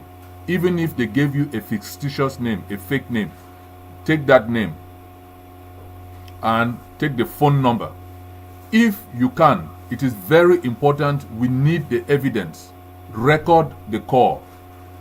If your person is kidnapped and they call you and you don't know that they are calling about it, you can pretend to drop that call. When they call you again, please record that call and keep that audio. We need that evidence. If they ask you to send money, which is what they would likely do, even if it's in Cameroon, even if it's Momo or whatever you're using, World Remit, keep that transaction evidence. The account to which you wired the money to, the SMS to which the SIM card, wherever the money went, keep that. And then also send in your name and your number, and this information will be kept confidential. Let me put up this number again, so that people know when they get this information where to share it. Now, those people who have reached out to the AMF and to the town hall with these complaints, we thank you, and we want to thank the AMF for those they have succeeded in releasing people's cars that were snatched. They have succeeded in getting some of the cars back, and as the AMF have told us, people pay ransom and then come and complain after the fact. It is too late. once that money has changed hands. There is a syndicate in the diaspora. People have called the town hall. The town hall has created a number in the United States, 202-505-2061. It is WhatsApp. If your person is kidnapped or somebody calls you from the diaspora and they say they are a local government chairman or they are a county chair or they are head of defense and your person has not been paying taxes or draft as we have now got it, call that number, WhatsApp, provide the information. If you want to use the email, that is ground zero, G0 hotline at gmail.com, or you use the AMF email, or you call the AMF number if you're in ground zero, or the US number if you are in the diaspora. You have the numbers in ground zero, you have the number in the diaspora, you have an email in ground zero, and you have an email in the diaspora. We are going to gather this evidence, and the town hall has made contact with authorities in the US. We've gotten some voicemails already, people who were kidnapped and they were told that they have not been paid, or their family or whoever has not paid draft money, and they have made payments through financial services, and we've gotten the transaction evidence. We want to gather as much evidence, as much phone calls, as much of the kidnapping as we can to build a case to take to the authorities. We are not going to stain this struggle by thieves who sit in the diaspora, some in Europe, and are using 237. So they are using WhatsApp numbers. They are in Europe, and when they call, you think that they are in ground zero. They are in Europe using ground zero numbers to call the families of people they have kidnapped or their gangs have kidnapped, and they are collecting money in the diaspora. Those people who have had the courage to step up, we thank them. Those people who are afraid because they have been threatened that their family will be harmed, or their homes will be burnt, or their people will be killed, contact us and we are going to keep your information private. If we do not get over the fear and confront these people head on, this kidnapping will not stop. The AMF guys are going to great lengths to confront these guys who themselves are armed to release victims of kidnapping. Those people in the diaspora who are perpetrating this kidnapping, we are sending a clear message to you. We have your information, we have proof of the transactions, we have the times you call, we have recorded calls, and we are going to prosecute this without fear or favor. And we are going to continue this investigation. So I want to share the information you must have when you get a call, if you get a call on this kidnapping. We'll go over it one more time, and then we're going to hear from the boys on the ground again before we round this up. So we want to remind our people, if you get a call, you want to get the phone number that's calling you, you want to get the date and time, you want to get the location where your person was picked up. If you know where they've been taken to, that would help. You want to get the name of the person calling you, even if it's a fake name.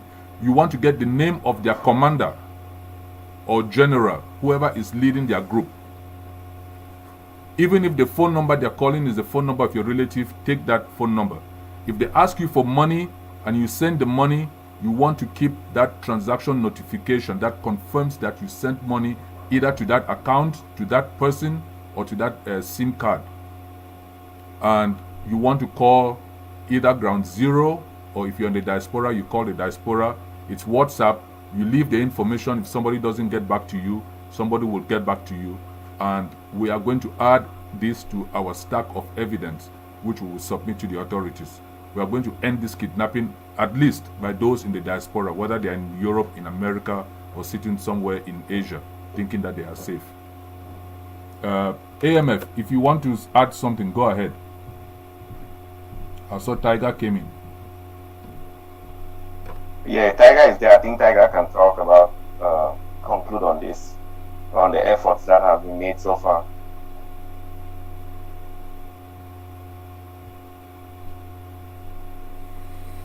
Tiger, are you there? Yeah, good evening. Yeah, I'm there. Good evening, everybody. Okay, good evening. Concerning this case of kidnapping on ground zero is rampant because all the time we get calls from people saying that my child has been kidnapped, this has been taken, my car has been taken, all the like, and we always try our best to rescue some of this when it's within our reach. So we have always been trying to work with collaboration with all the generals on ground that we can get to, and there are some that before they tell you it's already off. You cannot say anything. You cannot do anything either, or you can only have the screenshot of the message that confirms the transaction. So we are on alert because most of the people on ground, especially in Bamenda, they always get to us as fast as possible when it has happening, or when they call them on phones and they are asking for such. But we come to notice that they are unknown people. They don't even give their names, because I've called severally and they don't refuse giving their names, and they have even registered my number, and when I call, they refuse to pick the call. So at times it looks difficult for us to trace these guys. So that is our main issue. But if we say we should submit those names and phone numbers and even recorded calls, then it's good. We will try to always submit them on the contacts provided. Thanks very much. This Tiger 2 once more. Tiger 2, thank you. Thank you very much for that. Yes, any number they send, we just want to get the evidence. Most importantly, record those calls and keep those transactions. If you happen to reach AMF after you've paid money because you didn't get the number or you were afraid of something happened, please keep that transaction evidence. They are capable of tracing the money, tracking the money, following the trail. We want to know. People in ground zero now, from what I have learned, are using dead people's IDs to go make SIM cards and register. It doesn't matter. Even if they went and used a dead person's ID, get that number and get that transaction, that evidence. Let us build the case. The people controlling. Go ahead, moderator. Yeah, to that point, if you use the thing is that if you use a dead person's ID to record, I mean, for any transactions like this, if you're able to prove it, we have the ability to be able to get those numbers off. So they cannot use them anymore. So they just have to. The important thing, as you are saying, is get the ID, get the information, get that number. I think for everything, most important is that number. Once you get the number, we'll figure out, we can pick it up from there. Exactly. So I see AMF posted a different number, a different Cash App number in the chat. The one that was up on the screen has changed. It's 774381. Secretariat, you think you can put that up? The reason we are putting that up is anybody who wants to support them. This support for our struggle has to be voluntary. You cannot kidnap people, put a gun to their head, and then force them that they haven't paid a draft or whatever you call it, and send them to a so-called local government chairman or defense head and force them to pay money in the diaspora and have the gall to call their relatives here and intimidate them and collect money from them at this rate. Wants to support them. This support for our struggle has to be voluntary. What is that for?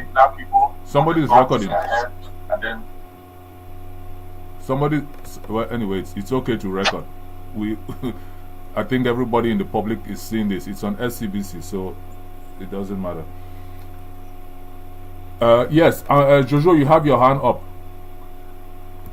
Yeah, I was just wondering that because these people, they'll be becoming very, very smart. What if immediately they carry out the transaction, they change their number and their email and anything that you can get in touch with them? Is there a way to go around that? We would let the investigators do their job. I believe that in at least here in the US, once a transaction has been made, those companies that do the transaction, PayPal or Zelle or whatever, they know who they send the money to. And I think the US government, usually the only way you would get your money out of PayPal or Zelle or something, you have to send it to an account or to a card or something. So we will let the investigators do their job. They've just asked us to gather the evidence. and that's what we can do. I'm more like to Atom's point. The important thing is just to get the information. And more specifically to the question that you asked, I think even if we had some ideas towards that, it will not make sense for us to share it here.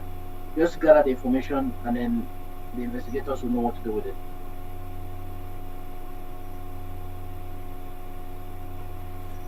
And what I also want to share here, since we are on this topic, AMF, if you have something you want to add, please feel free.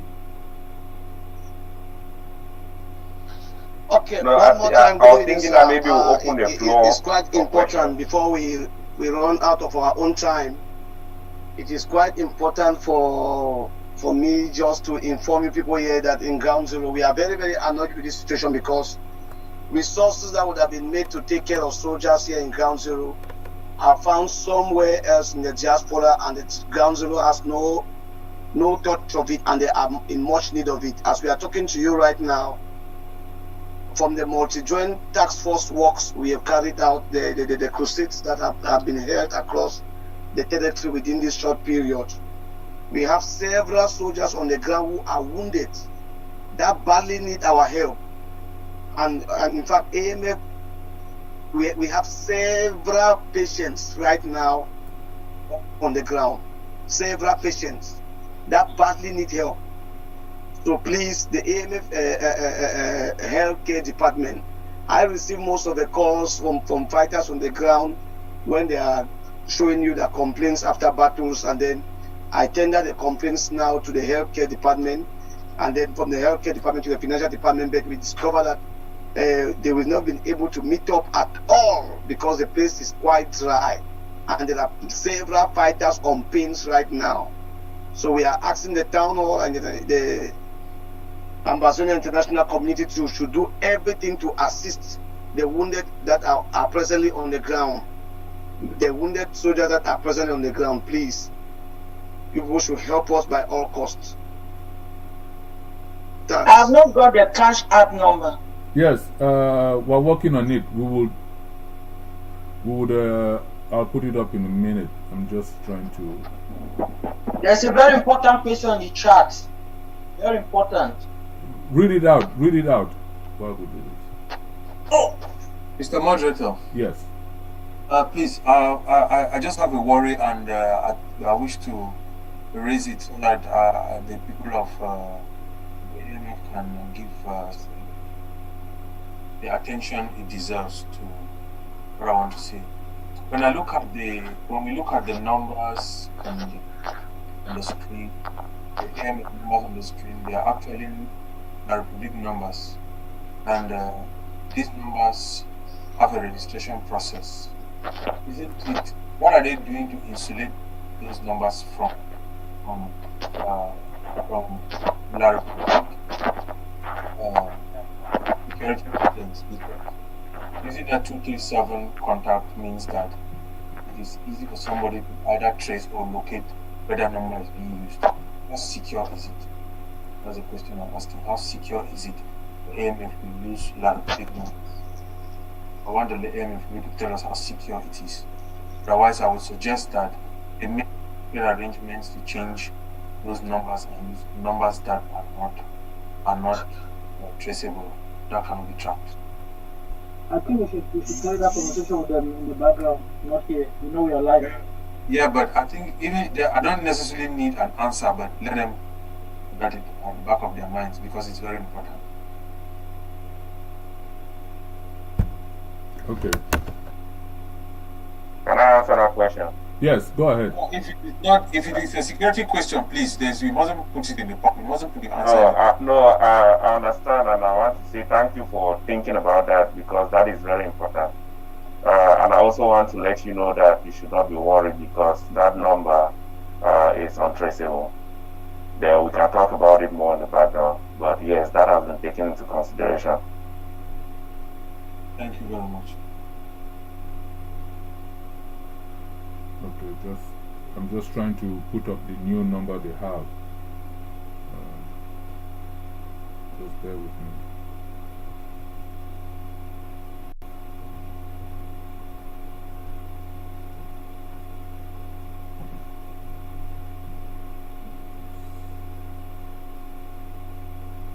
this is hard to share. I don't know why. Can I read the question now? Yes, go ahead. While I'm trying to fix this. The question is very long. Well, you can summarize it. The question is, what is the command and control of the AMF? How are they structured? Who is responsible for their actions? Have they a political leader? The IG of SACO is claiming they are in control of AMF, and Yerima also is claiming they are control of AMF. Could you please share light? Well, I don't know if the AMF want to answer that, but we don't want to turn this into. This is principally about the kidnapping going on. But if the AMF want to answer that question, it's their prerogative. But let us try and be focused on what they are here for. But AMF, again, it's your prerogative if you want to answer. Well, the question has been answered in the chat as well. Okay. Yeah, that's fine. Let the person get the answer from there. Okay, I'm almost.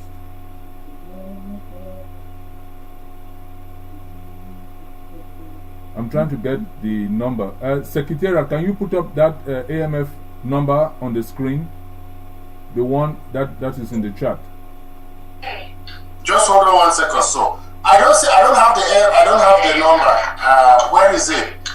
It's in the chat. Okay, never mind. I found mine. Okay, thanks. Yeah, so that's the new AMF, correct me if I'm wrong. Is that the new Cash App number? Yes, you're correct. That's the Cash App number. Okay, 774-381-8638. Yes, so if we want to support our struggle, this is how we are going to do it. Where people are going to hear the story, people are going to empathize, sympathize, believe, and people are going to support the cause. We are not going to support our struggle by kidnapping. Yes. Sorry, the cash tag is different, not that one. Move the cash tag. I remove what? The cash tag that you have there. Oh, from the Amber United? Yes. Okay, I just removed that dollar sign. Remove the whole cash tag. The whole thing. Oh, okay. Do you have something you want to share?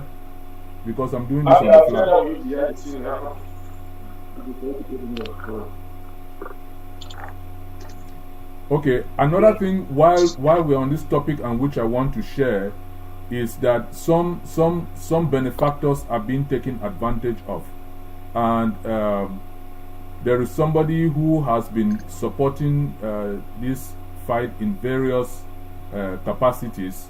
I'm not at liberty to speak to what capacity, and some of the beneficiaries got back to some sources that what this benefactor is doing is being misused, and there are those who want to reach out to the benefactor but they don't know who he is and just got his picture, and they are trying to reach him. So they asked the town hall to put this out there. If anybody knows this guy, he could either reach us in the town hall and we would put him in touch with people who have concerns about the help. I don't know if it was anonymous or not, but the picture is circulating on social media platforms and they've been trying to reach him. He's supposed to be in the US. I don't know if there's anybody else who wants to speak more to this. Yes. Okay, go ahead. I got a call from a son of mine who says he's looking for this guy because he has spent $9,000 on some fake Amber General. So they are feeling sorry for him and they want to let him know the person is in Colony. It's no general nowhere. That this man has spent $9,000. But he doesn't have his name, he doesn't have his number, but he got the picture. So I said, okay, we can work with that. So anyone who knows this man, please help him out. help us out so we can collect data from him and get the culprits to answer. Thank you. I yield. Thank you, Hatenon. And this is something that is part of what we are trying to do. As you heard our AMF comrades say, there is no help coming, and somebody is being manipulated and lied to by people who are claiming to be generals and what have you. That's the reason I'm asking to speak to him. So anybody who can find this guy, please contact her turn on or contact any member of the town hall secretariat so that we can alert him and save him, further loss. Yeah, let me just say something. It's really unfortunate that this type of things are happening. And I've received a few calls also from ground zero, people claiming that they are fighters and say I should help them. What I've always told them is that if you want me to help you, we are trying to encourage collaboration on the ground. If you want any help from me, you join AMF. Just pass through AMF, you will get that assistance. And so this is the thing that people should be saying this. That's why that's why I said that the question that the guy asked on the forum is very important. So that if anybody is trying to extract money from people in the diaspora, they should always pass through a command so that we know that the money is going to the right source. Please, can I stick my hands up, please? Yes. Oh, sorry. Go ahead. I lost track of the thing. Go yes, ahead. I'm sorry that I have to come on this AMF very strongly because, I'm talking like comrades in the revolution in a very, very strong and high level way. And you see, like all this kidnapping and so on and so forth. Yeah. AMF is doing their own work they are doing. But the thing is that people want to support, but they don't know who to contact. They don't know who is in charge. They don't know who is responsible for what. Only AMF. It is very nice for them to be structured. We know, for example, I'm giving money here. If something goes wrong, I ask questions here. Who is responsible to coordinate their activities on ground? So we should know them. It's not secret. I don't know why AMF is just like there's a hideout kind of story.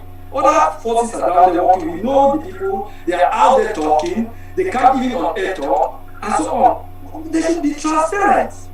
Make us know, for example, that complaint complaining about 9,000 euros. Who is he going to hold accountable? How is it going to do? And people should cease sending money direct to generals. Because if there's a command and control, there's a political leadership clear, people will know where to channel the money, and the money is going to go down in a channel that it is clear and visible for people to see. That's some of the people who have in our revolution. Money people just steal as they like because of lending rubbish from La Republic. There are still honest people out who want to have clear things, see how things are going, see visibility, and then things go well. I don't know why we still like to always try to go back to what we don't want. So that's my point. They should, if AMF is serious, come out with a charter, make things very clear. We are AMF, this is what we are doing, this is our leadership, this is our commander, this is our code of conduct. I mean, things like that. We should try to be civil in a certain high level so that we should know what we are doing. Not hiding things at the back from my own point of view. Yeah, that's my concern. I want to help them to make it clear like others. Okay. Wait. Let us keep this in perspective. We are not. Okay, I'm going to mute everybody, and then when somebody wants to speak, they unmute themselves. There's so much noise in the background. What I want to say before we have Panthers Hand Up and South Kabah, and I know that the AMF guys are here. But I just want to let Paxi know that in this same town hall, the AMF had been here with I think there were about 11 or 12 commanders of the different groups. They did a very elaborate presentation. It was virtually the entire town hall. I don't know when you started attending the town hall, and I know that they have a forum where they have discussions, a WhatsApp forum which people can join. We cannot have them at every town hall going over the same presentation because people were not there when they came here. But there is a phone number to contact them. They have a website, they have a contacting. That's all I would say. But there was a very elaborate presentation with about 11 or 12 generals, and people scrutinized them and asked questions. So that's as much as I know. But if there's anybody from AMF... Yes, Patsy says he missed that one, so that's the reason why he made that statement. Okay. So South Cabal, Panther, and then George Gills. But again, this is not about the AMF, this is about kidnapping. So let us not get off the topic and forget why we have this segment. We want to stop kidnapping and we want to prosecute them in the diaspora. We need the evidence. We've contacted the authorities in that jurisdiction, at least here in the US, and we've told them we want to gather evidence. They have encouraged us to gather the evidence, and then they will take it from there. So South Cabal, go ahead, then Panther, then Gills. Are you getting me? Yes. Okay, Dr. Fontaine, I'll come back to you after South Cabal. South Cabal, go ahead. Yeah, I think not only this aspect of kidnapping, there's this aspect of extortion, because I, for once, have been having a lot of calls from people I don't even know their whereabouts, even threats. Some of them will tell me they're in Kundengi and I don't want to support the struggle. They will follow my family up, which is not actually healthy for our revolution. I think that's also one aspect of which we have to follow up. And this should go to the AMF, because some of them we do track them and know where they are, and know how to get to them, because the next thing they will ask you is money to pay into a certain mobile money account or whatsoever, for it to be like you're paying to fight the struggle, whereas they are not even concerned about all the struggle we put into the struggle. So I also plead the AMF should develop a certain brigade that will be in charge, mostly in following up the cyber crime thing, because most of those people are in the cyberspace, trying to discourage our people, trying to discourage donors, mostly in the diaspora, because when the next thing, when they extort money from you, it becomes a chain. You see another person come with their own trade and stuff. So it actually makes it very awkward to be in a revolution whereby people just sit on their cyberspace, sending messages to people threatening them for just to give money, So if the AMF can actually work on that, then I think it will help the struggle a lot. Thank you very much. Thank you, comrade. South Cabal and then Gills. Or was that? Or was it Panther? Is it South Cabal who just spoke?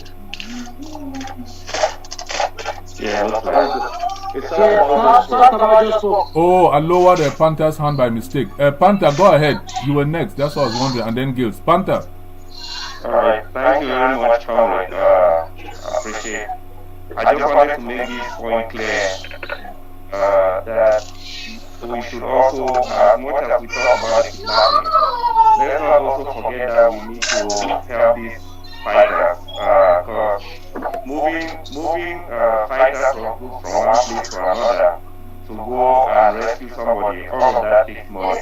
So as much as we are having donor fatigue, we also need to be thinking that all of these things cost. So we must try as much as possible to continue contributing and helping these guys so they can do what they need to do.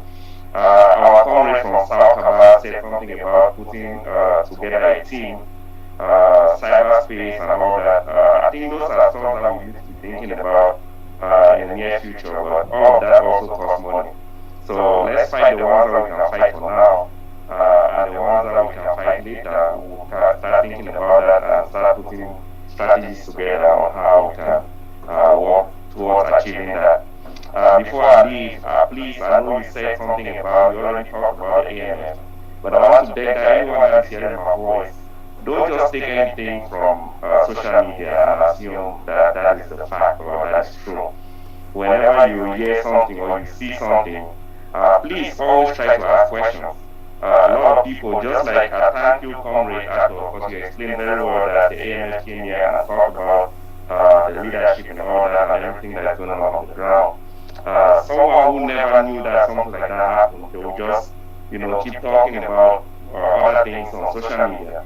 A lot of things like that have happened. I've been on different groups where I hear people saying things that they have no idea about. So I want to beg Amazonians that please, when we see something and we are not sure, let's ask questions instead of just assuming and concluding. Thank you very much. Thank you, Panther. I think Gills, your hand is up. Yeah, thank you, moderator. I just want to just talk briefly, a little bit briefly on the question asked by our comrade Party. I just want to make you know that this struggle, what has to deal with this struggle is leadership. And that is the more reason that AMF came up. AMF doesn't have a leader. AMF has a school of people who work together to coordinate activities. There is no person in AMF who is an overall. So those people, they coordinate the work and make sure things happen on the ground. AMF is not a particular group of fighters. It's a conglomerate of all the groups of fighters that pay attention to leaders. And even though they don't pay attention to leaders, but if they see what AMF is doing and they like it, they can't enjoy it. So let us from the public know that AMF does not pay any attention to any particular group, pay attention to be flat. Okay, thank you.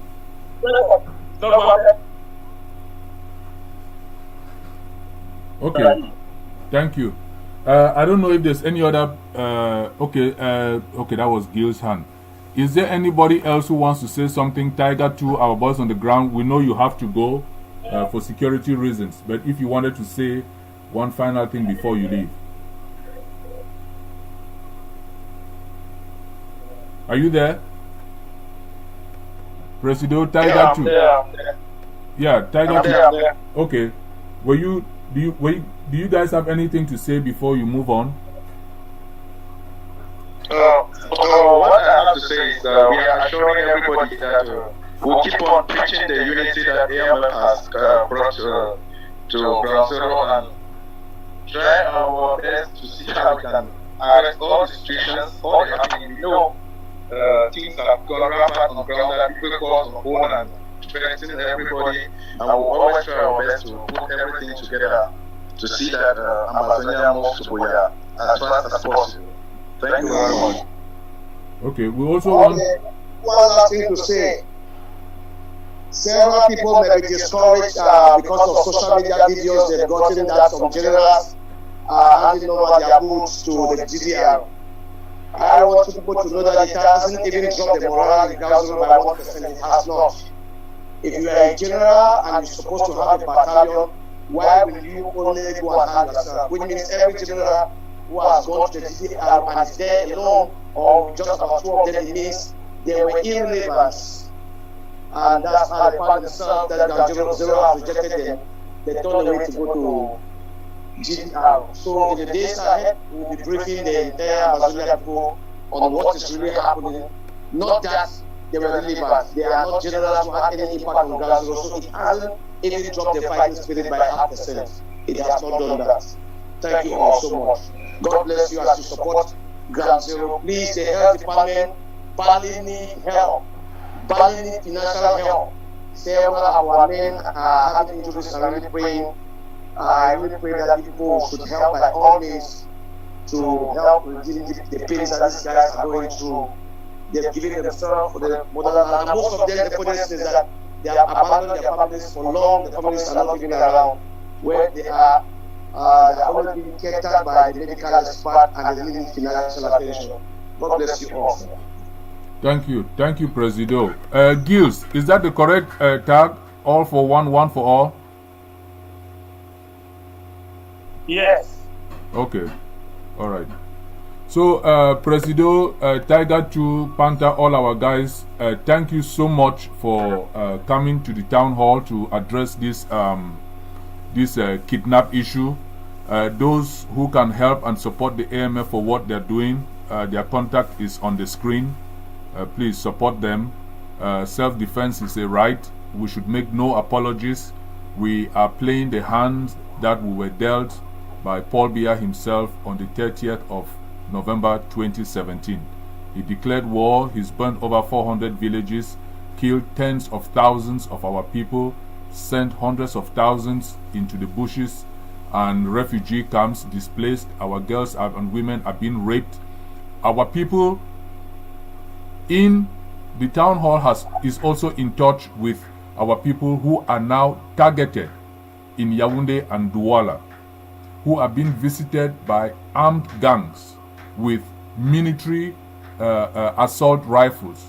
So we believe that these people are military people. They are now going into people's houses and stripping the houses naked, taking down curtains, clocks on the walls, taking people's clothes in suitcases, putting it in their cars and driving away, taking food. So basically what they're doing is, while they are fighting the war on ground in southern Cameroons, they are also stripping southern Cameroonians in La République bare. They are taking people at gunpoint from their homes to ATM machines, while they leave members of their gangs at home with relatives of the people they have taken at gunpoint to ATM machines to empty their bank accounts. These are things that are happening now, and we have the reports and we have the pictures, and our people are told if they say anything about it, they will come back and kill them. We believe that this is done by organized military, because the homes are being attacked by people who are carrying military caliber weapons, and they are targeting southern Cameroonians. It is happening in Yaoundé and Douala as we speak, and the people are so terrified. They have been warned not to talk about it, otherwise they will be killed and nothing will happen to the killers. This is what they're telling our people. Some of you here, your families may have called you and told you and said you cannot talk about it because they are afraid. The newspapers are not carrying it because the victims are too afraid to report it. So we have to know that while La République is doing what it is doing,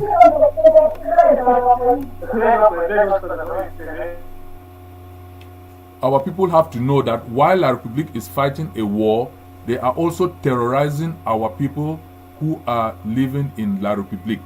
And they are so terrified they cannot talk about it. But this is happening. If you have relatives whom you trust, you can call them and ask them if it's happening to the Southern Cameroons community in Yaoundé and Douala. And you can get your own independent verification.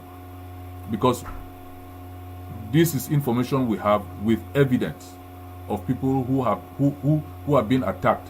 There are women, mothers and daughters who are being raped in front of their husbands and their sons. It is I don't know the word, but to go and rape a mother in front of her son is what is happening to our people. And they cannot talk about it because they are being terrified or terrorized. So we cannot keep on kidnapping our own people, and when they try to run to La République, they are being terrorized. Then they are lost and they are hopeless.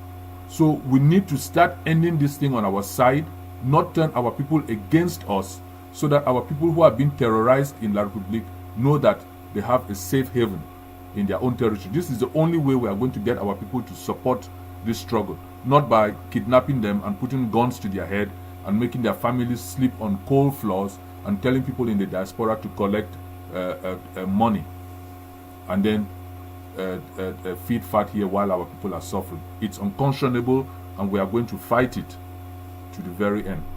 So I want to thank our brothers of AMF. Thank you for the work you are doing, and may God alone continue to protect you. And you're welcome anytime you want to speak to our people and update us on anything going on. Thank you so much. This is a very important issue we needed to discuss. Thank you. The last thing we have on deck today is yes. Go ahead, Dr. Fontaine.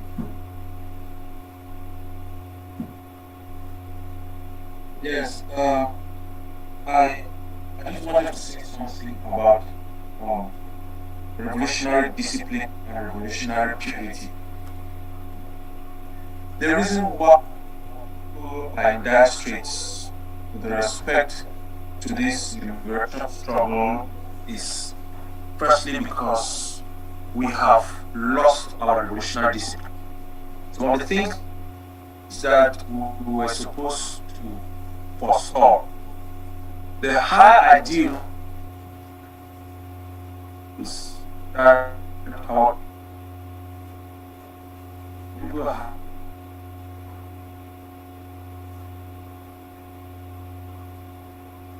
okay, we are losing. when they embark on this liberation struggle, forsaken by love. Is it better now? Yes.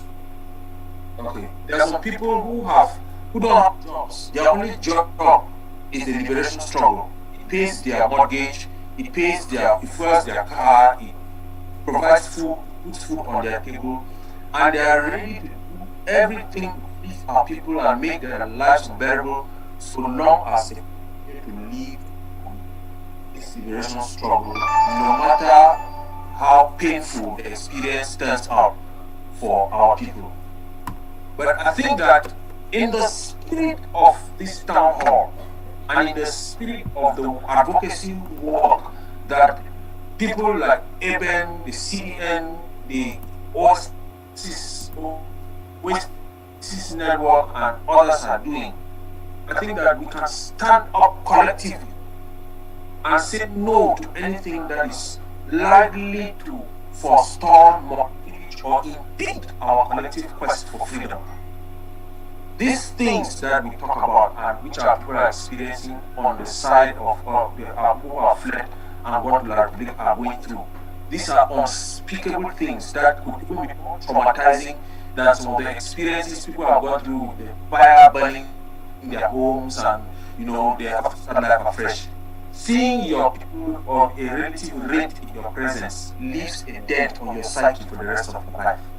I think that in as much as we need to put the right mechanisms and structures in place to coordinate our struggle and put it back on the rails, we need to also continue in this very light to purify and sanitize our struggle so that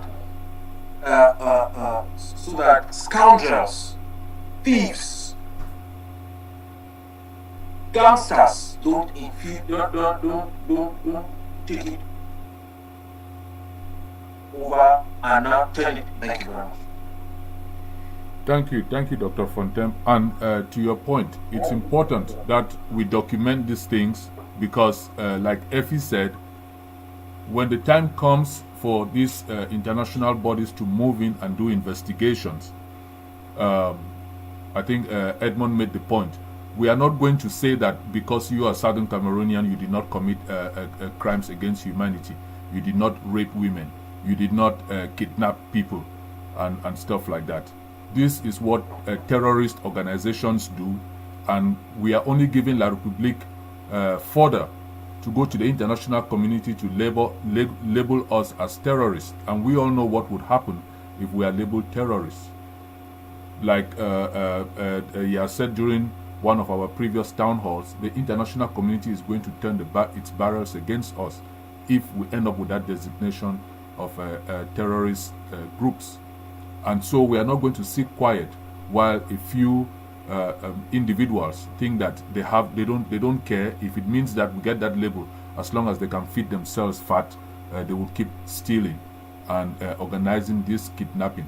A lot of the kidnapping is now rampant, engineered by people in the diaspora, and we are gathering the evidence, and we thank those who have called us, and we are encouraging people to call us. Even if it's not your person, if you know about it, please use those numbers and let us gather this evidence and root these people out. So we have the point on the resolution, which will be the last item, but we have two hands. So Jojo is up first, and then Edmond. Then we're going to conclude with the resolution. Before it goes out, we thought it necessary to come back to the people of Southern Cameroons for the final read of the resolution before we send it out to the international community. So Jojo, go ahead, and then Edmond.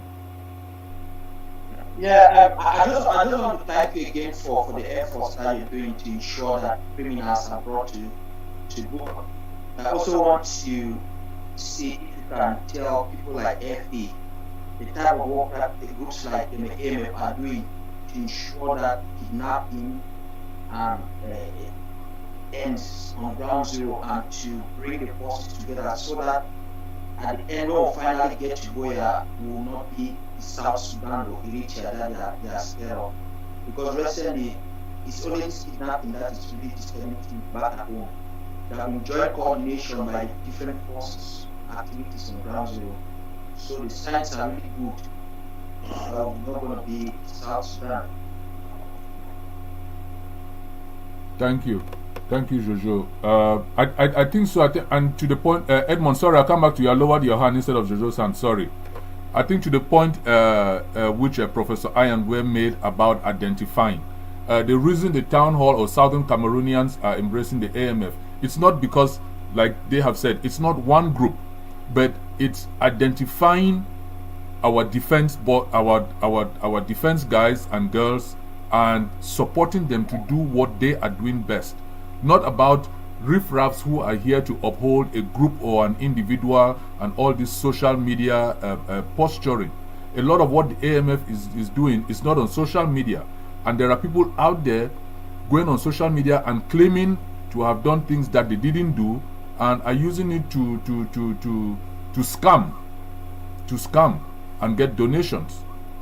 But we respect that the AMF is doing what it's doing. We continue to support them in defense, as we continue to support the advocacy groups for diplomacy and the civil society groups for humanitarian work they are doing, and our media giant in the SCBC. We don't need, like Professor Angwe said, we don't need to be competing against each other. We need to empower the people who are good at what they are doing. And that's why we support the AMF and what they are doing, trying to bring our forces together. And they do have, as Paxi said, they do have a code of conduct. They have a charter which they presented here, and they're trying to educate the guys on the ground to that. So Jojo, to your point, yes, I think you are very right. Edmond, go ahead, and then we'll go to the resolutions. Yeah, thank you. This is a point that is very, very dear to my heart. And I want to go back again and say to us that you cannot fight external tyranny and condone internal tyranny. And there are quite a number of things that, when our own people actually begin to commit atrocities like this against our own, that really hurts us in a very, very big way. We may actually be, first of all, at a very, very fundamental level, it is really wrong. I don't know who actually thinks that, if you are passing by and somebody else, is hurting you, and I'm saying that I'm your brother, and I cannot stop by to actually stand and say, hey, let me, give you, let me offer you a hand, or actually even say sorry. Instead, I take the chance to hurt you or maybe join that particular group just because the lights have been switched off. How can I actually call myself your brother? How can I call myself your sister? So that's number one. Number two is, I hear us talk a lot about, some people have been bought over by the public. Yes, in a war like this, there are quite a number of people who make, who are working for the interests of the enemy. First, you have the fifth columnists, and those are people who are intentionally working for the interests of the public, and or who have been bought over. But you also have useful fools. And I hear us actually say, some people would say, people who are being used. I hear some people say, oh yes, maybe when you go ahead and highlight the crimes, the crimes that our own people commit, it means that the international community will look at us and call us and say we are and label us as criminals, or maybe it takes the pressure off la public. Nothing can be further from the truth. Always remember that a tiger that you see, a man-eating tiger that you see today, was once a cow. And people say, yes, when we finish, when we get to Boya, we will fix it. No. There is no way, if you don't start now, there is no way you're going to fix it. And many of us are not in this revolution because we just want an independent Southern Cameroon. And independence to us should be a means to an end. And that end is the quest for freedom, is the quest for justice, is the quest for the rule of law. And for those people who sit back and then think that they can do all sorts of criminality just because they are Southern Cameroonians and will sit quiet, we will not sit quiet. We will not. And if it is one of us here on this town hall who tomorrow turn their back and begin to commit atrocity against our own people, I'll be the first person, and I hope every member of this town hall will join, to say no. And if we don't stop it, we would because you're just as bad to us as the monsters, as the human engineered monsters of our public. So I just urge all of us to understand it will not be just about kidnapping, it will be about the rape of our young women or girls. It will be about the killings. It will be about anything else. So the people who are there, who support this, every person who commits that atrocity, they should know that they are in some way, somehow, also helping to delay our reaching Boya. And to me, reaching Boya does not really mean handing over the reins of power to us. It means getting into a free land, living in a land where there is the rule of law. So we must understand this. And so those to me are our biggest enemy. I was just coming here and I'm kind of like, I don't know how many of you took notice of a young girl. She was about, I think that girl was about 17 or 18 in Myanmar. And she's on social media. All of you can go check her out. So she, they call her Angel. If you just Google Angel Myanmar, her picture will come out. So this young girl just got killed by the military in Myanmar. And she had joined the revolution to fight against, to protest against the opposition, against the military in Myanmar. And before she went in there, she actually got her blood group and got her name, and then sent a message on social media and said, if she dies, that she's going to face this revolution, she's going to face this tyranny, and fight against this tyranny. If she dies, then she died fighting and doing what she wanted to do, and the people should continue continue with the revolution. And of course, guess what? She died. But she's become the rallying cry around everybody, around the international community. If you have not gotten to that mindset, to be able to say to yourself that you are going to fight oppression, then you have no business, in fighting a revolution. You are just dead weight. And if your goal here is just independent, to have an independent Southern Cameroon that will behave like La Republique, and transplant the nonsense in La Republique to Boya. Please leave this revolution for the people who need to fight this revolution to fight. You are dead weight. But if you know that you want to fight for freedom, please join every one of us and join us. And that's what we should be. That's what we should be shouting at the top of our voices. Thank you. Thank you, Edmond.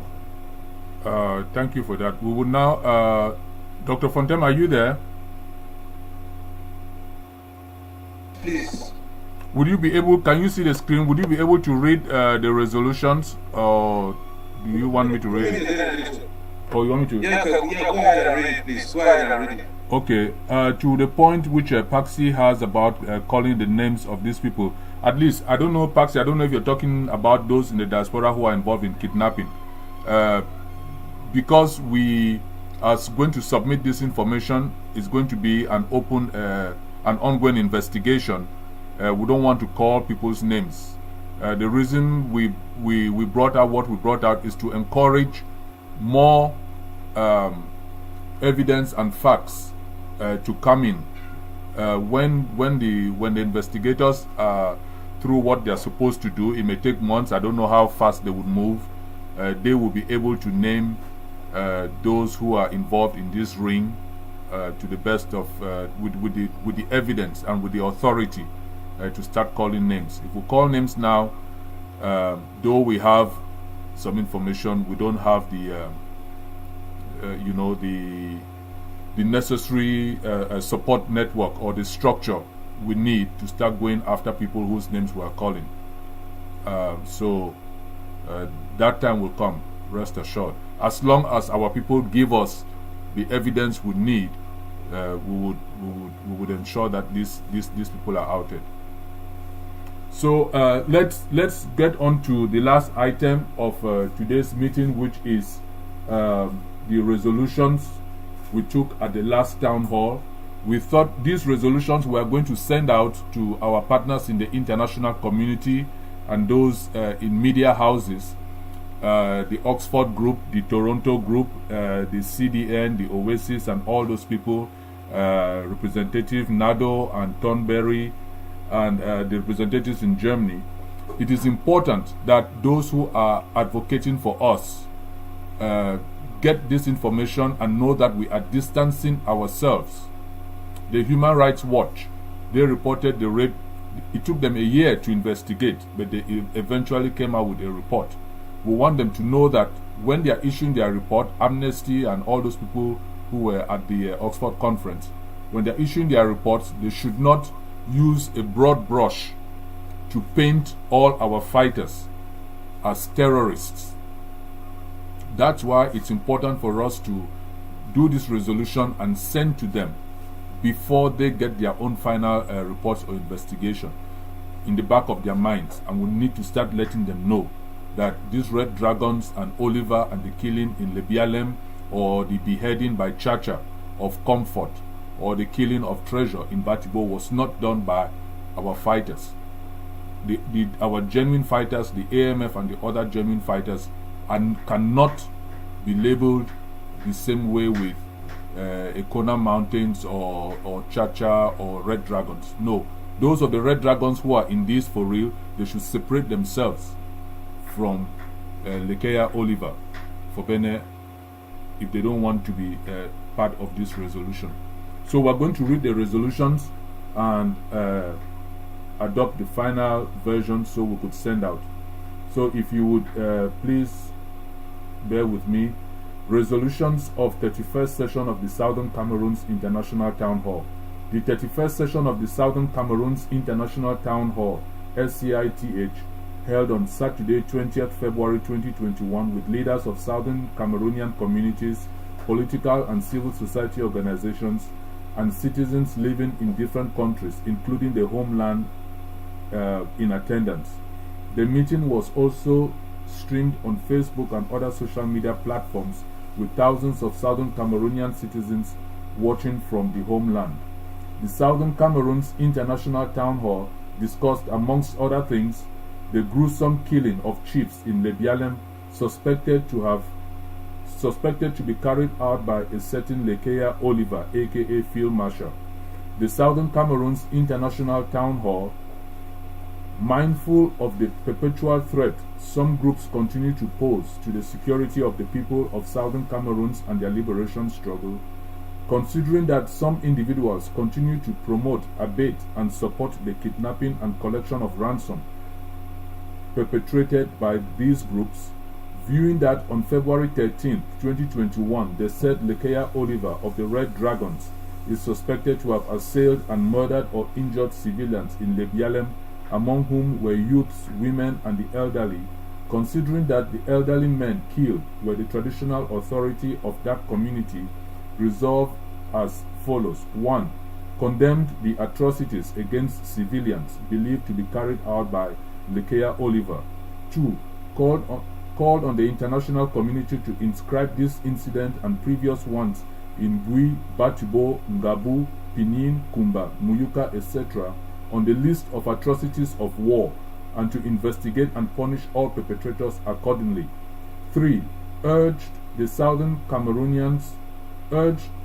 urge the southern Cameroonians to withdraw their support from any groups which have turned their guns against our people instead of focusing on our liberation. That, in essence, is the resolution. So, I don't know if anybody has any additions. Dr. Fontaine, were you going to add anything to this? I think there's something we have to correct here. No, please. Mr. Moderator, I think that the corrections that were made on that day during the meeting being included, we should make it easily and straight to the point. Now, is this thing about Oliver? I believe there was a very thorough interview and records of the victims and people who were present. Why are we still calling him suspected of?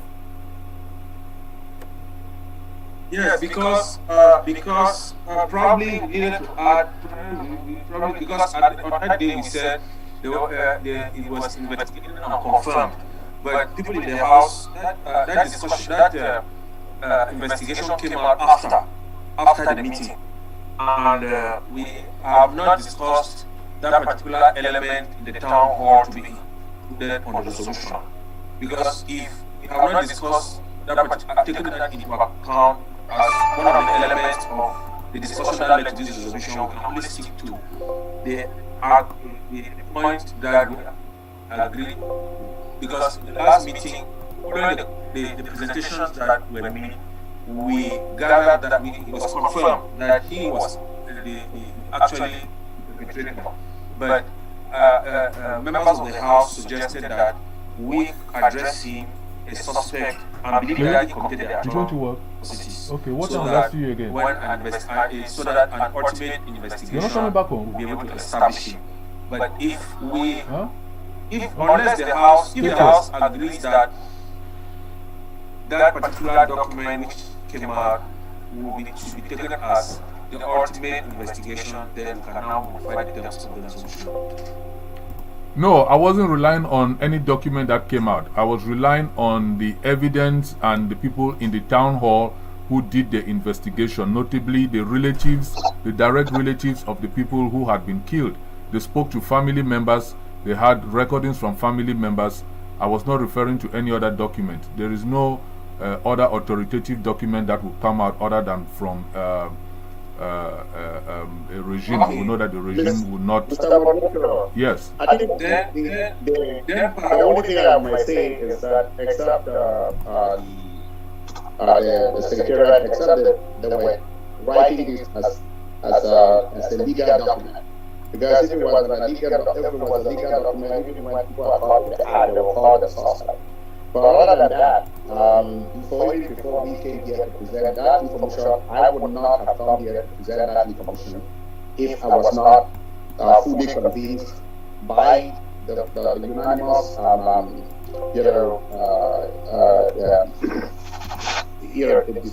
conversations that we had from the position that came from the people of that village who were directly involved. So that's not the. So if the suspect is referring to a legal interpretation of the application of all perpetrators of crime, then that's a matter for another conversation. But if it's colloquial language, then yes, the people of that village unanimously, and ever since we actually did that here, yes, every other information that we've gotten all of the details just go to confirm everything we knew about this, and that information should be the document should reflect that. Okay. Then in that case, Mr. Moderator will make an adjustment on paragraph 1, which is condemn the atrocities against civilians believed confirmed to have been carried out by Lekiaka Oliver. I don't know if we have to use the word confirmed. I mean, it's just like what Human Rights put out about the rape in Ebang. You know, it has, to Edmond's point, it has not gone through any court of law and be proven beyond reasonable doubt. But I think after a year of investigating, speaking to people, getting the facts, talking to the victims, they are very confident and they just straight out put it at the feet of the country and its military. They did not say, So I think carry we have. out, yes. Yes. Then you remove belief to me and then leave it out against civilians carried out by. Where is that? Where are you looking? First paragraph 1. Anybody who wants to prove the contrary should go and do a thorough investigation and bring out. Contrary views that they are not came for. Wait, where are you? Where are you? Paragraph 1 of where? Resolved as follows. Okay, yes. 1. Condemn the atrocities against civilians carried out by the Kenya Police.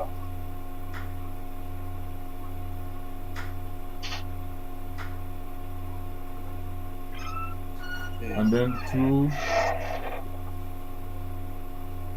Call on the international community to describe. Yeah. Now this one up here, viewing the favor. Yeah, they said there was another. Okay, up here, this one up here, the Southern Cameroons International Town Hall discussed, among other things, the gruesome killing of chiefs in the event suspected to be carried out by. Do we also modify that? Carried out by. Yes, remove that to carried out by. That's fine. Carried out by is settled. Yes. I think that's all we need. Okay. All right. So we will go ahead then, and if the house now be for whoever is investigating to establish his chain of command. Yeah. So Jojo has his hand up. Jojo. Yeah, man just want to say, I think we should leave it as alleged. Since according to what comment, it has not been established by court of law. Then secondly, I think we should also say that crime believed to have been alleged to have been carried out by the K or any other group of people that we don't know. So it shouldn't be happy they are targeting only the K, if you understand what I mean. I think down here we called, he said, resolve, call on the international community to inscribe this incident and previous ones in Gui, Batibo, Ngabu, Pinin, Kumba, Muyuka, etc. Does that encompass what you're saying, Jojo? Yeah, I think so. But I don't think that in that particular paragraph that said condemn that crime believed to have happened. Oh, okay. Okay, I see. Oh, okay. All right, Dr. Fontaine, make those notes then. Then let us leave it now with the, as Jojo said, with the, with what it was before, the alleged. Believe to me. No, I think that, like I think Dr. Emma rightly said about this. There's no ambiguity as to who did it. Yes. Like when I write a legal document, which this is not, I think we should be very clear and transparent with I think the edit which Dr. Fontaine just read out and call it what it is. Because as we all know, the investigation is going to reveal when the international community do the investigation, it's going to reveal what we all know. It's better we stand ahead of it now and it shouldn't be anyone for them to maneuver and make it ambiguous. We know who did it, we should condemn it.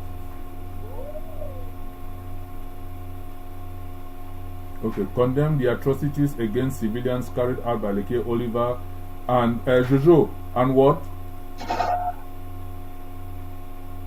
Jojo, what was your point? No, my point was just to allege. Then the other one was we condemn acts believed to have been carried out by alleged to have been carried out by Leke and other groups. Under militia group.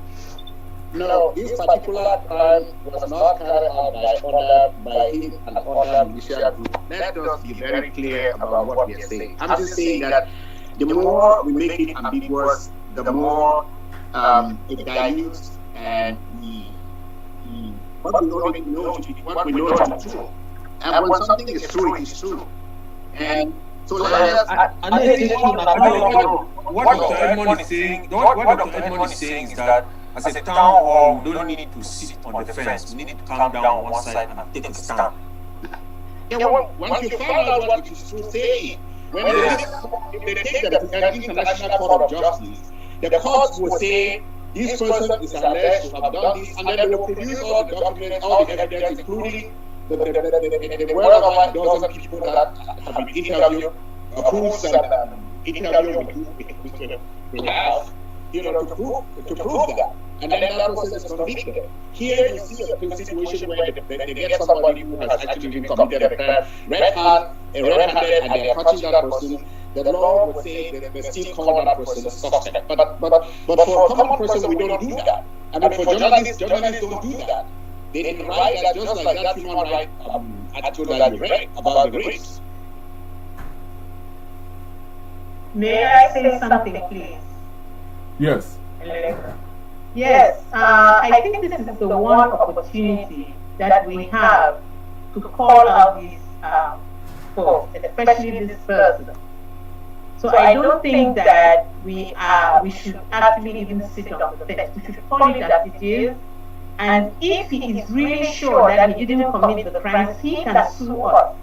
But by naming and shaming them at this particular moment, we are taking a big leap of faith to say that we are sure that he did.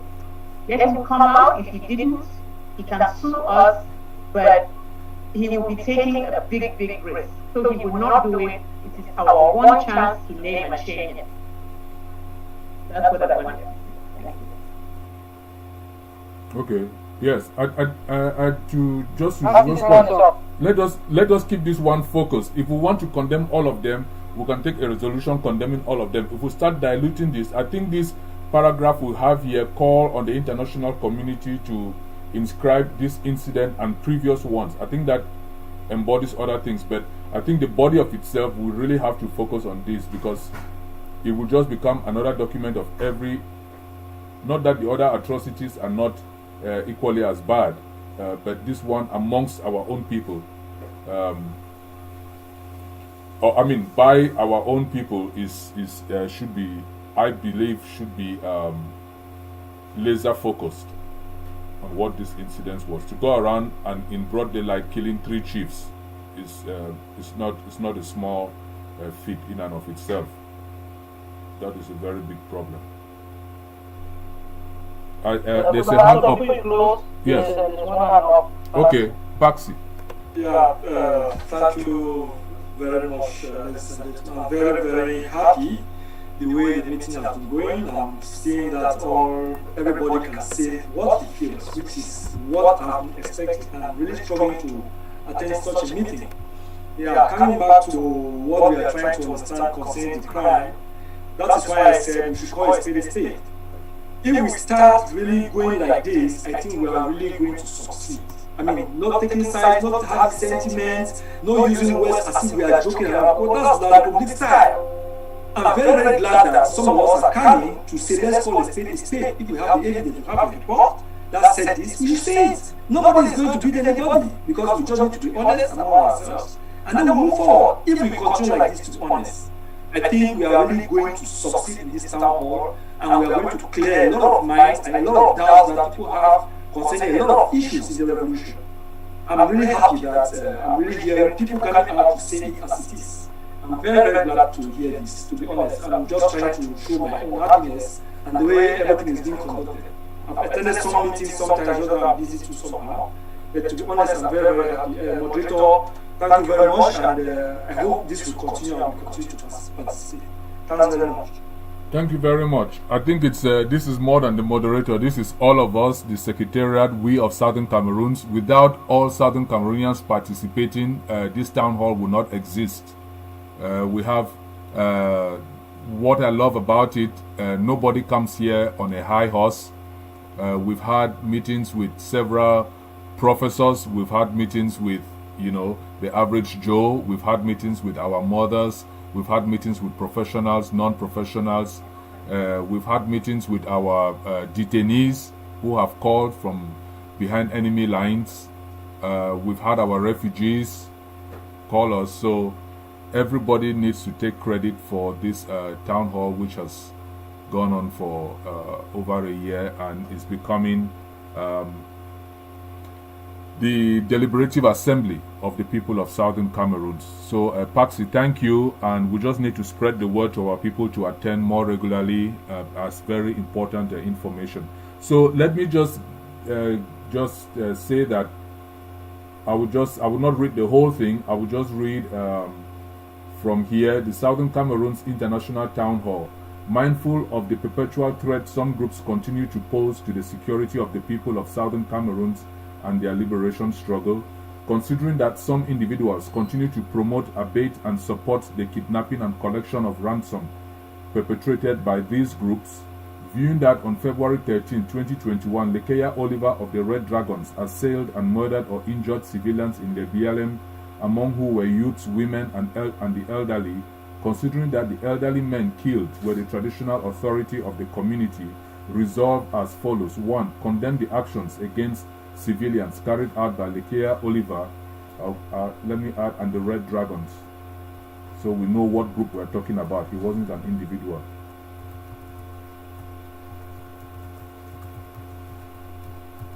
And the Red Dragons.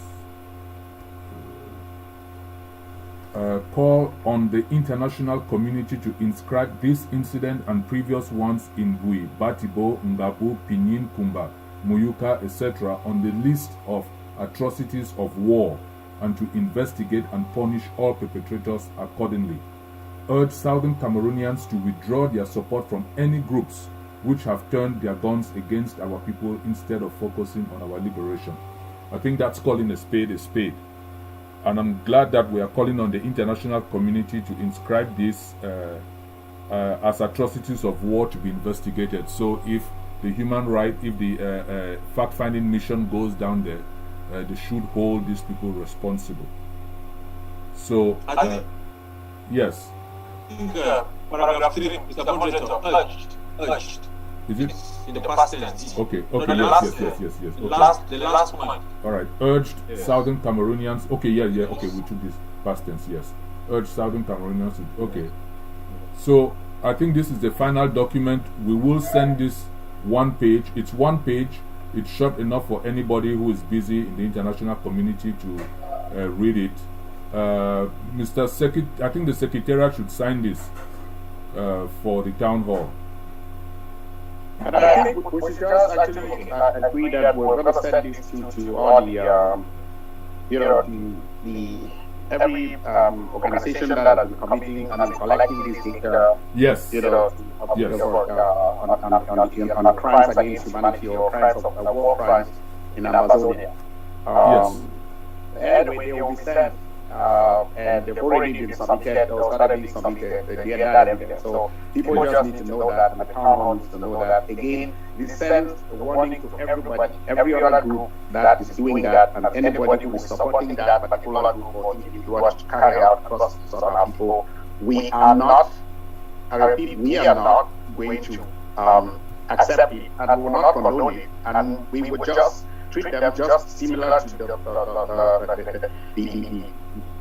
folks from our people who are actually committing atrocity on our people. Yes. No. This is going, like Prof. Herman said, it's going to the Canadian, and Dr. Fontaine, the Secretariat would sign this. It will give it more. Yes, please. I'll send this to you. Let it be for the moderator. Please, let it be for the moderator and my delegation. All right, we'll fix that. The body is fine. We'll fix that behind, and then send it out. Administratively, can only be for the moderator and my delegation. Okay, and we would attach this with the pictures we have when we are sending this out. Correct. Yes, we will do that. And any other group or any other individual, we have to do the same thing, because there are some people who are sitting somewhere and saying that by their principles and stuff, they should go kill this, kill fun of this, kill fun of that. We will not tolerate that. Otherwise, if there's nothing else, sorry. Yes, I was just concurring with. I was concurring that they just sit in the comfort of their homes and ask that X or Y should be killed. Yes. But all our people are running away to like bring them and chasing them there and killing them there as well. So I think that it's getting time for us to make it possible for our people to run away from the war but still stay in their own land, in another part of their own land without fearing. Thank you.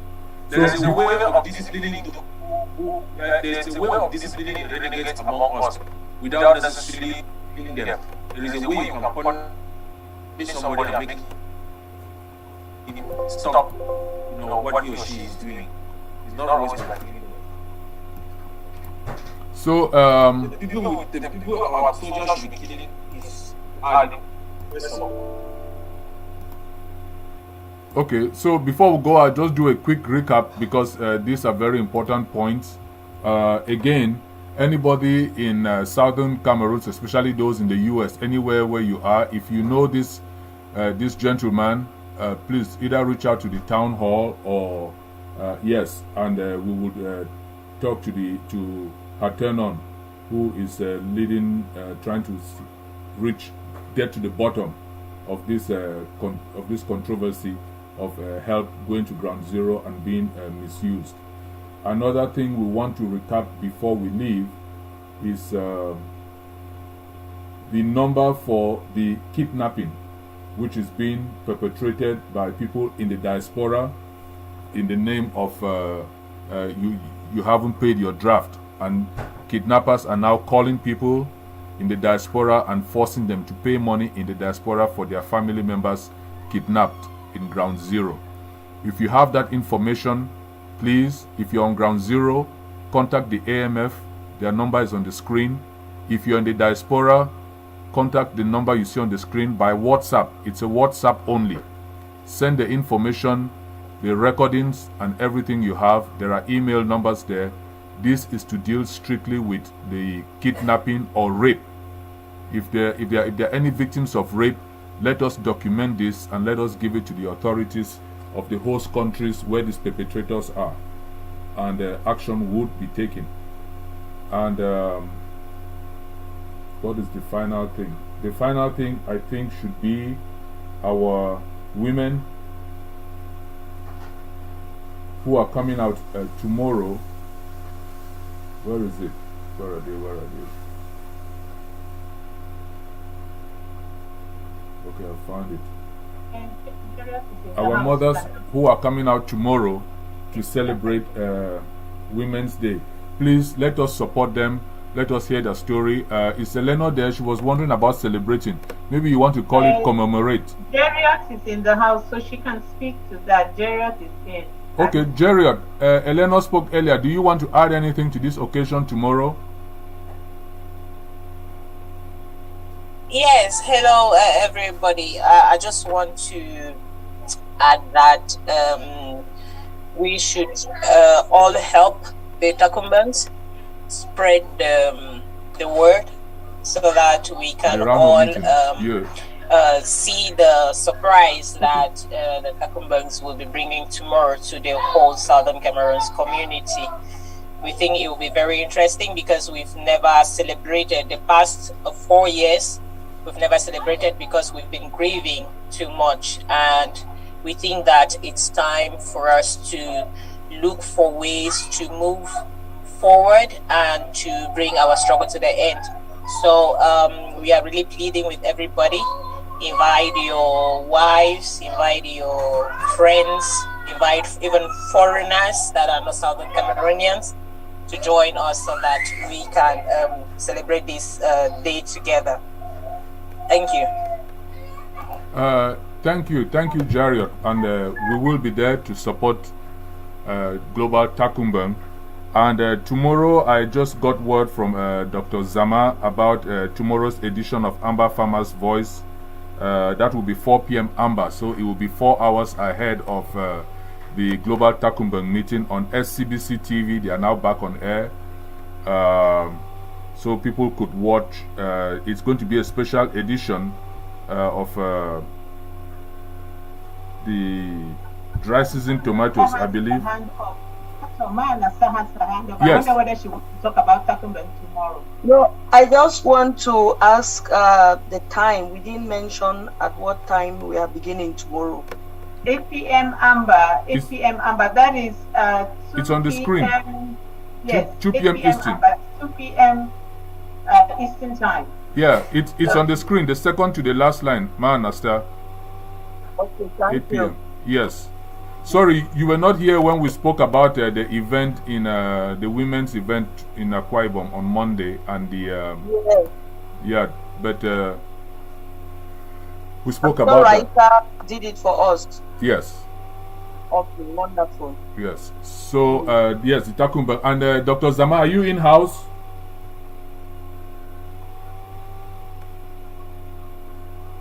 Okay, Dr. Zama is not here. But yeah, we're encouraging people to watch the SCBC tomorrow at 4 p.m. Amber, a special edition of Amber Farmer's Voice.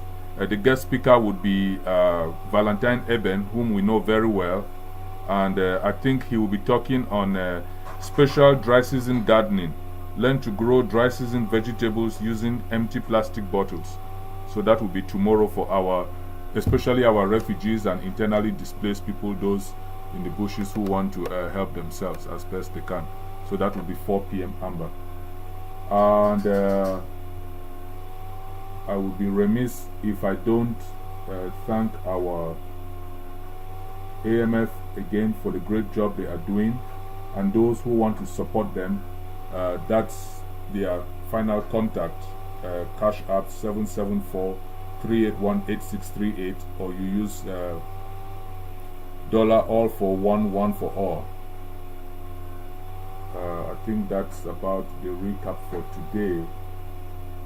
And of course, last but not least, our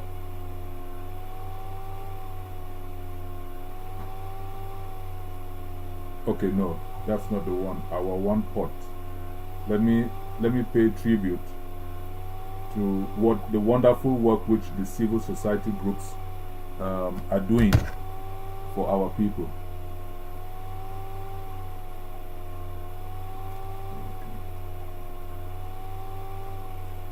So yes, that's the website to go to if you want to donate for our prisoners, our internally displaced, our refugees, the sick, the women, the humanitarian work. The civil societies are doing that. They are doing a marvelous job. We are on calls almost every day trying to help our people. We can't solve anything, but we want to especially thank those who are donating to this one pot. I think sooner than later, probably at the next town hall, we would have a more detailed report and make time to account to the Southern Cameroonians what's going on and what the civil society is doing. And this help includes, you heard the AMF talk about our wounded compatriots fighting. We need to support them, especially those who have left families while dying, fighting to free the land. So with that, if nobody has anything else to add, I would ask somebody to move a motion for us to officially close this 32nd edition of the Southern Cameroons International Town Hall. It's almost 10 p.m., if not 10 p.m. Amber time. A motion for adjournment. Wait. Okay. Yeah. No. Yeah. Go ahead. Okay. All right, Dr. Fontaine. After you've heard Dr. Fontaine, I move the motion to close this session. Oh, okay. So, Dr. Fontaine, will you second? Yeah. Yes. Having exhausted the agenda of today's meeting, I second the motion for adjournment. Okay. So thank everybody. Thank you for this wonderful another session. We'll meet again in 2 weeks. What's the date? I know the Takumbangs have to go and start preparing for tomorrow. That will be March 20th. That's our next rendezvous. For now, we are in Matango House. So the Takumbans are very prepared for tomorrow. We've been preparing for a long time.